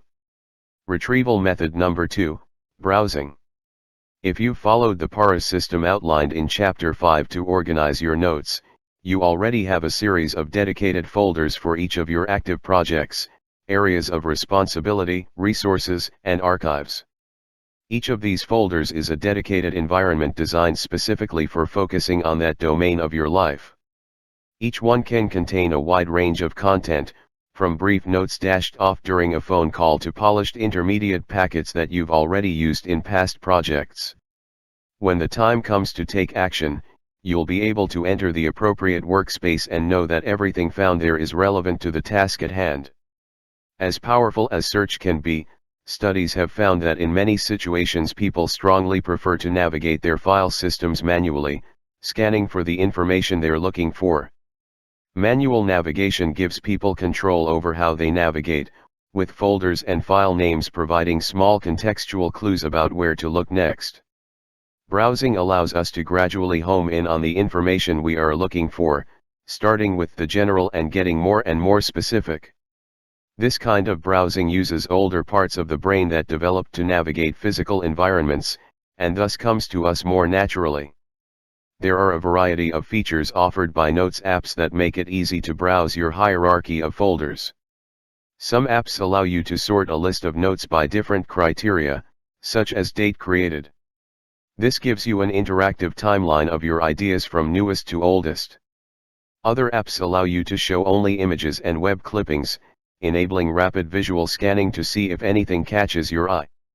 Most Notes apps allow you to open multiple windows and compare their contents side by side so you can look for patterns and move content between them.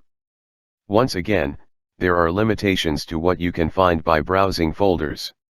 Sometimes you know a project is coming and can start saving things to a project folder in advance, but sometimes you don't. Sometimes it's very clear which area of your business a note is related to, but often you have no idea where to put it. Many notes end up being useful in completely unexpected ways. We want to encourage that kind of serendipity, not fight it. It is for the unforeseen and the unexpected that tags really shine. Retrieval method number 3, tags. Tags are like small labels you can apply to certain notes regardless of where they are located. Once they are tagged, you can perform a search and see all those notes together in one place. The main weakness of folders is that ideas can get siloed from each other, making it hard to spark interesting connections. Tags can overcome this limitation by infusing your second brain with connections, making it easier to see cross-disciplinary themes and patterns that defy simple categorization. For example, maybe you work in customer service and notice that the same questions from customers keep coming up again and again. You might decide to write a frequently asked questions page and add it to your company website. That is a project, but not one that you previously recognized and started gathering materials for. You might have various notes that you want to draw on to design this page, but don't want to move them from the project, area, and resource folders where they're currently located. It's time for tags. You could take 15 minutes and perform a series of searches for terms relevant to the FAQs you'll be writing. For any useful note you find, apply a tag called FAQ while leaving it right where you found it. Once you've found enough material to work with, you can perform a single search for the FAQ tag and instantly see all the notes you've tagged collected in one place.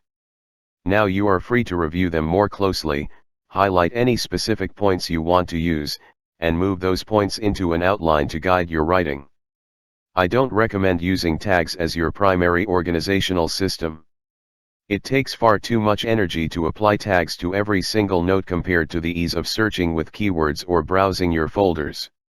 However, tags can come in handy in specific situations when the two previous retrieval methods aren't up to the task, and you want to spontaneously gather, connect, and synthesize groups of notes on the fly.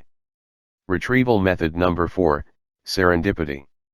The fourth retrieval method is the most mysterious but, in many ways, the most powerful. Beyond searching, browsing, and tagging, there is a frontier of possibility that simply cannot be planned or predicted by human minds. There are moments when it feels like the stars align and a connection between ideas jumps out at you like a bolt of lightning from a blue sky. These are the moments creatives live for. There is no way to plan for them, but that doesn't mean we can't create the ideal conditions for them to arise. This is the main reason we put all sorts of different kinds of material, on many subjects and in diverse formats, all jumbled together in our second brain. We are creating a soup of creative DNA to maximize the chance that new life emerges. Serendipity takes a few different forms when it comes to retrieval. First, while using the previous retrieval methods, it is a good idea to keep your focus a little broad. Don't begin and end your search with only the specific folder that matches your criteria. Make sure to look through related categories, such as similar projects, relevant areas, and different kinds of resources. When starting a project, I'll often look at 5 or 6 para folders just in case they contain something useful. Since you've carefully curated the contents of these folders, you won't be faced with too much material in any given one. If you're using progressive summarization to distill your notes, as explained in Chapter 6, you can focus only on the highlighted passages and review notes far faster than having to read every word.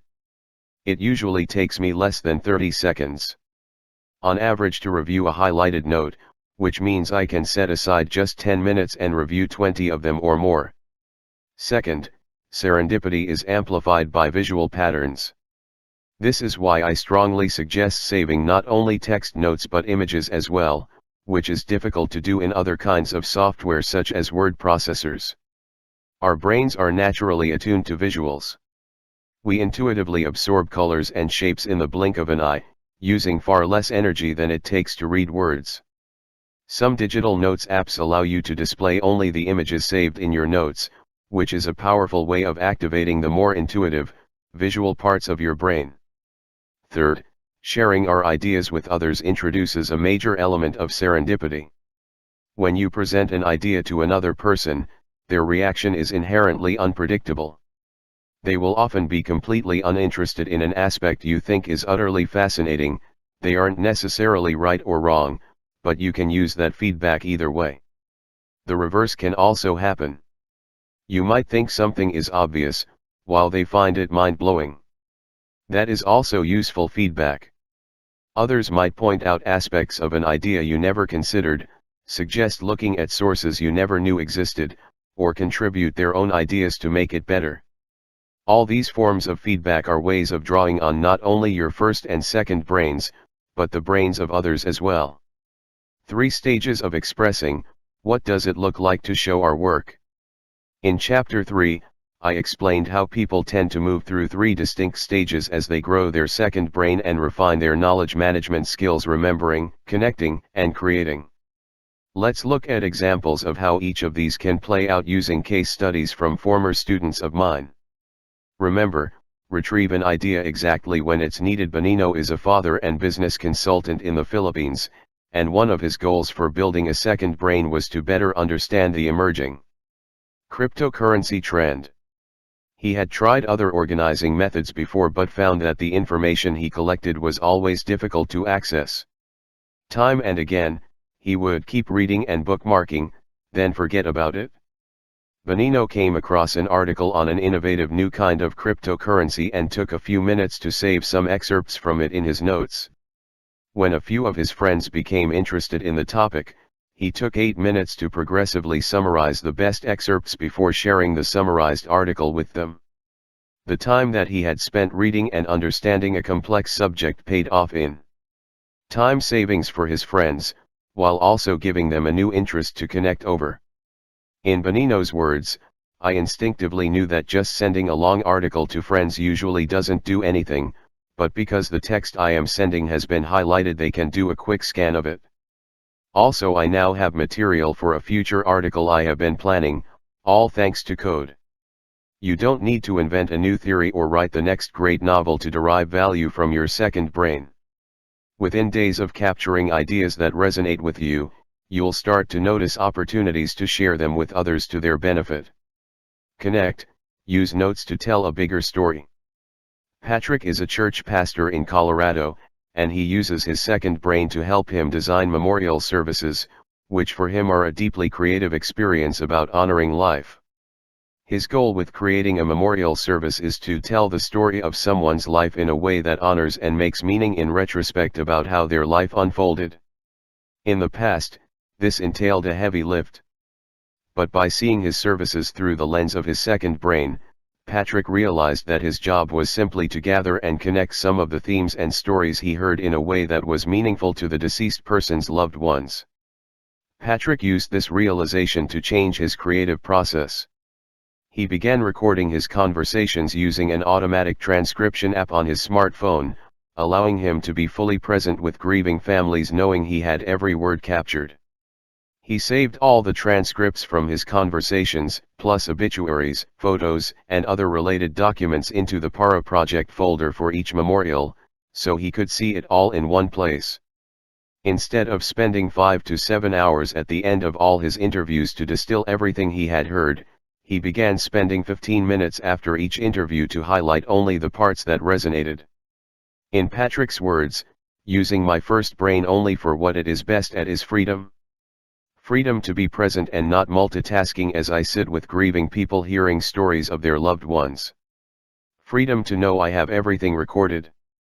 Freedom to know that when I go to pull the memorial together, 80% of the work is already done.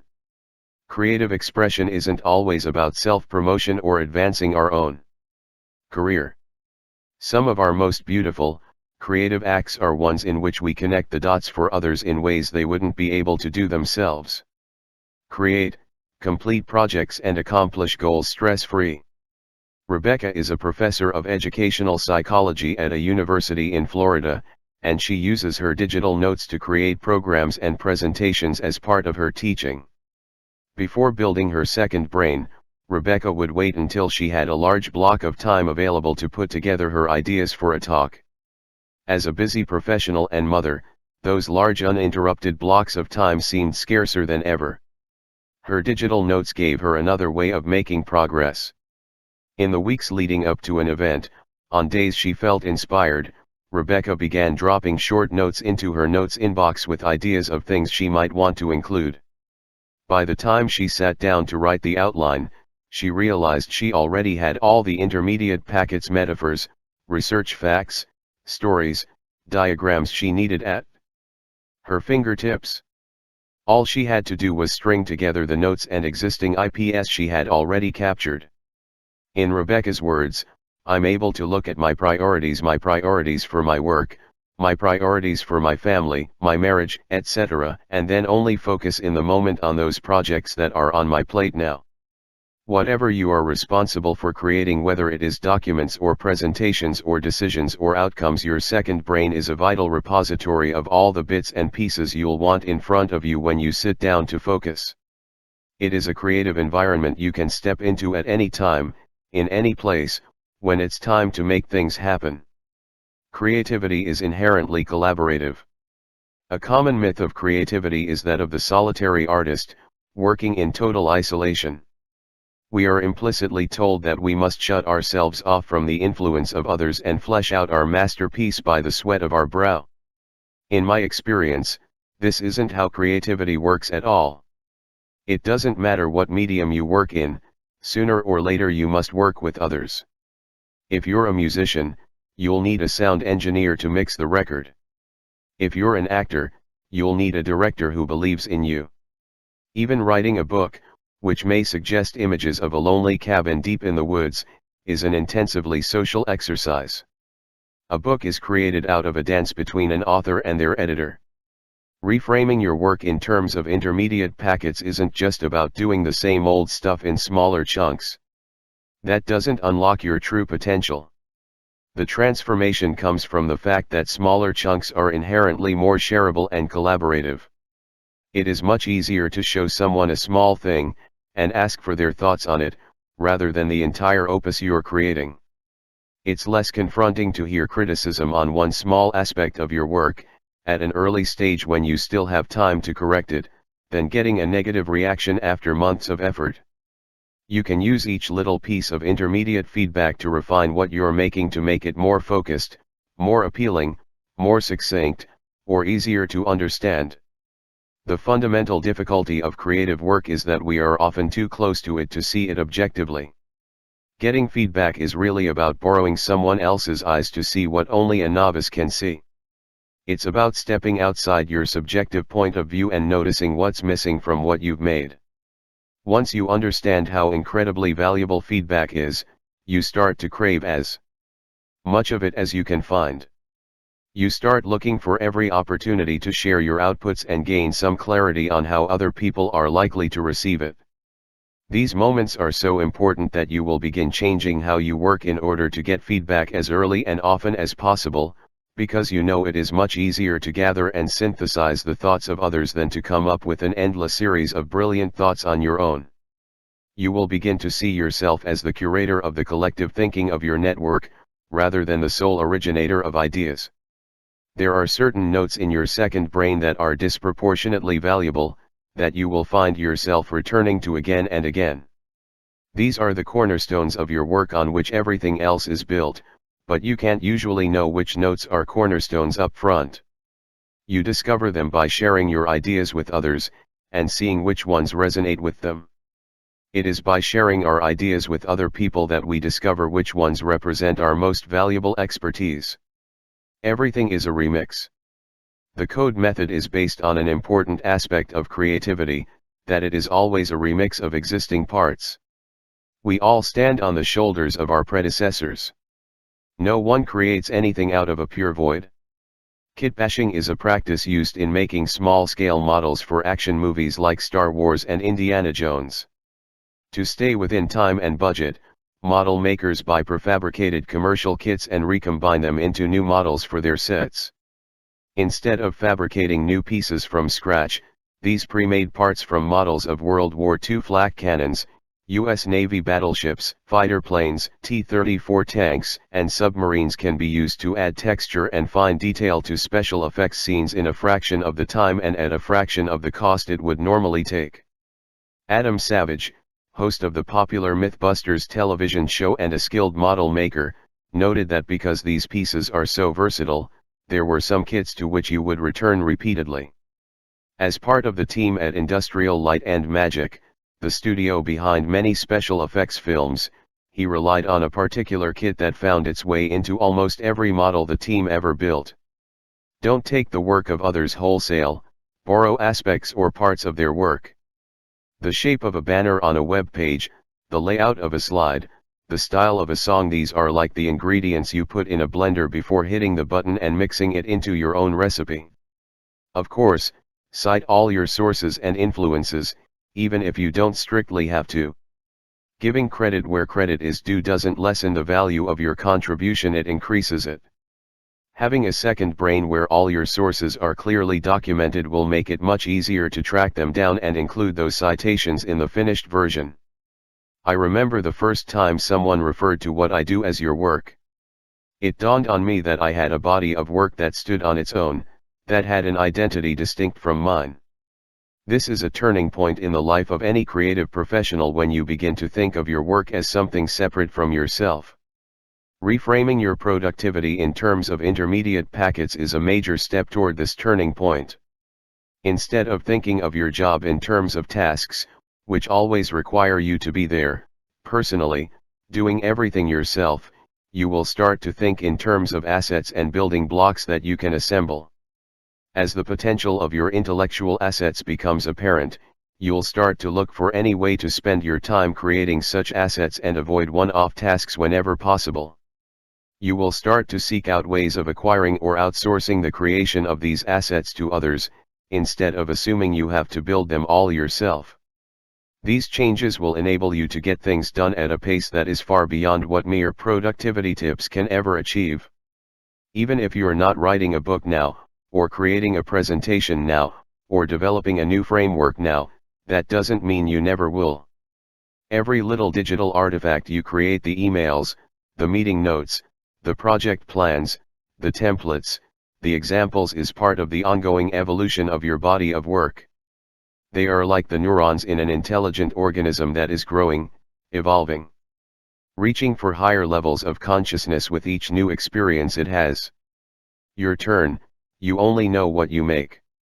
My favorite quote about creativity is from the 18th century philosopher Guillaume Battista Vico, Verum ipsum factum. Translated to English, it means we only know what we make. To truly know something, it's not enough to read about it in a book. Ideas are merely thoughts until you put them into action. Thoughts are fleeting, quickly fading as time passes. To truly make an idea stick, you have to engage with it. You have to get your hands dirty and apply that knowledge to a practical problem. We learn by making concrete things before we feel ready, before we have it completely figured out, and before we know where it's going.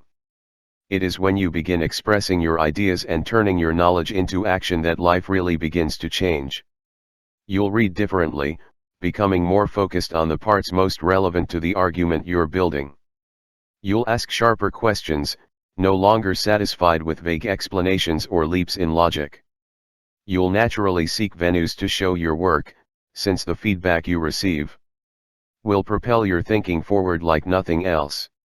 You'll begin to act more deliberately in your career or business, thinking several steps beyond what you're consuming to consider its ultimate potential. It's not necessarily about becoming a professional artist, online influencer, or business mogul. It's about taking ownership of your work, your ideas, and your potential to contribute in whatever arena you find yourself in. It doesn't matter how impressive or grand your output is, or how many people see it. It could be just between your family or friends, among your colleagues and team, with your neighbors or schoolmates. What matters is that you are finding your voice and insisting that what you have to say matters. You have to value your ideas enough to share them. You have to believe that the smallest idea has the potential to change people's lives. If you don't believe that now, start with the smallest project you can think of to begin to prove to yourself that your ideas can make a difference. You might realize you have lots of notes on eating healthy and decide to experiment with your own take on a classic recipe. You might see the notes from courses you've taken to improve your project management skills and decide to put them together into a presentation for your co-workers. You could draw on the insights and life experiences you've written about in your notes to write a blog post or record a YouTube video to help people who are facing a similar challenge. All of these are acts of self-expression enabling you to begin unlocking your full creative potential. Intermediate packets are abbreviated as IPS, a lucky coincidence that is appropriate, because they are absolutely your intellectual property. You created them, you own them, and you have the right to use them again and again in any future project. To Barbara Tversky, a professor of psychology and education at Teachers College in New York, notes that we are far better and more experienced at spatial thinking than at abstract thinking. Abstract thought can be difficult in and of itself, but fortunately it can often be mapped onto spatial thought in one way or another. That way, spatial thinking can substitute for and scaffold abstract thought. 3. Tagging for personal knowledge management is a subject unto itself. While not necessary to get started, I've written a free bonus chapter on tags you can download at buildingasecondbrain.com/bonus chapter. For one of my favorite rules of thumb is to only start projects that are already 80% done. That might seem like a paradox, but committing to finish projects only when I've already done most of the work to capture, organize, and distill the relevant material means I never run the risk of starting something I can't finish. Part 3. The Shift. Making Things Happen. Chapter 8. The Art of Creative Execution. Creative products are always shiny and new, the creative process is ancient and unchanging. Silvano Arietti, psychiatrist and author of Creativity, The Magic Synthesis. I was fortunate to grow up in a multicultural household full of art and music. My mother is a singer and guitarist from Brazil, and some of my earliest memories are of her soprano voice singing beautiful Portuguese lyrics to the tune of a classical guitar. My father is a professional painter born in the Philippines. His canvases bursting with colorful fruits, verdant landscapes, and monumental figures covered every wall of our house, giving our home the ambience of an art gallery.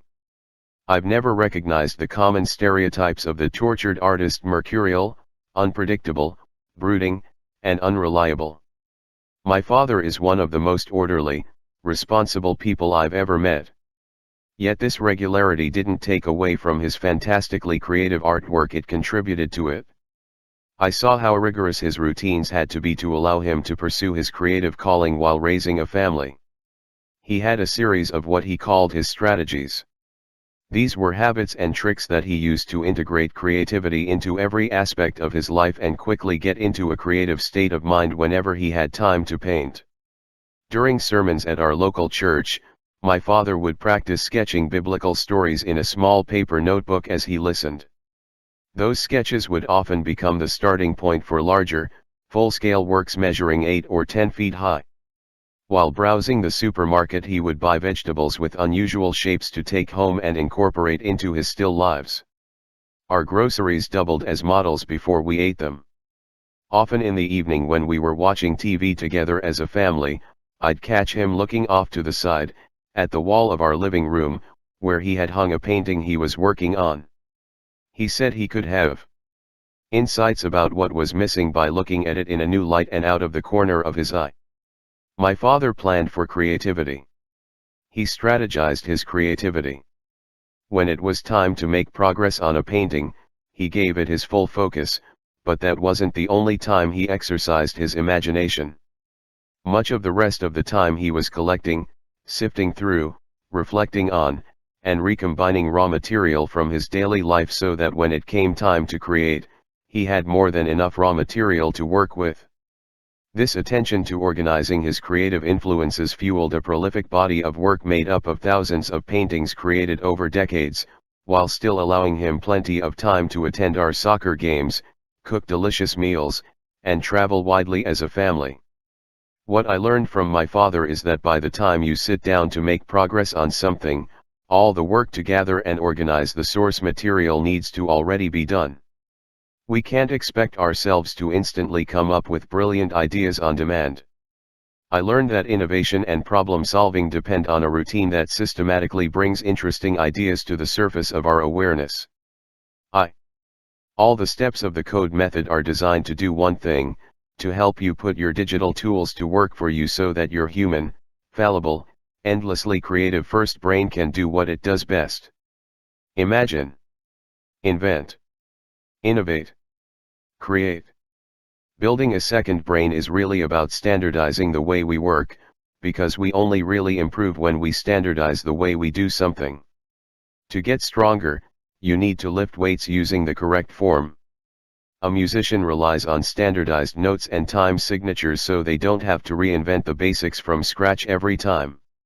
To improve your writing, you need to follow the conventions of spelling and grammar, even if you decide to break those rules for special effect down the road.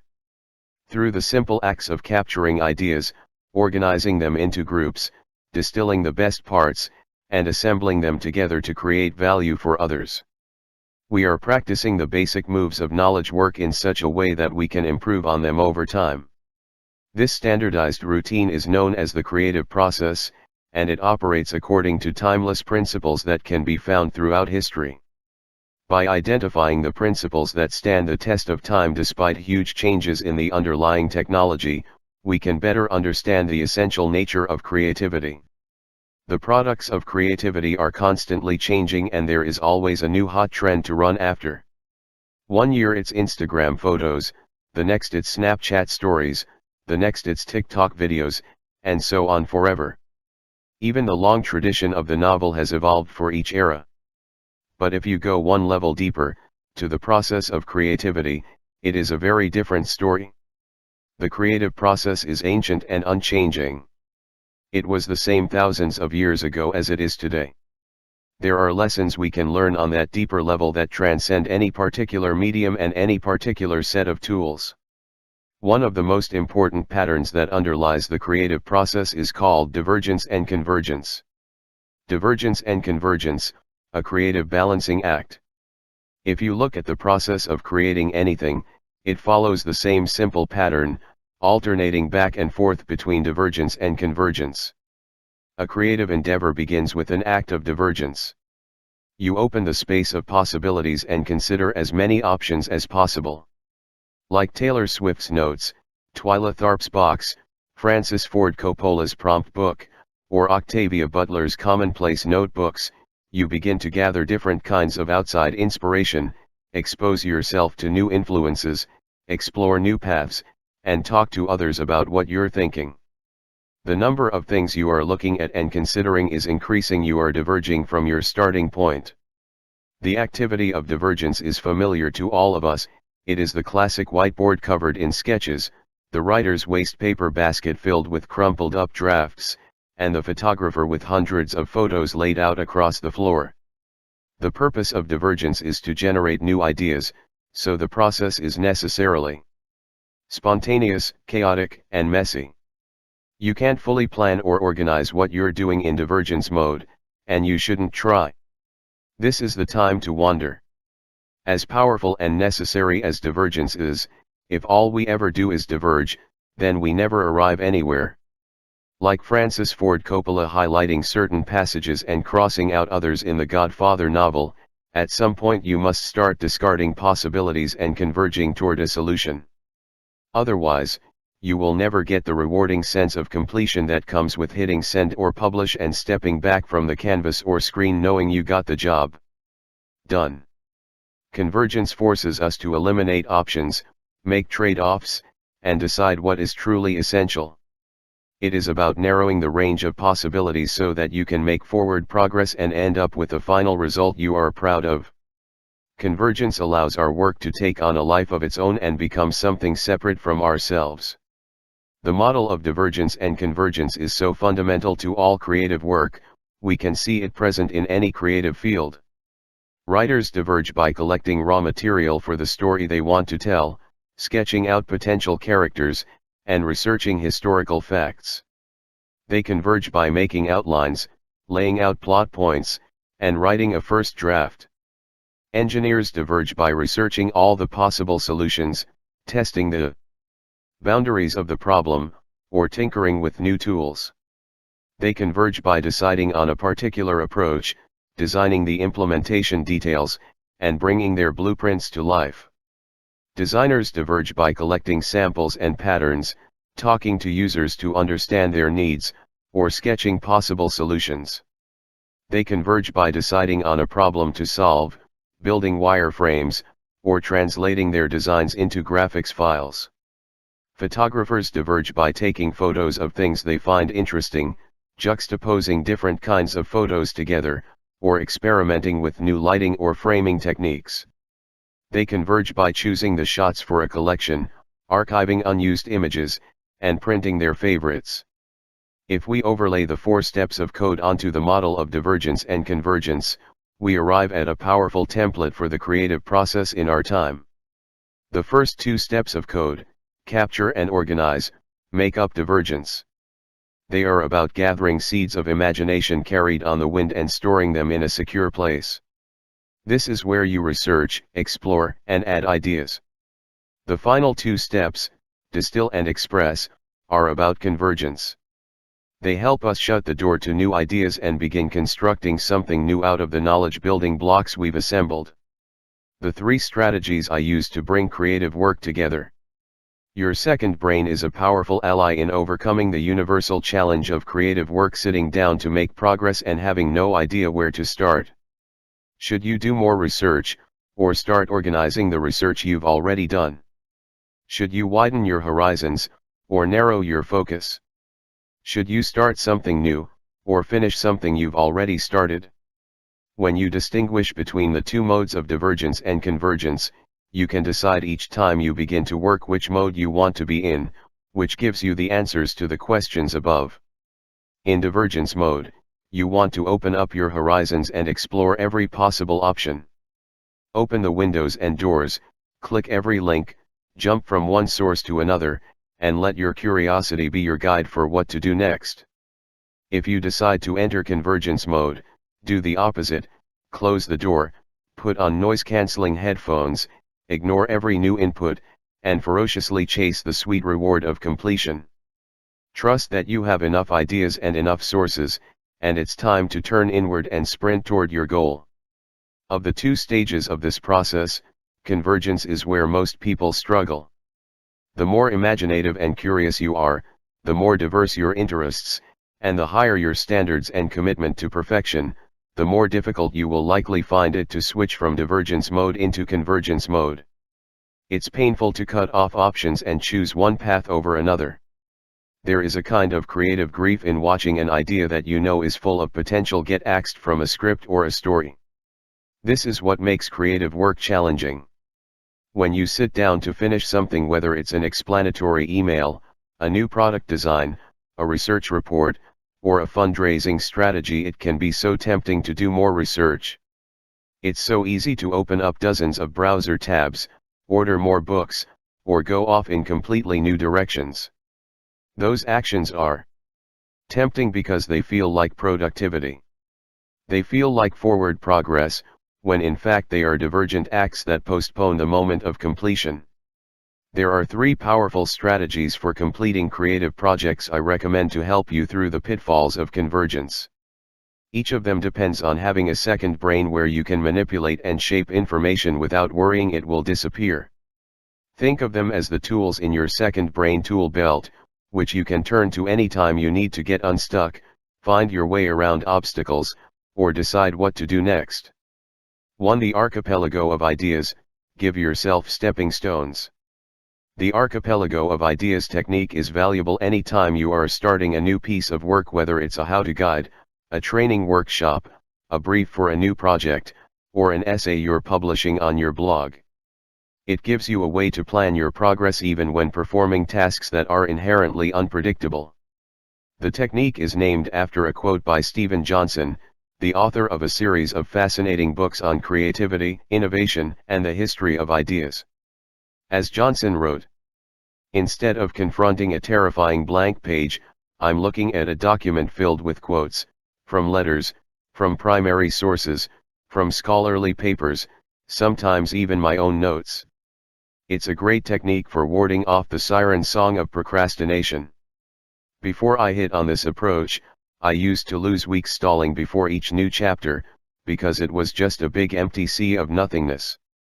Now each chapter starts life as a kind of archipelago of inspiring quotes, which makes it seem far less daunting. All I have to do is build bridges between the islands. An archipelago is a chain of islands in the ocean, usually formed by volcanic activity over long spans of time.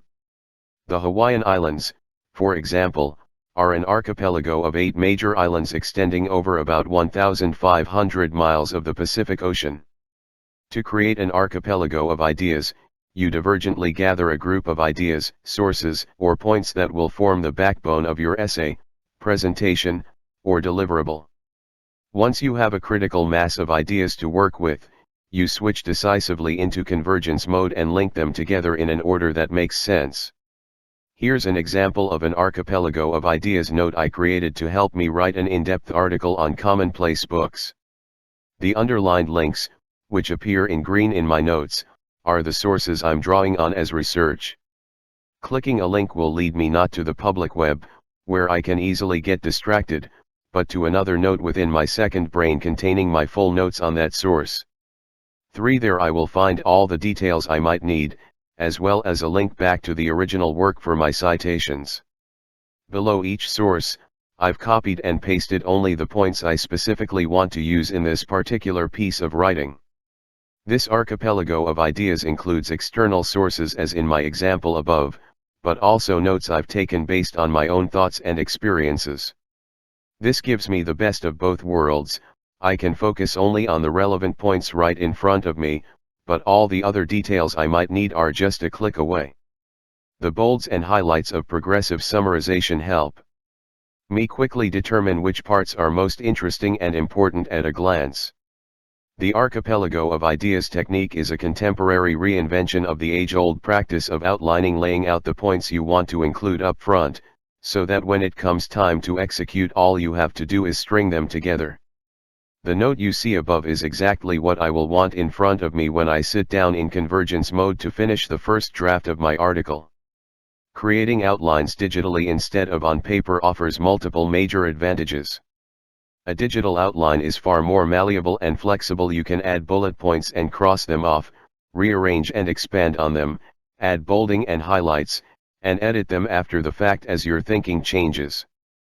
The outline can link to more detailed content instead of trying to cram every last point onto the same page.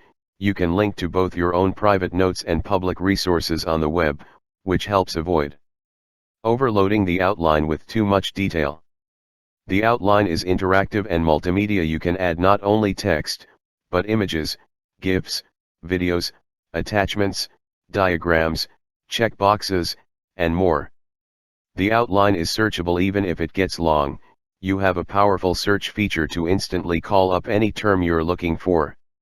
The outline can be accessed and edited from anywhere. Unlike a piece of paper in a notebook, your outline is instantaneously synced to every one of your devices, and it can be viewed, edited, and added to from anywhere. An archipelago of ideas separates the two activities your brain has the most difficulty performing at the same time: choosing ideas, known as selection, and arranging them into a logical flow, known as sequencing. The reason it is so difficult to perform these activities simultaneously is they require different modes. Selection is divergent, requiring an open state of mind that is willing to consider any possibility. Sequencing is convergent, requiring a more closed state of mind focused only on the material you already have in front of you.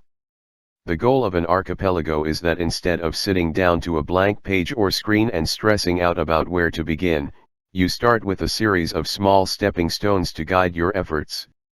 First, you select the points and ideas you want to include in your outline, and then in a separate step, you rearrange and sequence them into an order that flows logically.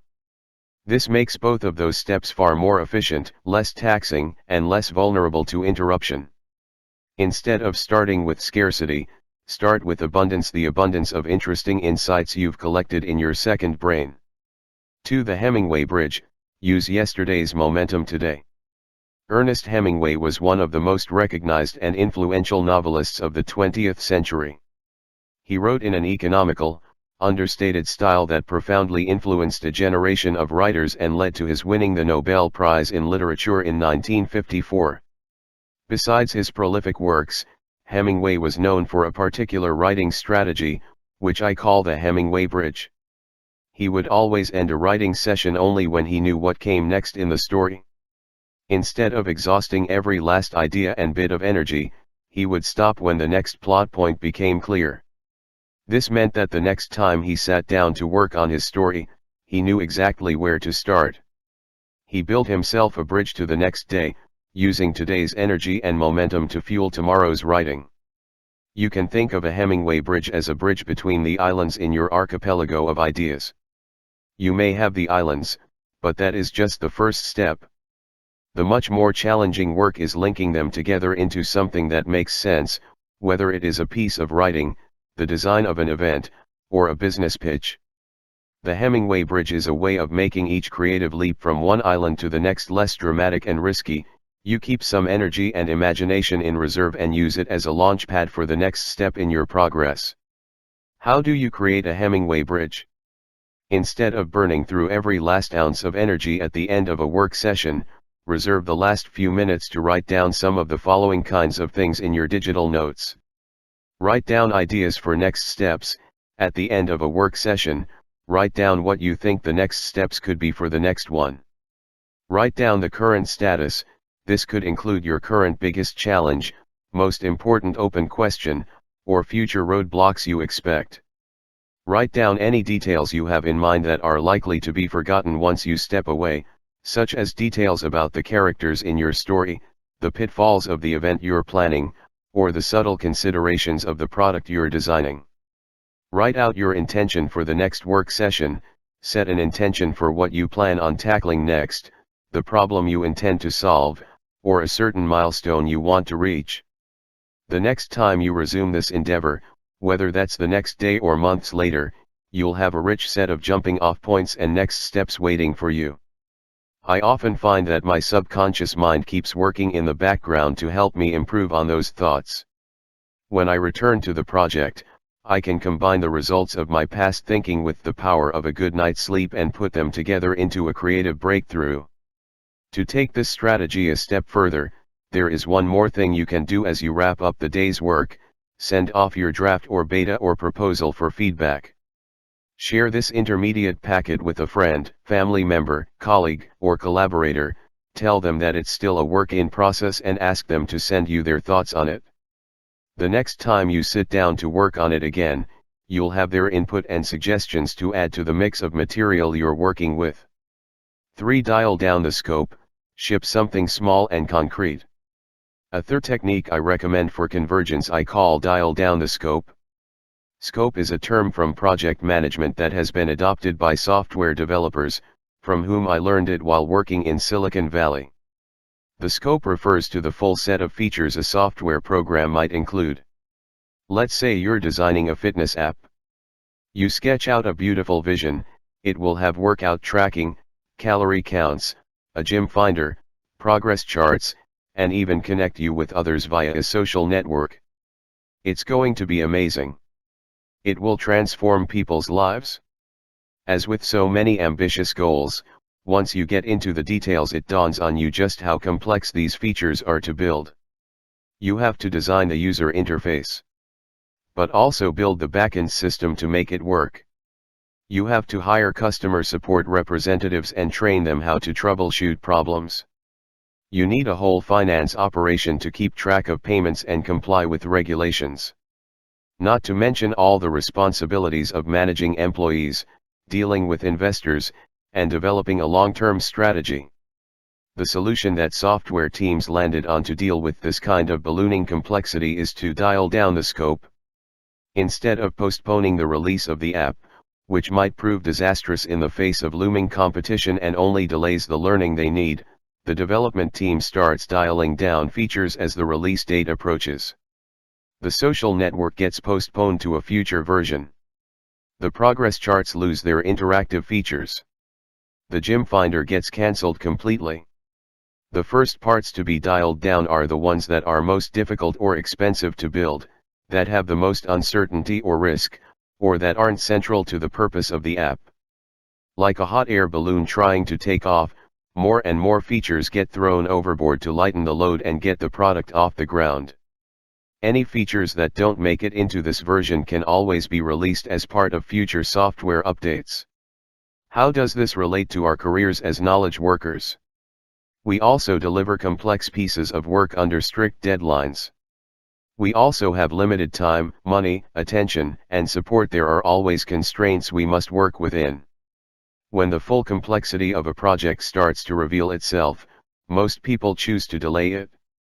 This is true of projects at work, and even more true of side projects we take on in our spare time. We tell ourselves we just need more time, but the delay ends up creating more problems than it solves. We start to lose motivation as the time horizon stretches out longer and longer. Things get lost or go out of date. Collaborators move on, technology becomes obsolete and needs to be upgraded. And random life events never fail to interfere. Postponing our goals and desires to later often ends up depriving us of the very experiences we need to grow. The problem isn't a lack of time. It is that we forget that we have control over the scope of the project. We can dial it down to a more manageable size, and we must if we ever want to see it finished. Waiting until you have everything ready before getting started is like sitting in your car and waiting to leave your driveway until all the traffic lights across town are green at the same time. You can't wait until everything is perfect. There will always be something missing, or something else you think you need. Dialing down the scope recognizes that not all the parts of a given project are equally important. By dropping or reducing or postponing the least important parts, we can unblock ourselves and move forward even when time is scarce. Your second brain is a crucial part of this strategy, because you need a place to save the parts that get postponed or removed. You might cut sentences or entire pages from an article you're writing, or delete scenes from a video you're making, or drop parts of a speech when you're trying to keep within your allotted time. This is a completely normal and necessary part of any creative process. That doesn't mean you have to throw away those parts. One of the best uses for a second brain is to collect and save the scraps on the cutting room floor in case they can be used elsewhere. A slide cut from a presentation could become a social media post. An observation cut from a report could become the basis for a conference presentation. An agenda item cut from a meeting could become the starting point for the next meeting. You never know when the rejected scraps from one project might become the perfect missing piece in another. The possibilities are endless. Knowing that nothing I write or create truly gets lost, only saved for later use, gives me the confidence to aggressively cut my creative works down to size without fearing that I've wasted effort or that I'll lose the results of my thinking forever. Knowing that I can always release a fix, update, or follow up on anything I've made in the past gives me the courage to share my ideas before they're perfectly ready and before I have them all figured out. And sharing before I feel ready has completely altered the trajectory of my career. Whatever you are building, there is a smaller, simpler version of it that would deliver much of the value in a fraction of the time. Here are some examples. If you want to write a book, you could dial down the scope and write a series of online articles outlining your main ideas. If you don't have time for that, you could dial it down even further and start with a social media post explaining the essence of your message. If you want to deliver a workshop for paying clients, you could dial it down to a free workshop at a local meetup, or dial it down even further and start with a group exercise or book club for a handful of colleagues or friends. If you'd like to make a short film, start with a YouTube video, or if that's too intimidating, a live stream. If it's still too much, record a rough cut on your phone and send it to a friend. If you want to design a brand identity for a company, start with a mock-up of a single web page. Even easier, start with a few hand-drawn sketches with your ideas for a logo. How can you know which direction to take your thinking without feedback from customers, colleagues, collaborators, or friends? And how can you collect that feedback without showing them something concrete? This is the chicken and egg problem of creativity. You don't know what you should create, but you can't discover what people want until you create something. Dialing down the scope is a way of short-circuiting that paradox and testing the waters with something small and concrete, while still protecting the fragile and tentative edges of your work. Divergence and convergence are not a linear path, but a loop. Once you complete one round of convergence, you can take what you've learned right back into a new cycle of divergence. Keep alternating back and forth, making iterations each time until it's something you can consider done or complete and share more widely. Divergence and convergence in the wild, behind the scenes of a home project. Let me share an example of one of my own projects in which I used all three of these techniques, remodeling our garage into a home office.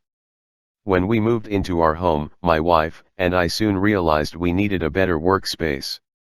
We both work from home, and the tiny extra bedroom wasn't cutting it, especially once our son was born.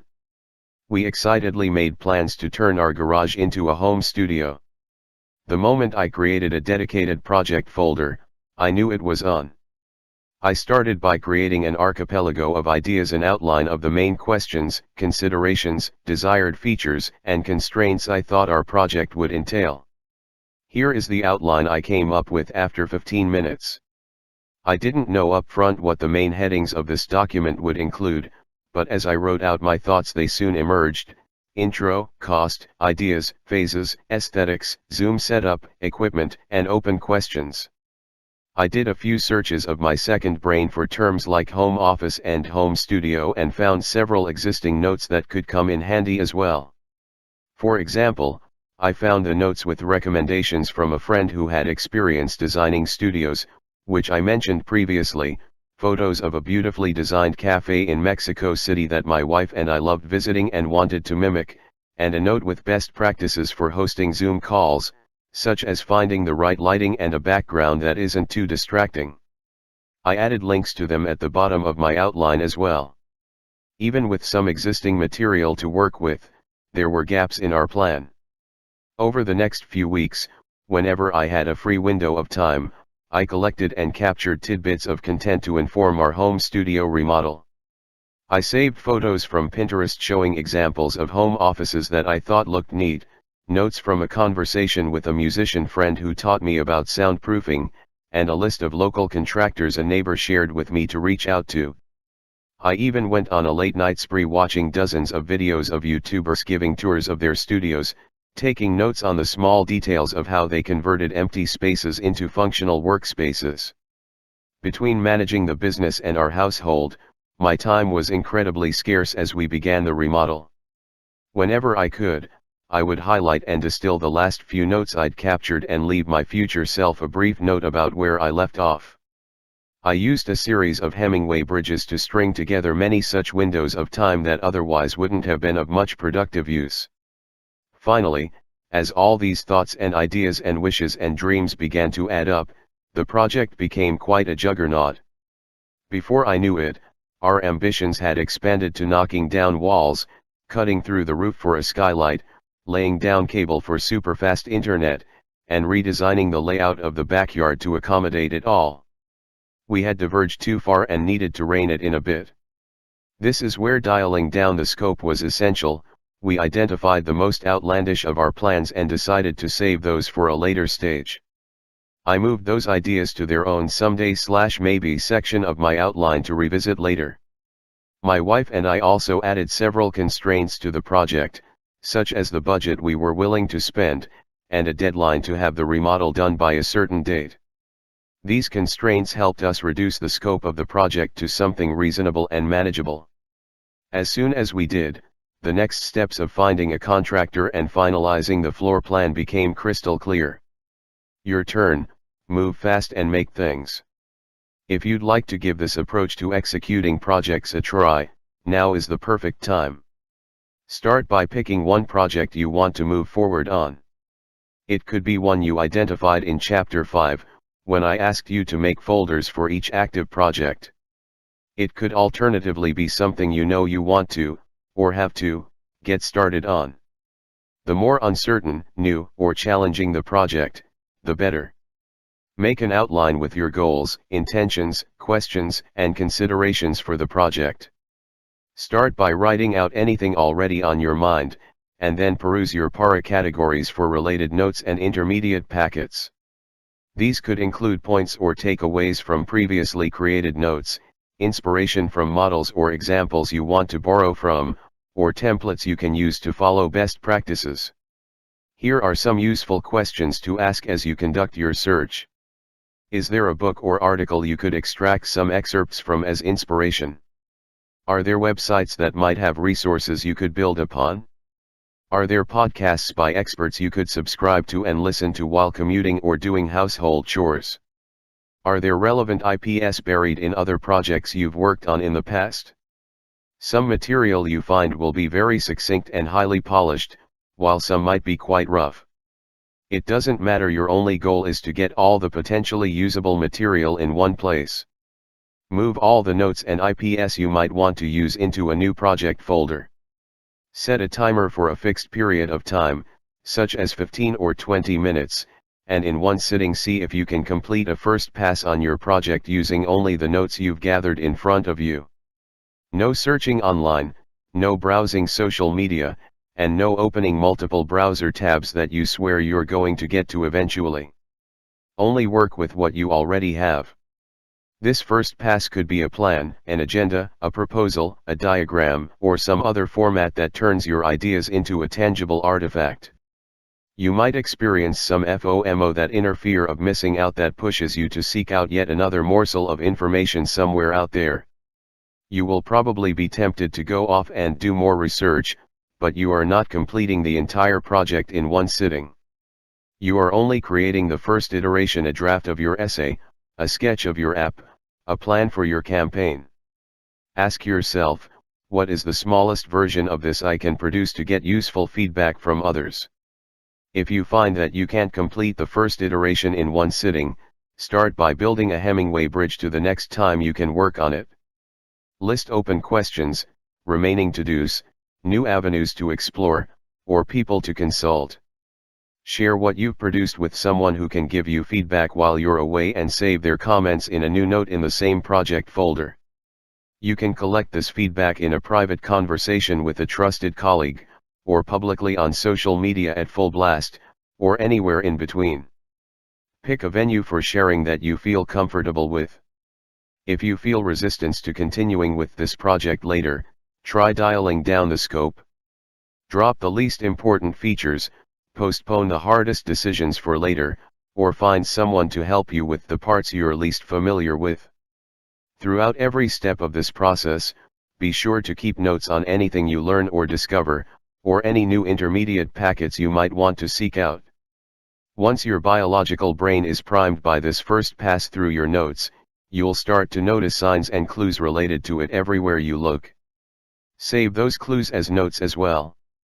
Once you're finished with your first iteration, have gathered feedback, and collected a new set of notes to work with, you'll be ready for whatever comes next. For more insight into what I learned about the creative process from my father, I made a short documentary on his work and life called Wayne Laxon Forte, On My Way to Me.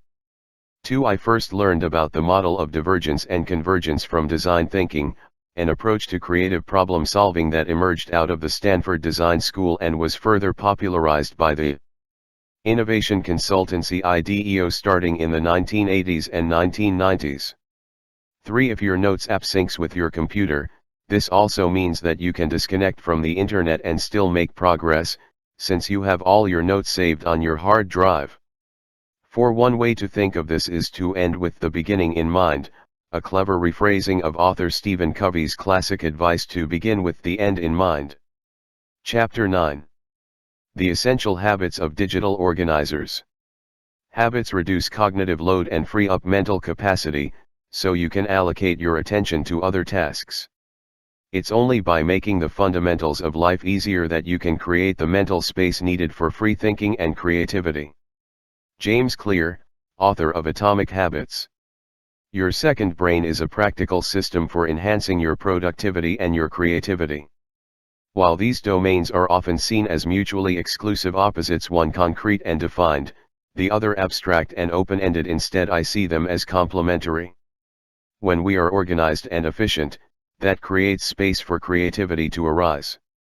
When we have confidence in our creative process, we don't have to think about it as much, significantly reducing the background stress of constantly worrying whether we're going in the right direction. This balance between order and creativity is something that we can build into our second brain intentionally. Like every system, a second brain needs regular maintenance. There is a certain level of organization that you want to maintain in your digital world, so that when you go there to get things done, your virtual workspaces support your productivity instead of interfering with it. Being organized isn't a personality trait you're born with, nor is it merely a matter of finding the right apps or tools. Being organized is a habit, a repeated set of actions you take as you encounter, work with, and put information to use. If we're constantly scrambling to find our notes, drafts, brainstorms, and sources, not only do we waste precious time, but we also sabotage our momentum. At each step of code, there are habits that can help us be more organized so that our creativity has space to arise. The Mice and Place Way to Sustainable Productivity. Consider how chefs work in a commercial kitchen. They have incredibly high demands on both the quality and quantity of their output. Every ingredient in every dish must be nearly perfect, one cold side or undercooked fillet and the whole dish can be sent back, and the kitchen might have to produce hundreds of dishes on a busy night. This fundamental tension between quality and quantity is a tension we share as knowledge workers. We also must produce work to an extremely high standard, and we must do it fast, continuously, all year long. We are like sprinters who are also trying to run a marathon. Chefs have a particular system for accomplishing this daunting feat. It's called Mise en Place, a culinary philosophy used in restaurants around the world. Developed in France starting in the late 1800s, Mise en Place is a step-by-step process for producing high-quality food efficiently. Chefs can never afford to stop the whole kitchen just so they can clean up. They learn to keep their workspace clean and organized in the flow of the meals they are preparing. In the kitchen, this means small habits like always putting the mixing spoon in the same place so they know where to find it next time, immediately wiping a knife clean after using it so it's ready for the next cut, or laying out the ingredients in the order they'll be used so that they serve as placeholders. Chefs use mise en place, a philosophy and mindset embodied in a set of practical techniques, as their external brain. 1. It gives them a way to externalize their thinking into their environment and automate the repetitive parts of cooking so they can focus completely on the creative parts. We have a lot to learn as knowledge workers from the system of mise en place. We likewise have to contend with a deluge of tasks, under uncertain conditions, with tight deadlines.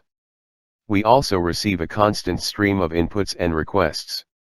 Have too little time to process them, and face many demands requiring simultaneous attention. For us as well, the only time we have available to maintain our systems is during the execution of our regular work. There's no time that's magically going to become available for you to stop everything and completely reorganize your digital world. It's not likely that your manager is going to look kindly on you blocking off a whole day to get caught up. Your business won't last long if you turn customers away because you're maintaining your systems. It's difficult to find the time to put the world on hold and catch your breath. We tend to notice our systems need maintenance only when they break down, which we then blame on our lack of self-discipline or our failure to be sufficiently productive. Building a second brain is not just about downloading a new piece of software to get organized at one point in time, it is about adopting a dynamic, flexible system and set of habits to continually access what we need without throwing our environment, and mind, into chaos. It's not enough to have inner discipline. We also need to follow an outer discipline, a system of principles and behaviors to channel our energies, thoughts, and emotions productively. A system that adds some structure to the constantly changing flux of information that we interact with every day. In this chapter, I will introduce you to 3 kinds of habits that can be integrated into your routine to ensure your second brain remains functional and relevant. Each of these habits creates boundaries of time, space, and intention around the states of mind that you want to protect and promote in your life. These boundaries tell you what you should be focusing on, and just as importantly, what you should ignore. The 3 habits most important to your second brain include project checklists. Ensure you start and finish your projects in a consistent way, making use of past work. Weekly and monthly reviews. Periodically review your work and life and decide if you want to change anything. Noticing habits. Notice small opportunities to edit, highlight, or move notes to make them more discoverable for your future self. You can think of these habits as the maintenance schedule of your second brain. Just like you have a maintenance schedule for your car, which advises you to regularly change the oil, rotate the tires, and change the air filters, your second brain occasionally needs a tune-up to ensure it's in good working order. Let's explore these habits one at a time. The project checklist habit, the key to starting your knowledge flywheel. At the most basic level, knowledge work is about taking in information and then turning it into results. All day, every day we are consuming and then producing. You don't need special training to perform these activities, and you certainly don't need a second brain. What most people are missing, however, is a feedback loop, a way to recycle the knowledge that was created as part of past efforts so it can be used in future ones as well. This is how investors think about money. They don't get the profits from one investment and immediately spend it all. They reinvest it back into other investments, creating a flywheel so their money builds on itself over time. This is exactly how I want you to treat your attention, as an asset that gets invested and produces a return, which in turn can be reinvested back into other ventures. This is how you can ensure your knowledge grows and compounds over time like a high-yield asset. Like investing a small amount in the stock market every month, your investments of attention can likewise compound as your knowledge grows and your ideas connect and build on each other. If you look closely, there are 2 key moments in this process of recycling knowledge. 2 places where the paths diverge, and you have the chance to do something different than you've done before. Those 2 moments are when a project starts, and when it finishes. For the former, I'll introduce you to the project kickoff checklist, and for the latter, the project completion checklist. Checklist number 1, project kickoff. Before they taxi onto the runway and take off, Airline pilots run through a pre-flight checklist that tells them everything they need to check or do. It ensures they complete all the necessary steps without having to rely on their unreliable brains. The way most people launch projects, in contrast, can be described as haphazardly. They might look through their existing notes and files for any information that might be relevant, or they might not. They might talk to their colleagues about any lessons from past experience, or they might not. They might create a plan to guide their progress, or they might not. The successful start of the project is more or less left to chance. In Chapter 5 we saw how work is becoming ever more project-centric. Every goal, collaboration, or assignment we take on can be defined as a project, which gives it shape, focus, and a sense of direction.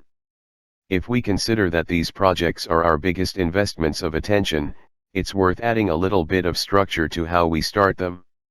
This is where the project kickoff checklist comes in. Here's my own checklist. 1. Capture my current thinking on the project. 2. Review folders, or tags, that might contain relevant notes. 3. Search for related terms across all folders. 4. Move, or tag, relevant notes to the project folder. 5. Create an outline of collected notes and plan the project. 1. Capture my current thinking on the project. I often find that the moment a project begins to form in my mind, I start to have ideas and opinions about it. I like to start by creating a blank note and doing a brainstorm of any thoughts that come to mind. This first note is then placed inside a new project folder dedicated to storing all the notes I'll be creating related to it. This step can and should be messy. I pour out all my random musings, potential approaches, links to other ideas or topics, or reminders of people to talk to. Here are some questions I use to prompt this initial brainstorm. What do I already know about this project? What don't I know that I need to find out? What is my goal or intention? Who can I talk to who might provide insights? What can I read or listen to for relevant ideas? Anything that comes to mind from these questions I write down in my starting note. I prefer using bullet points so the information is compact and can easily be moved around. 2. Review folders, or tags, that might contain relevant notes. Second, I look through any existing folders that might contain information relevant to the new project I'm starting, including related templates, outlines, and outtakes from previous projects. Para and progressive summarization really come in handy here. I already have a variety of folders, each containing a curated set of notes, highlighted and summarized so I can rapidly recall what they're about. I choose a handful of folders that seem most relevant to what I'm starting, including in projects, areas, resources, and archives. Then I quickly scan any notes inside that look interesting, taking care to keep the momentum going so I don't get bogged down anywhere. Now is not the time to go on tangents that will only distract me from moving forward. 3. Search for related terms across all folders. The third step is to perform searches for any notes I might have missed. Sometimes there are valuable ideas buried in unexpected places, which I may not find through browsing alone. This is where the curator's perspective I used when I first captured the content really pays off because each and every note in my second brain was deliberately chosen. I am able to search through a collection of exclusively high-quality notes free of fluff and filler.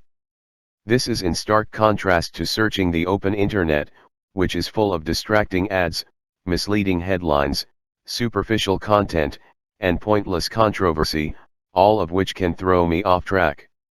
I run a series of searches for terms related to the new project, scanning the results and quickly jumping into any note that seems relevant. Progressive summarization helps here too, enabling me to zoom into and out of notes without having to absorb their full contents. 4. Move, or tag, relevant notes to the project folder. Fourth, any notes found in the previous 2 steps I move to the project folder, titled after the name of the new project I'm starting. Alternatively, depending on the capabilities of your Notes app, you can also tag or link any relevant notes with the project, so you don't have to move them from their original location. The important thing isn't where a note is located, but whether you can reference it quickly while staying focused on the project at hand. 5. Create an outline of collected notes and plan the project. Finally, it's time to pull together the material I've gathered and create an outline, an archipelago of ideas, for the project. My goal is to end up not just with a loose collection of ideas. It is to formulate a logical progression of steps that make it clear what I should do next. The form this outline takes depends on the nature of the project. If it is a piece of writing such as an essay or report, the outline might be the main points or headings I want to include in the final piece. If it is a document outlining a collaborative project with colleagues or outside contractors, the outline might include the objectives we're working toward and tentative responsibilities for each person. If it is a trip I'm planning to take, it might be a packing list and itinerary.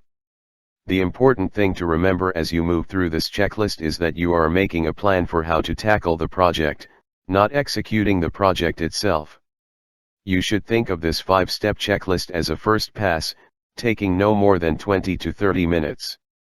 You're only trying to get a sense of what kind of material you already have in your second brain.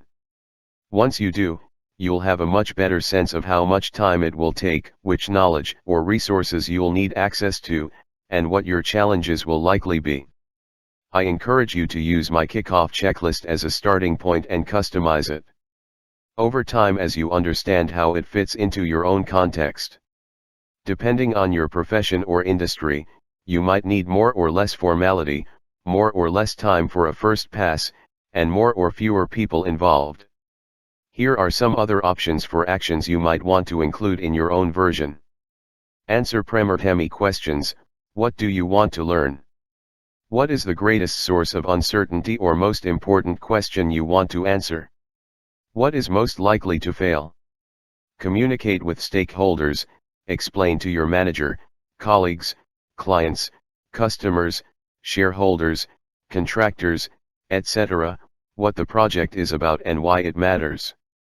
Define success criteria. What needs to happen for this project to be considered successful? What are the minimum results you need to achieve, or the stretch goals you're striving for?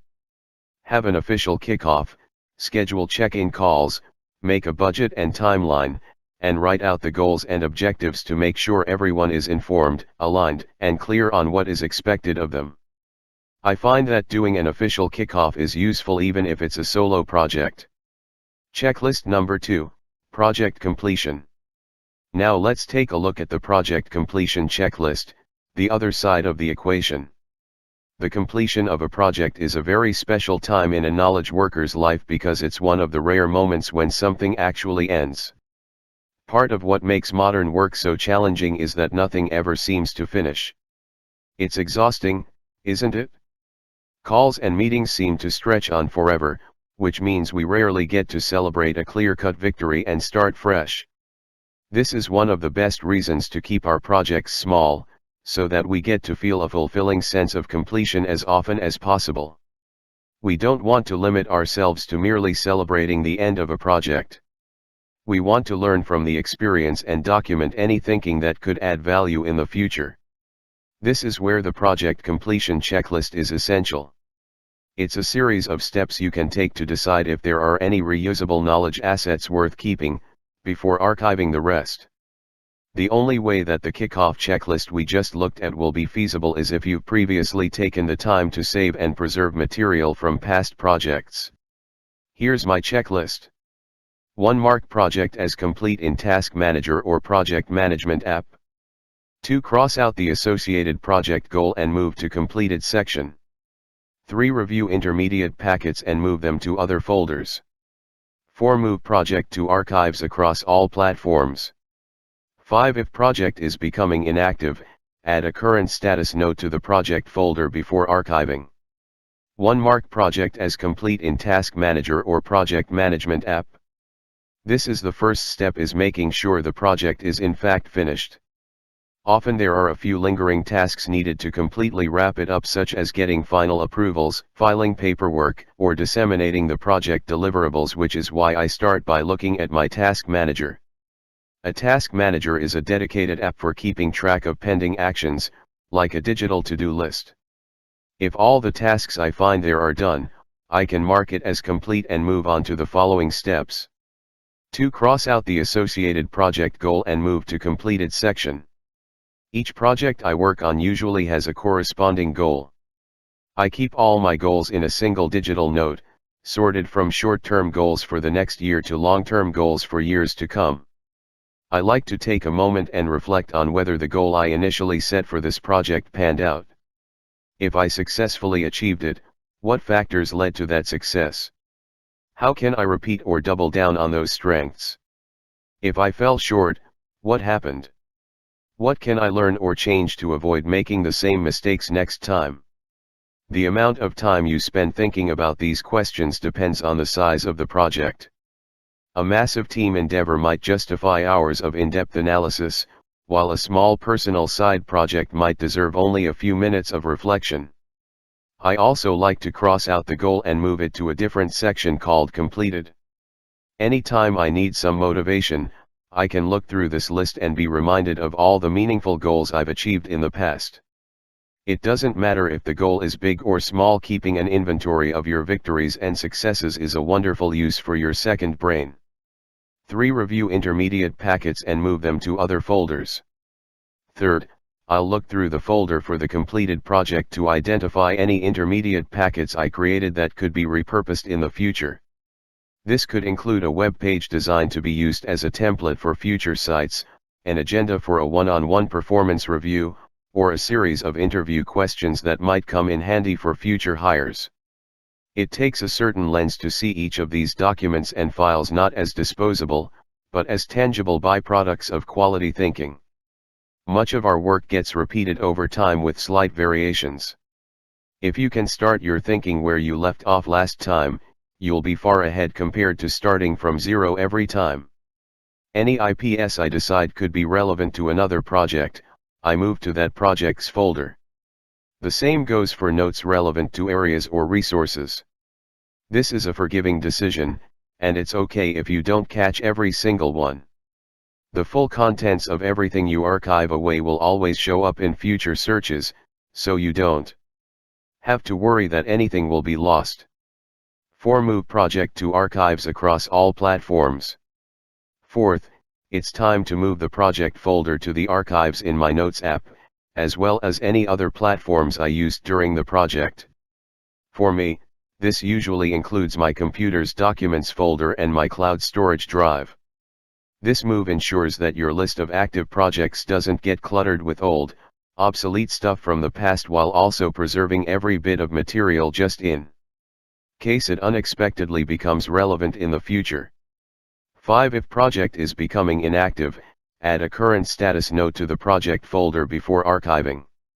The 5th step applies only if the project is getting cancelled, postponed, or put on hold instead of completed. I still want to archive it so it's out of sight, but in this special case, there's one final action I take. I add a new note to the project folder titled Current Status, and jot down a few comments so I can pick it back up in the future.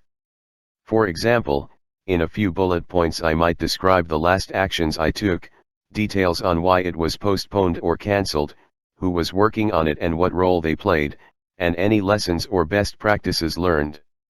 This Hemingway bridge gives me the confidence to put the project on ice knowing I can bring it back to life anytime. I've been amazed that by being honest with myself about when a project has stalled and taking these few minutes to download my current thinking on it, I can often pick it back up months or even years later with minimal effort. It's very empowering to realize you can put a project in cold storage and let go of the mental toll of having to keep it in mind. It's tremendously comforting to know that I don't need to make constant progress on everything all the time. Here are some other items you can include on your project completion checklist.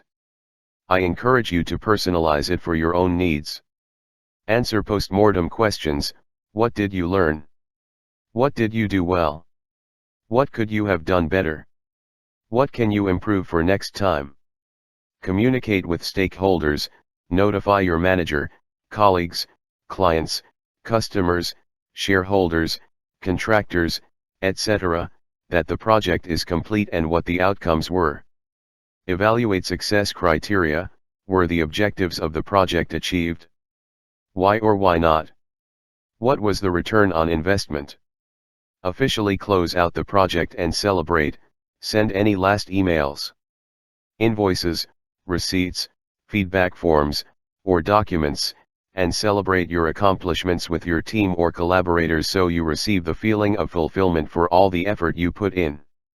The first pass on your project completion checklist should be completed in even less time than the project kickoff checklist, no more than 10 or 15 minutes to grab any standalone materials and insights. Since you don't know for sure that any of this material will ever be useful again, you should minimize how much extra time and attention you invest in it. Put in just enough effort that your future self will be able to decide if the material is relevant to their needs.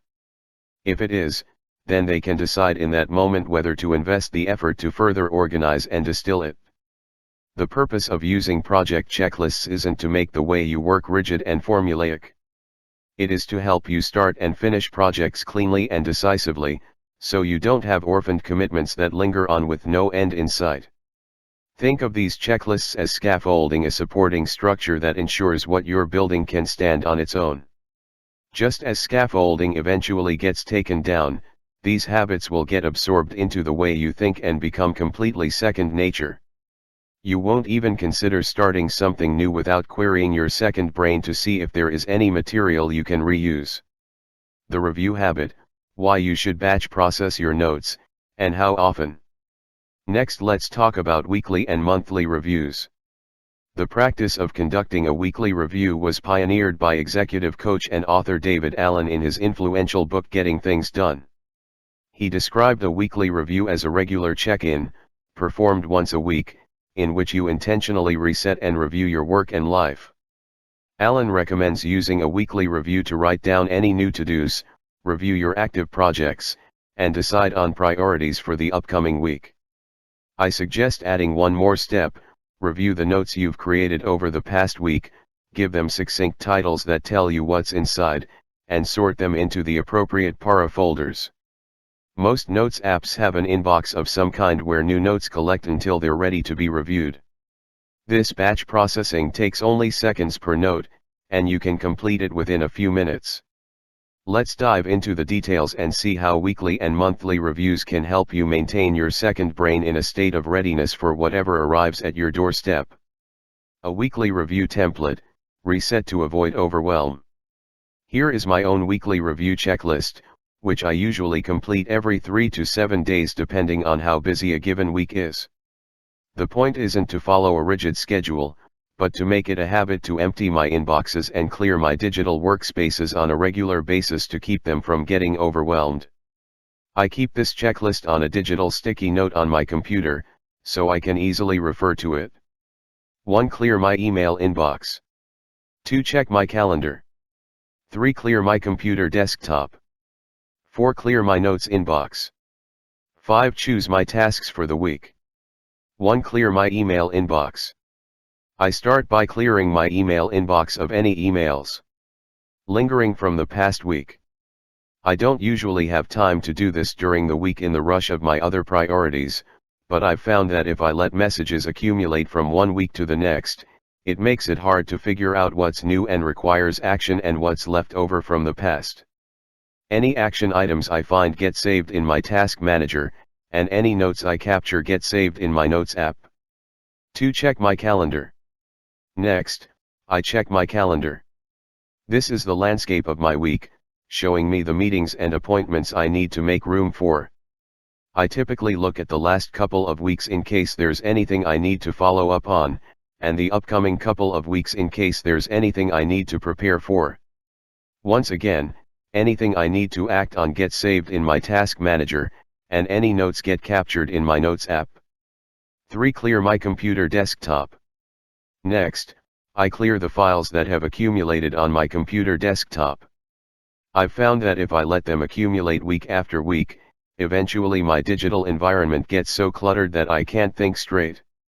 Any files potentially relevant to my projects, areas, or resources get moved to the appropriate para folders in my computer's file system. 4. Clear my notes inbox.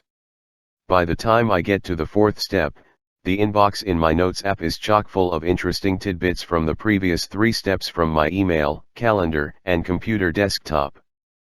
Plus all the other notes I've collected over the course of the preceding week, which usually totals between 5 and 15 new notes in an average week.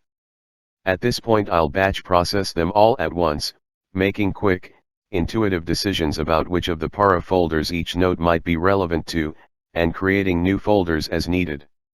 There is no correct location for a given note, and search is incredibly effective, so I put it in the first place that occurs to me. You'll notice that this is the only step in my weekly review that is directly related to my digital notes. It is a simple and practical process of going through my notes inbox, giving each note an informative title, and moving them into the appropriate para folders. I don't highlight or summarize them. I don't try to understand or absorb their contents. I don't worry about all the topics they could potentially relate to. I want to save all that thinking for the future, for a time and place when I know what I'm trying to accomplish and am seeking a knowledge building block to help me get there faster. This weekly sorting process serves as a light reminder of the knowledge I've accumulated over the past week, and ensures I have a healthy flow of new ideas and insights flowing into my second brain. 5. Choose my tasks for the week. There's one final step in my weekly review. It's time to clear the inbox in my Task Manager app. By this point, there are likewise a number of tasks that I've captured from my email, calendar, desktop, and notes, and I take a few minutes to sort them into the appropriate projects and areas. The final step of my weekly review is to select the tasks I'm committing to for the upcoming week. Because I've just completed a sweep of my entire digital world and taken into account every piece of potentially relevant information, I can make this decision decisively and begin my week with total confidence that I'm working on the right things. A monthly review template. Reflect for clarity and control.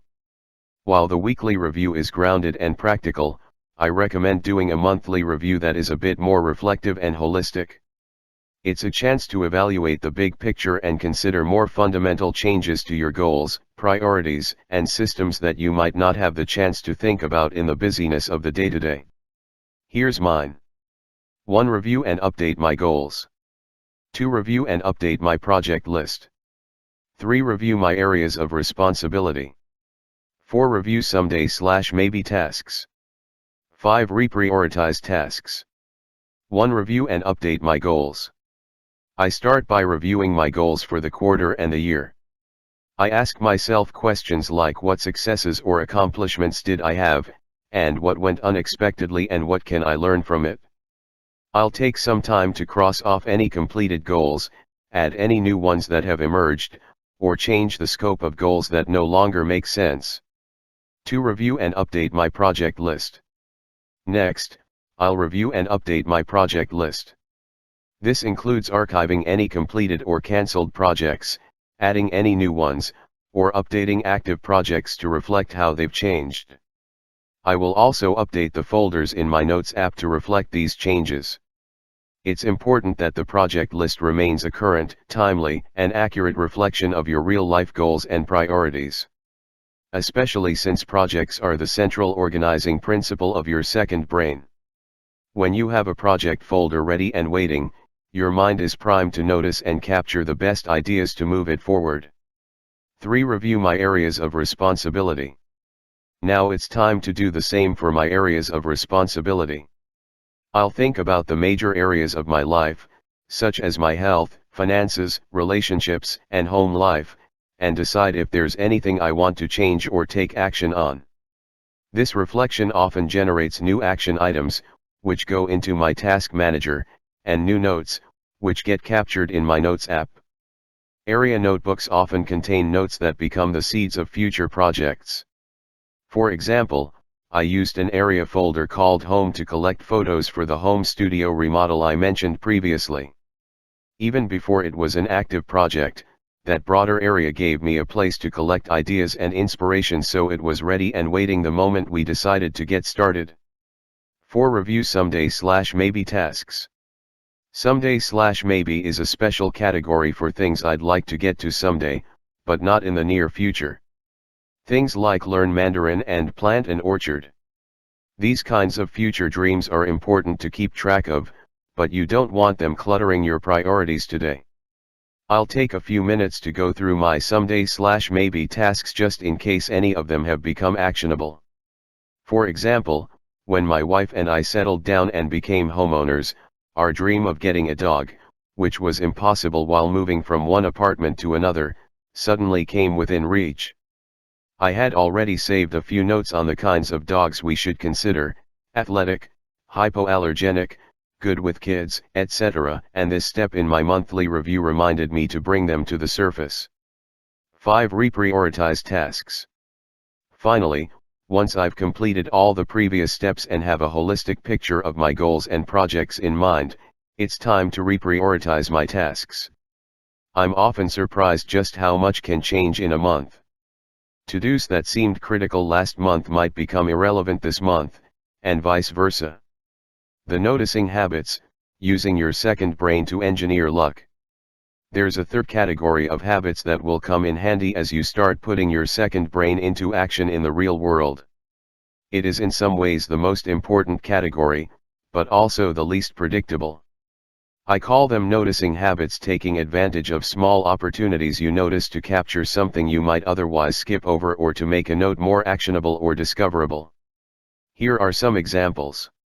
Noticing that an idea you have in mind could potentially be valuable and capturing it instead of thinking, "Oh, it's nothing."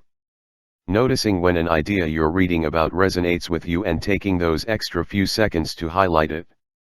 Noticing that a note could use a better title and changing it so it's easier for your future self to find it. Noticing you could move or link a note to another project or area where it will be more useful. Noticing opportunities to combine two or more intermediate packets into a new, larger work so you don't have to start it from scratch. Noticing a chance to merge similar content from different notes into the same note so it's not spread around too many places. Noticing when an IP that you already have could help someone else solve a problem, and sharing it with them, even if it's not perfect. The nice thing about notes, unlike to-dos, is that they aren't urgent. If one important to-do gets overlooked, the results could be catastrophic. Notes, on the other hand, can easily be put on hold any time you get busy, without any negative impact. If you have the time to organize your notes each week, that's great. If you don't, it's no problem. I often will wait weeks or even a month or longer before I find the time to clear my notes inbox. They remain ready and waiting there for as long as I need. The most common misconception about organizing I see when I'm working with clients is the belief that organizing requires a heavy lift. They seem to believe that if they could just block off their calendar and get a few days free of pressing commitments, then they'd finally be able to curb the clutter and clear their head. Even on the rare occasions I've seen people somehow manage to clear such a big block of time, it never seems to go very well. They tend to get bogged down in minutiae and barely make a dent in the mountain of accumulated stuff they wanted to tackle. Then they're saddled with a feeling of guilt that they weren't able to make progress even with so much time at their disposal. It's not natural for humans to completely reorganize their entire world all at once. There are too many layers, too many facets of a human life, to perfectly square every little detail. It's crucial to stay organized, but it needs to be done a little at a time in the flow of our normal lives. It needs to be done in the in-between moments of moving your projects forward as you notice small opportunities for improvement. Here are more specific examples of what those opportunities might look like. You decide to visit Costa Rica on your next vacation, so you move a note with useful Spanish phrases from your languages resource folder to a Costa Rica project folder to aid in your trip. Your director of engineering leaves for another job and you need to hire a new one, so you move the folder you created last time for engineering hire from archives to projects to guide your search. You schedule the next in a series of workshops you are facilitating and move a PDF with workshop exercises from an area folder called Workshops to a new project folder for the specific workshop you're planning. You notice that you need to buy a new computer because your current one is getting too slow, so you move some articles you've saved from the computer research resource folder to a new project folder called Buy a New Computer. All these actions take mere moments, and are made in response to changes in your priorities and goals. We should avoid doing a lot of heavy lifting up front, not only because it takes up precious time and energy, but because it locks us into a course of action that might not end up being right. When you make your digital notes a working environment, not just a storage environment, you end up spending a lot more time there. When you spend more time there, you'll inevitably notice many more small opportunities for change than you expect. Over time, this will gradually produce an environment far more suited to your real needs than anything you could have planned up front. Just like professional chefs keep their environment organized with small nudges and adjustments, you can use noticing habits to organize as you go. Your turn. A perfect system you don't use isn't perfect. Each of the 3 kinds of habits I've introduced you to: project kickoff and completion checklists, weekly and monthly reviews, and noticing habits, are all meant to be performed quickly in the in-between spaces of your day. They are designed to build on activities you are probably already doing in some form, adding perhaps a little bit more structure. These shouldn't be massive feats, requiring you to set aside huge chunks of time in total Zen-like isolation. That's not realistic, and if you wait until those perfect conditions arrive, you'll never take even the first step. The checklists I've provided are a starting point to help you add some predictability in an environment that is often chaotic and unpredictable. They provide a regular cadence of actions for taking in, processing, and making use of digital information, without requiring you to stop everything and reorganize everything all at once. I want to remind you that the maintenance of your second brain is very forgiving. Unlike a car engine, nothing will explode, break down, or burst into flames if you let things slide for days, weeks, or even months. The entire point of building a second brain and pouring your thoughts into it is to make those thoughts less vulnerable to the passage of time. They will be ready to pick up right where you left off when you have more time or motivation. To make this concrete, there's no need to capture every idea, the best ones will always come back around eventually. There's no need to clear your inbox frequently, unlike your to-do list, there's no negative consequence if you miss a given note. There's no need to review or summarize notes on a strict timeline, we're not trying to memorize their contents or keep them top of mind. When organizing notes or files within Para, it's a very forgiving decision of where to put something, since search is so effective as a backup option. The truth is, any system that must be perfect to be reliable is deeply flawed. A perfect system you don't use because it's too complicated and error-prone isn't a perfect system, it's a fragile system that will fall apart as soon as you turn your attention elsewhere. We have to remember that we are not building an encyclopedia of immaculately organized knowledge. We are building a working system. Both in the sense that it must work, and in the sense that it is a regular part of our everyday lives. For that reason, you should prefer a system that is imperfect, but that continues to be useful in the real conditions of your life. A premortem is a useful practice, similar to a postmortem used to analyze how a project went wrong, except performed before the project starts. By asking what is likely to go wrong, you can take action to prevent it from happening in the first place. 2. Although outside the scope of this book, I've included my recommendations for task managers on multiple operating systems in the Second Brain Resource Guide at buildingasecondbrain.com/resources. 3. The book Getting Things Done, known as GTD, is a helpful counterpart to personal knowledge management, applying the same lens of getting things off your mind that we are using for notes to actionable information such as to-dos. Chapter 10. The Path of Self-Expression. An idea wants to be shared. And, in the sharing, it becomes more complex, more interesting, and more likely to work for more people. Adrienne Marie Brown, writer and activist. For most of history, humanity's challenge was how to acquire scarce information. There was hardly any good information to be found anywhere. It was locked up in difficult to reproduce manuscripts or stuck in the heads of scholars. Access to information was limited, but that wasn't a problem for most people.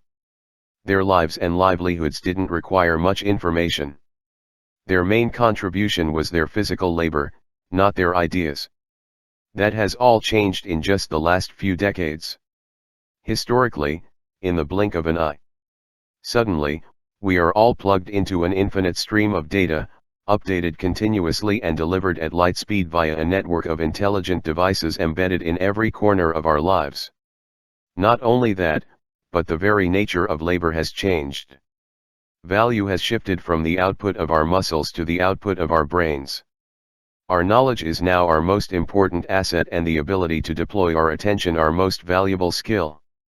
The tools of our trade have become abstract and immaterial, the building blocks of ideas, insights, facts, frameworks, and mental models. Now our challenge isn't to acquire more information, as we saw in the exploration of divergence and convergence, it is to find ways to close off the stream so we can get something done. Any change in how we interact with information first requires a change in how we think. In this chapter we'll explore what it looks like and feels like to make that shift. Mindset over toolset: the quest for the perfect app. The majority of this book has been about acquiring a new set of tools in your relationship to information. However, over the years I've noticed that it is never a person's tool set that constrains their potential, it's their mindset. You might have arrived at this book because you heard about this new field called personal knowledge management, or maybe when you were trying to find guidance in how to use a cool new note-taking app. Maybe you were drawn in by the promise of new techniques for enhancing your productivity, or perhaps it was the allure of a systematic approach to creativity. Whatever you are looking for, all these paths eventually lead to the same place. If you are willing to follow a journey of personal growth. There is no divide between our inner selves and our digital lives. The beliefs and attitudes that shape our thinking in one context inevitably show up in other contexts as well. Underlying our struggles and challenges with productivity, creativity, and performance is our fundamental relationship to the information in our lives. That relationship was forged during your upbringing as you encountered new experiences, and was influenced by your personality, learning style, relationships, and your genes. You learned to react in a certain way when faced with new ideas.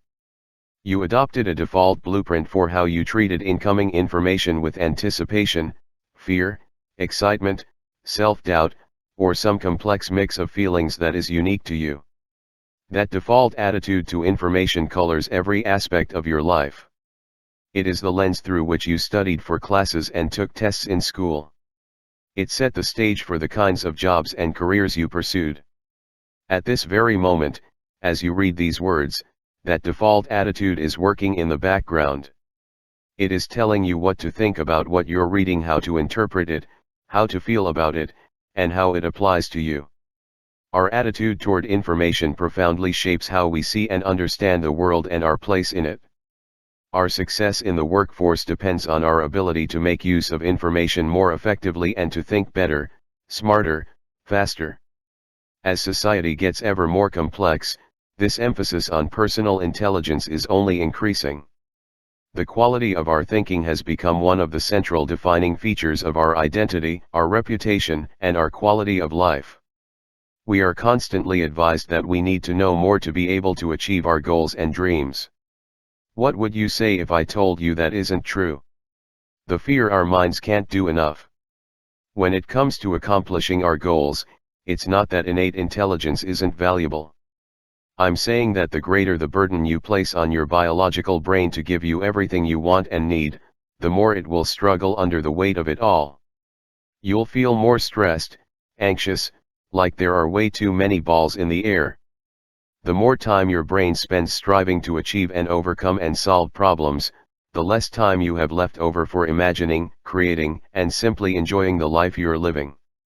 The brain can solve problems, but that isn't its sole purpose. Your mind was meant for much more. It is this fundamental attitude toward information that will start to change as you integrate your second brain into your life. You will begin to see connections you didn't know you could make. Ideas about business, psychology, and technology will connect and spawn new revelations you've never consciously considered. Lessons from art, philosophy, and history will intermingle to give you epiphanies about how the world works. You will naturally start to combine these ideas to form new perspectives, new theories, and new strategies. You will be filled with a sense of awe at the elegance of the system you've created, and how it works in almost mysterious ways to bring to your attention the information you need. Maybe you don't see yourself as a writer, creator, or expert. I certainly didn't when I first started taking notes on my health problems. Once you start seeing even your biggest ambitions in terms of the smaller chunks of information they are made up of, you'll begin to realize that any experience or passing insight can be valuable. Your fears, doubts, mistakes, missteps, failures, and self-criticism, it's all just information to be taken in, processed, and made sense of. All of it is part of a larger, ever-evolving whole. A participant in one of my courses named Amelia recently told me that starting to build her second brain had caused her to make a 180-degree change in her relationship to the internet. She had seen it as sensationalistic and offensive and, as a result, hadn't wanted to engage with the online world at all. Once she had a place where she could curate the best of the internet while ignoring everything that didn't serve her, she told me she began to see it in a completely new light. Amelia is a skilled leadership coach who runs a clinic teaching leaders how to manage their nervous systems to improve their well-being and effectiveness. Imagine how many more people she can reach with her expertise now that she sees the internet as a source of wisdom and connection, not just noise. How does such a dramatic change happen? Amelia didn't necessarily learn a new fact that she didn't know before. She took on a new perspective. She chose to look at the world through a different lens, the lens of appreciation and abundance. We can't always control what happens to us, but we can choose the lens we look through. This is the basic choice we have in creating our own experience, which aspects to nourish or starve, using only the magnifying power of our attention. As you build a second brain, your biological brain will inevitably change. It will start to adapt to the presence of this new technological appendage, treating it as an extension of itself. Your mind will become calmer, knowing that every idea is being tracked. It will become more focused, knowing it can put thoughts on hold and access them later. I often hear that people start to feel a tremendous sense of conviction for their goals, their dreams, and the things they want to change or influence in the world because they know they have a powerful system behind them amplifying every move they make. Giving your first brain a new job. Instead of trying to optimize your mind so that it can manage every tiny detail of your life, it's time to fire your biological brain from that job and give it a new one, as the CEO of your life, orchestrating and managing the process of turning information into results. We're asking your biological brain to hand over the job of remembering to an external system, and by doing so, freeing it to absorb and integrate new knowledge in more creative ways. Your second brain is always on, has perfect memory, and can scale to any size. The more you outsource and delegate the jobs of capturing, organizing, and distilling to technology, the more time and energy you'll have available for the self-expression that only you can do. Once your biology is no longer the bottleneck on your potential, you'll be free to expand the flow of information as much as you want without drowning in it. You'll be more balanced and peaceful, knowing you can step away from that flow at any time because it's all being stored safely outside your head. You will be more trusting, because you've learned to trust a system outside yourself. It will be incredibly humbling and reassuring, in fact, that you are not solely responsible for all the remembering that needs to happen in your life. You will be more open-minded, willing to consider more unorthodox, more challenging, more unfinished ideas, because you have a plentiful supply of alternatives to choose from. You'll want to expose yourself to more diverse perspectives, from more people, without necessarily committing to any single one. You'll become a curator of perspectives, free to pick and choose the beliefs and concepts that serve you best in any given situation. Delegating a job you've been doing for a long time is always intimidating. The voice of fear creeps up in the back of your mind. Will there be anything left for me to do? Will I still be valued and needed? We are taught that it's better to have a secure role than risk being replaced. That it's safer to keep your head down and not make a fuss rather than strive for something better.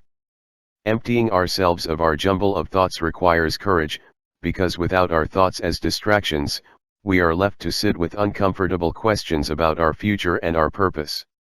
That is why building a second brain is a journey of personal growth.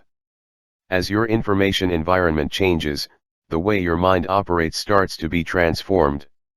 You leave behind one identity and step into another, an identity as the orchestrator and conductor of your life, not its passenger.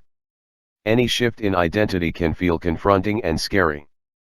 You don't know exactly who you will be and what it will be like on the other side, but if you persevere through the transition, there is always a new horizon of hope, possibility, and freedom waiting for you on the other side.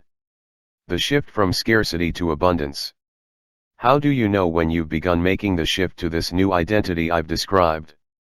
The biggest shift that starts to occur as soon as you start creating a second brain is the shift from viewing the world through the lens of scarcity to seeing it through the lens of abundance. I see so many people trying to operate in this new world under the assumptions of the past that information is scarce, and therefore we need to acquire and consume and hoard as much of it as possible. We've been conditioned to view information through a consumerist lens, that more is better, without limit.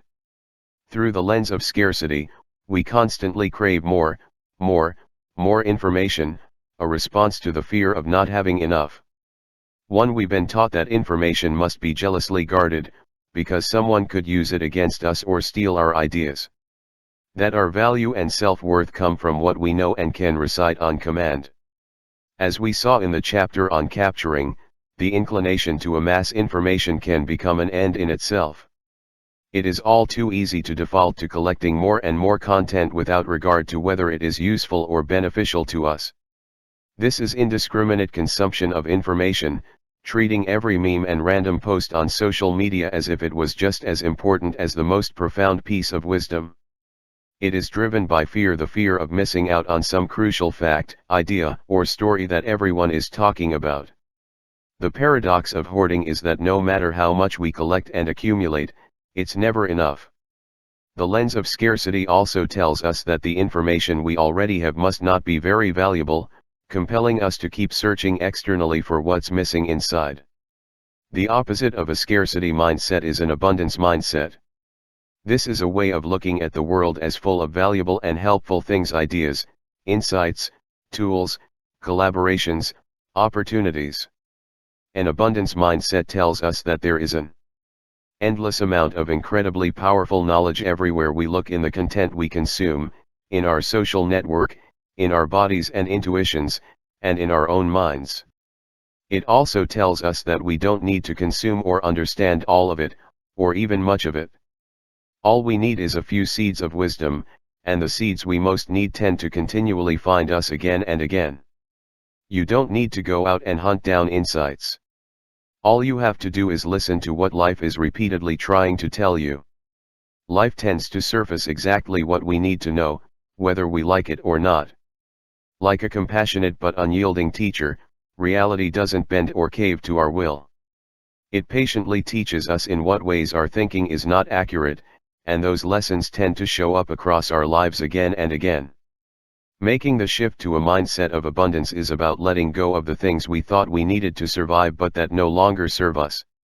It means giving up low-value work that gives us a false sense of security but that doesn't call forth our highest selves.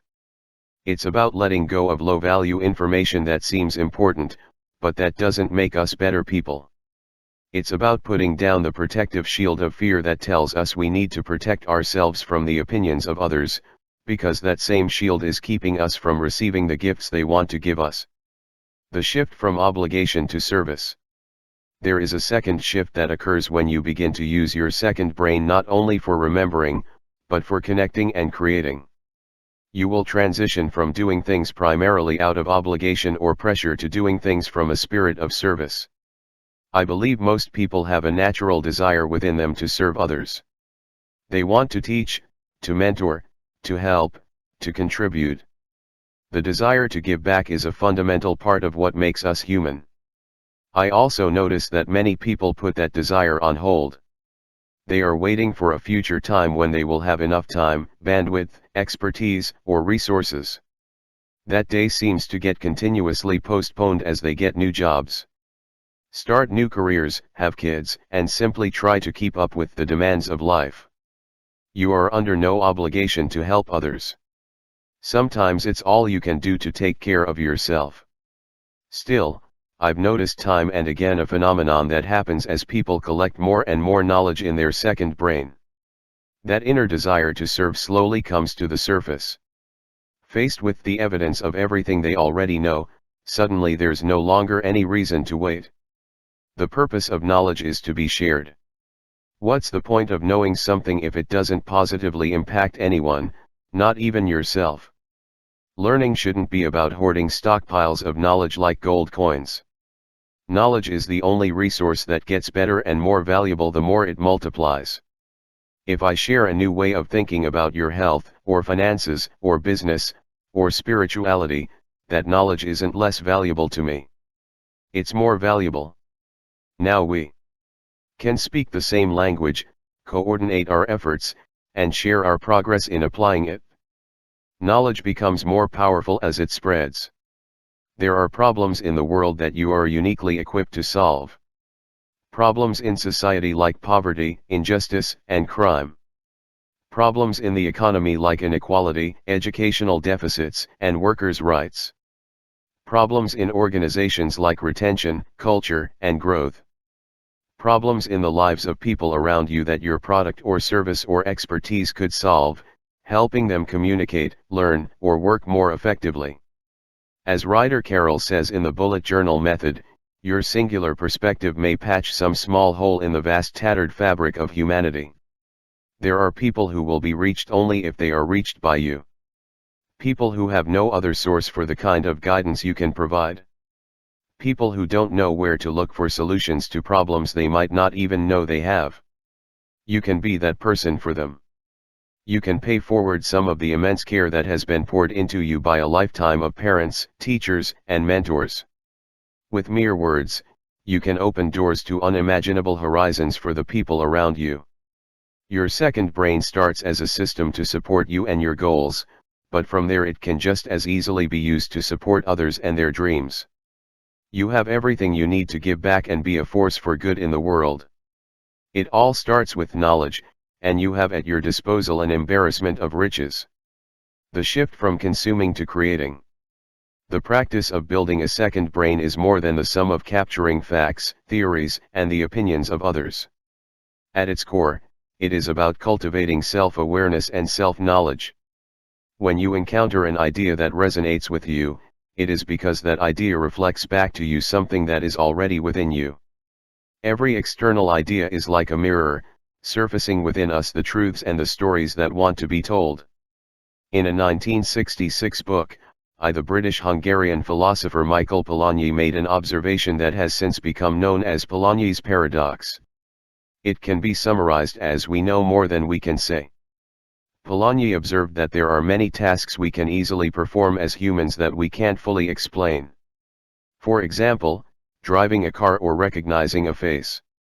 We can try to describe how we do these things, but our explanations always fall far short. That's because we are relying on tacit knowledge, which is impossible to describe in exact detail. We possess that knowledge, but it resides in our subconscious and muscle memory where language cannot reach. This problem known as self-ignorance has been a major roadblock in the development of artificial intelligence and other computer systems. Because we cannot describe how we know what we know, it can't be programmed into software. The curse of computer scientists is our blessing, because this tacit knowledge represents the final frontier on which humans outperform machines. The jobs and endeavors that rely on tacit knowledge will be the last ones to be automated. As you build your second brain, you will collect many facts and figures, but they are just a means to an end, discovering the tacit knowledge that lives within you. It's in there, but you need external hooks to pull it out and into your conscious awareness. If we know more than we can say, then we need a system for continuously offloading the vast wealth of knowledge we've gained from real life experience. You know things about how the world works that you can't fully put into words. You understand human nature at a deep intuitive level. You see patterns and connections in your field that no other machine or human can see. Life has given you a set of experiences that provide you with a unique lens on the world. Through that lens you can perceive truths that can have a profoundly positive impact on you and others. We are constantly told that we should be true to ourselves and pursue our deepest desires, but what if you don't know what your goals and desires are? What if you have no idea what your life purpose is or should be? Self-direction is impossible without self-knowledge. How can you know what you want if you don't know who you are? The process of knowing yourself can seem mystical, but I see it as eminently practical. It starts with noticing what resonates with you. Noticing what seems to call out to you in the external world and gives you a sense of déjà vu. There is a universe of thoughts and ideas and emotions within you. Over time, you can uncover new layers of yourself and new facets of your identity. You search outside yourself to search within yourself, knowing that everything you find has always been a part of you. Our fundamental need for self-expression. In Chapter 1, I told the story of my unexplained medical condition and how it led me to start organizing information digitally. There was a period a few years into that journey when I was at my lowest point. I had seemingly exhausted every avenue that modern medicine could offer me. The doctors were suggesting that it must be all in my head because their diagnostics couldn't find anything wrong. I was in more pain than ever before, waking up with so much tension in my neck that it felt like a vice clutching me by the throat. I started withdrawing from my friends and social circles because I was so consumed by the pain I was experiencing. My attention was so focused on the pain in my body that I found it difficult to hold a conversation. I started spending more and more time by myself, on the internet, where I could communicate and connect without speech. My view of life darkened as I slowly spiraled into depression and despair. It felt for a time like I had no future. How could I date or make friends without being able to speak? What kind of job could I hold down with unpredictable, chronic pain? What kind of future could I look forward to as my symptoms continued to worsen, without any treatment or even diagnosis on the horizon?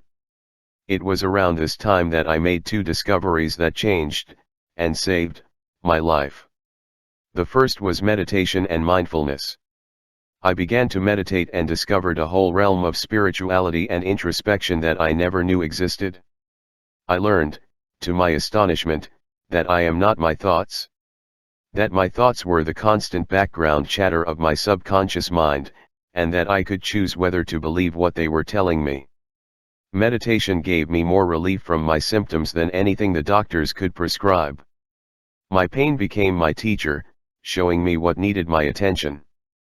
As I started having deep, profoundly moving experiences in meditation, I wanted to share what I was learning with others. This led me to my second great discovery, writing in public. 2. I started a blog, and my very first blog post was about my experience at a Vipassana meditation retreat in Northern California. I still had trouble speaking, so writing became my refuge.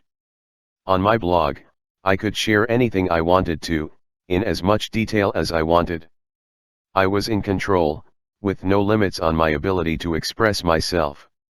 I discovered something through that experience, that self-expression is a fundamental human need. Self-expression is as vital to our survival as food or shelter. We must be able to share the stories of our lives, from the small moments of what happened today at school to our grandest theories of what life is about. Your turn, the courage to share. I've spoken with so many people about their stories, and I've noticed time and again how many of them have beautiful, moving, powerful things to share. They have unique experiences that have revealed to them deep wisdom, yet they almost always undervalue those stories and experiences. They think maybe one day they'll get around to sharing them. I'm here to tell you that there is no reason to wait. The world is desperate to hear what you know. You can change lives by sharing yourself with others. It takes courage and vulnerability to stand up and deliver your message. It takes going against the grain, refusing to be quiet and hidden in the face of fear. Finding your voice and speaking your truth is a radical act of self-worth. Who are you to speak up? Who says you have anything to offer? Who are you to demand people's attention and take up their time? The only way to discover the answer to these questions is by speaking and seeing what comes out.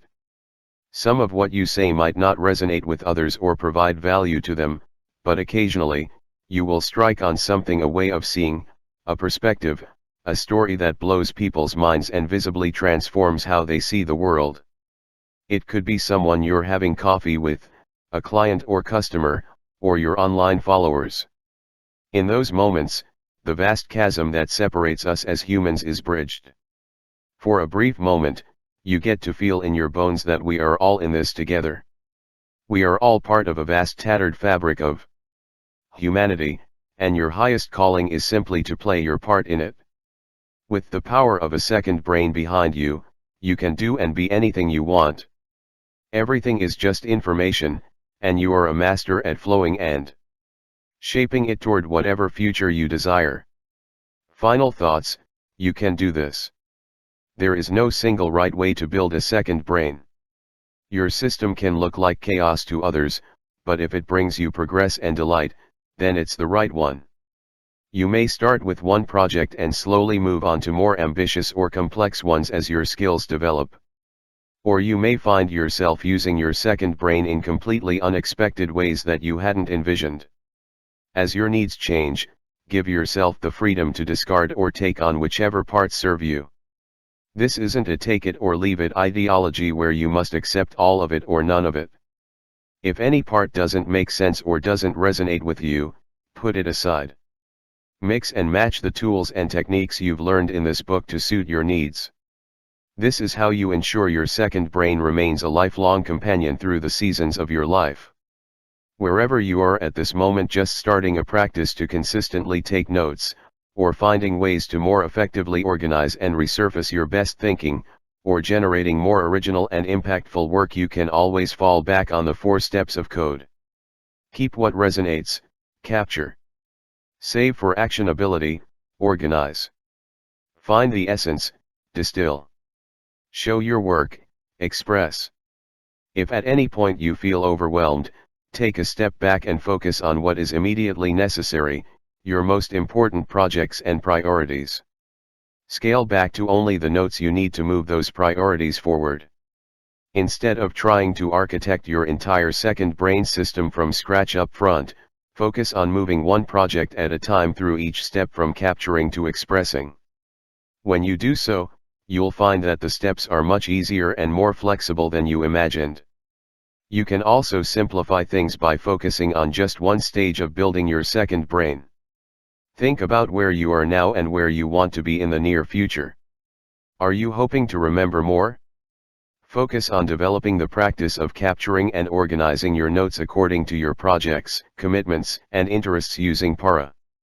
Are you hoping to connect ideas and develop your ability to plan, influence, and grow in your personal and professional life? Experiment with consistently distilling and refining your notes using progressive summarization and revisiting them during weekly reviews. Are you committed to producing more and better output with less frustration and stress?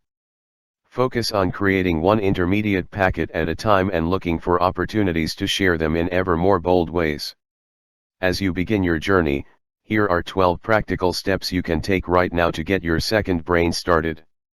Each one of them is a starting point to begin establishing the habits of personal knowledge management in your life. 1. Decide what you want to capture. Think about your second brain as an intimate commonplace book or journal. What do you most want to capture, learn, explore, or share? Identify 2 to 3 kinds of content that you already value to get started with. 2. Choose your notes app. If you don't use a digital notes app, get started with one now. See Chapter 3 and use the free guide at buildingasecondbrain.com/resources for up-to-date comparisons and recommendations. 3. Choose a capture tool. I recommend starting with a Read Later app to begin saving any article or other piece of online content you're interested in for later consumption. Believe me, this one step will change the way you think about consuming content forever. 4. Get set up with Para. Set up the 4 folders of Para: projects, areas, resources, archives, and, with a focus on actionability, create a dedicated folder, or tag, for each of your currently active projects. Focus on capturing notes related to those projects from this point forward. 5. Get inspired by identifying your 12 favorite problems. Make a list of some of your favorite problems, save the list as a note, and revisit it any time you need ideas for what to capture.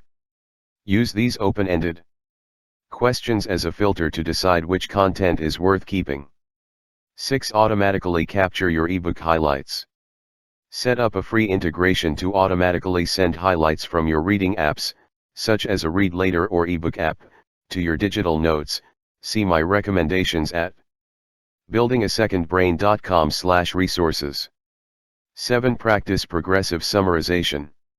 Summarize a group of notes related to a project you're currently working on using multiple layers of highlighting to see how it affects the way you interact with those notes. 8. Experiment with just one intermediate packet. Choose a project that might be vague, sprawling, or simply hard, and pick just one piece of it to work on an intermediate packet. Maybe it is a business proposal, a chart, a run of show for an event, or key topics for a meeting with your boss. Break the project down into smaller pieces, make a first pass at one of the pieces, and share it with at least one person to get feedback. 9. Make progress on one deliverable. Choose a project deliverable you're responsible for and, using the express techniques of archipelago of ideas, Hemingway bridge, and dial down the scope, see if you can make decisive progress on it using only the notes in your second brain. 10. Schedule a weekly review. Put a weekly recurring meeting with yourself on your calendar to begin establishing the habit of conducting a weekly review. To start, just clear your notes inbox and decide on your priorities for the week. From there, you can add other steps as your confidence grows. 11. Assess your note-taking proficiency.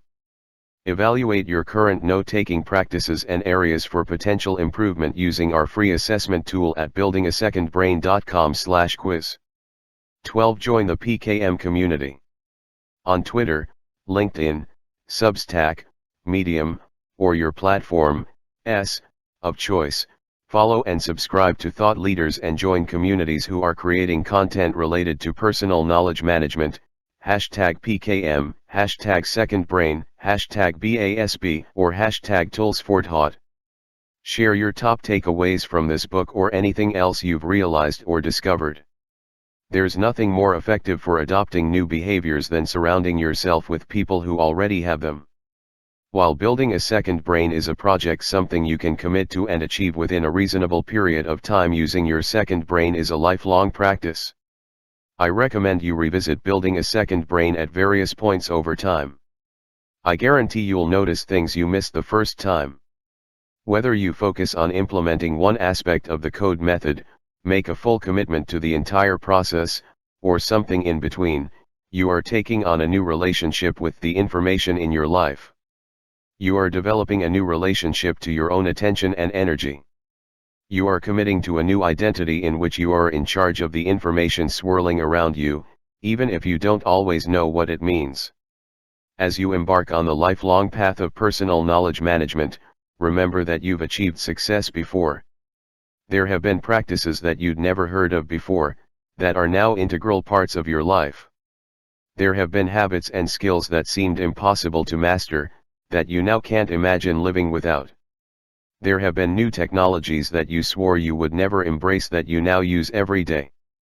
This is the same. What seems unfamiliar and strange now will eventually feel completely natural. If I could leave you with one last bit of advice, it is to chase what excites you. When you are captivated and obsessed by a story, an idea, or a new possibility, don't just let that moment pass as if it doesn't matter. Those are the moments that are truly precious, and that no technology can produce for you. Run after your obsessions with everything you have. Just be sure to take notes along the way. The Tacit Dimension, by Michael Polanyi. 2. I came to appreciate the incredible power of writing in public through my partnership with David Pearl, who teaches people how to do it via his online writing school Rite of Passage, which you can learn more about at riteofpassage.school. Bonus chapter: How to create a tagging system that works. I wrote this book to give you a new way to think about the knowledge that matters to you. It's designed to give anyone a path to create and benefit from a second brain, and provides an introduction to the fascinating world of personal knowledge management. The practice begins and ends with note-taking, including capturing, organizing, distilling, and expressing information, ideas, and packets of work. The specific techniques in the code chapters are the best place to get started. However, one of the most common questions I receive is about the advanced skill of tagging. I've compiled a bonus chapter on how to create a tagging system for your second brain following the principle of actionability. Although not essential for getting started, tags do provide an extra layer of organization that can be useful as your knowledge collection grows. You can download this chapter at buildingasecondbrain.com/bonus chapter. Additional resources and guidelines. The technology landscape is constantly changing, and the best practices evolve as new platforms emerge. I've created the Second Brain Resource Guide as a public resource with continually updated recommendations for the best notes apps, capture tools, and other useful apps, frequently asked questions, and other advice and guidelines to help you succeed in personal knowledge management. You can access it at https://www.buildingasecondbrain.com/resources. Acknowledgements. I'm sitting here at my usual writing spot weeks after my manuscript deadline has passed. I postponed the writing of these acknowledgements for as long as possible because it feels almost impossible. The number of people who have contributed to and touched this book along the way is staggering. The depth of gratitude I feel for all the love and energy and intelligence that they have poured into me is difficult to put into words. But I'll try. Thank you to Stephanie Hitchcock and the team at Atria for your willingness to take a chance on a novel idea and a first-time author. This book exists only because you saw its potential and committed to seeing it realized. I'm deeply grateful to my editor, Janet Goldstein, for wrangling my words, and sometimes me, into a message far clearer and more elegant than anything I could have come up with on my own. My agent, Lisa Dimona, has graciously guided me through every step of the publishing journey from the earliest days of this project. I look forward to working together for many years to come. Thank you to the Forte Labs team and extended network: Bethany Swinehart, Will Manon, Monica Risavi, Mark Koenig, Stephen Zen, Becca Olazan, and Julia Saxena. You've been behind the scenes every step of the way, making the business work, overcoming challenges, and creating new ways of sharing these ideas with the world. I am continuously amazed by your dedication to excellence. You constantly impress me with your deep commitment to creating lasting, positive change in people's lives. I look forward to everything we'll accomplish together. I'm eternally grateful to Billy Broas for helping me find more powerful ways of communicating my truth beyond my inner circle. To Maya P. Lim for crafting the visual identity that will deliver our education to every corner of the planet. And I'm thankful to the Pen Name team for partnering with me in sharing my life's work far and wide. The only way my business, or life, functions is with the help of my brain trust. The work I do wouldn't be half as meaningful or interesting without your unwavering support. David, building a business with you and developing our ideas side by side has been one of the most meaningful endeavors of my career. Joel, you are like a rock in stormy seas. I've lost count of how many times dinners in your home served as a stabilizing force when it seemed like everything was going to unravel. Raphael, you came up with the name of the course and now the book. The laughter you've brought into my life has been like a beacon of joy every time I've started to take myself too seriously. Derek, in many ways this journey started with our late-night conversations as teenagers about technology and the future, ours and humanity's. Thank you for entertaining and encouraging those far-fetched ideas, some of which, after all these years, found their way into this book. I've had a series of mentors and advisors who shifted my trajectory in ways I can hardly believe. Thank you to Venkatesh Rao for serving as my introduction to the online world of ideas. A few words of your public support and encouragement fueled my motivation for years. Thank you to David Allen for pioneering the personal productivity field and introducing us to the possibility that we could proactively improve how we worked with and managed information. I have been profoundly influenced and helped by your ideas. Thank you to Kathy Felon, not only for believing I was onto something, but for sponsoring and advising me in bringing my work into companies. Your belief in me at the time outshined my own, and your advice and lessons continue to resound years later. Thank you to James Clear for giving so generously of your time and guiding my book writing efforts around many pitfalls and blind spots. At a time when everyone in the world wanted your attention, you chose to give it to a fledgling writer with not much to offer in return. Thank you to Joe Hudson, who came into my life as a friend and mentor at a crucial moment when I needed to learn how to navigate the emotions of the new level of self-expression I was taking on. Thank you to Srini Rao for going all in with your support of my work and taking a risk in putting your reputation behind it. Thank you to Forte Labs followers, subscribers, customers, and students. You are the fuel powering all the capturing, organizing, distilling, and expressing that makes the Building a Second Brain community so vibrant. This book is just as much a distillation of the stories, strategies, and techniques I've learned from you over the years as it is my own ideas. You are the ultimate authority on what works and what doesn't. By taking my courses, reading my writing, and giving me feedback on everything from tweets to book drafts, you've opened the door to a future where second brains are available to people everywhere.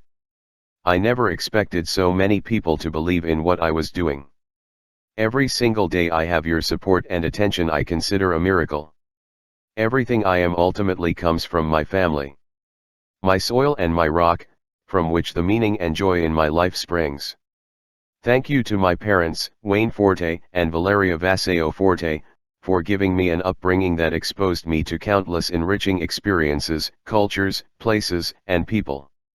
Dad, you are my model of what it means to express myself with unsparing honesty and taste, while also upholding my responsibilities as a father, husband, and citizen.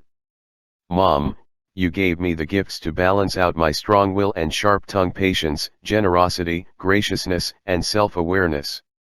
You both dedicated your lives to making me the kind of person with enough abundance to share with others. So many of the teachings expressed in this book have their origin in the simple, practical lessons you taught me and modeled for me as a child. To my siblings and in-laws, Lucas, Paloma, Marco, Caitlin, and Grant. You are my best friends, my confidants, and my lifelong companions. Every time I start to lose sight of who I am and what's important to me, you bring me back to the soil I came from. I cherish every minute we spend together.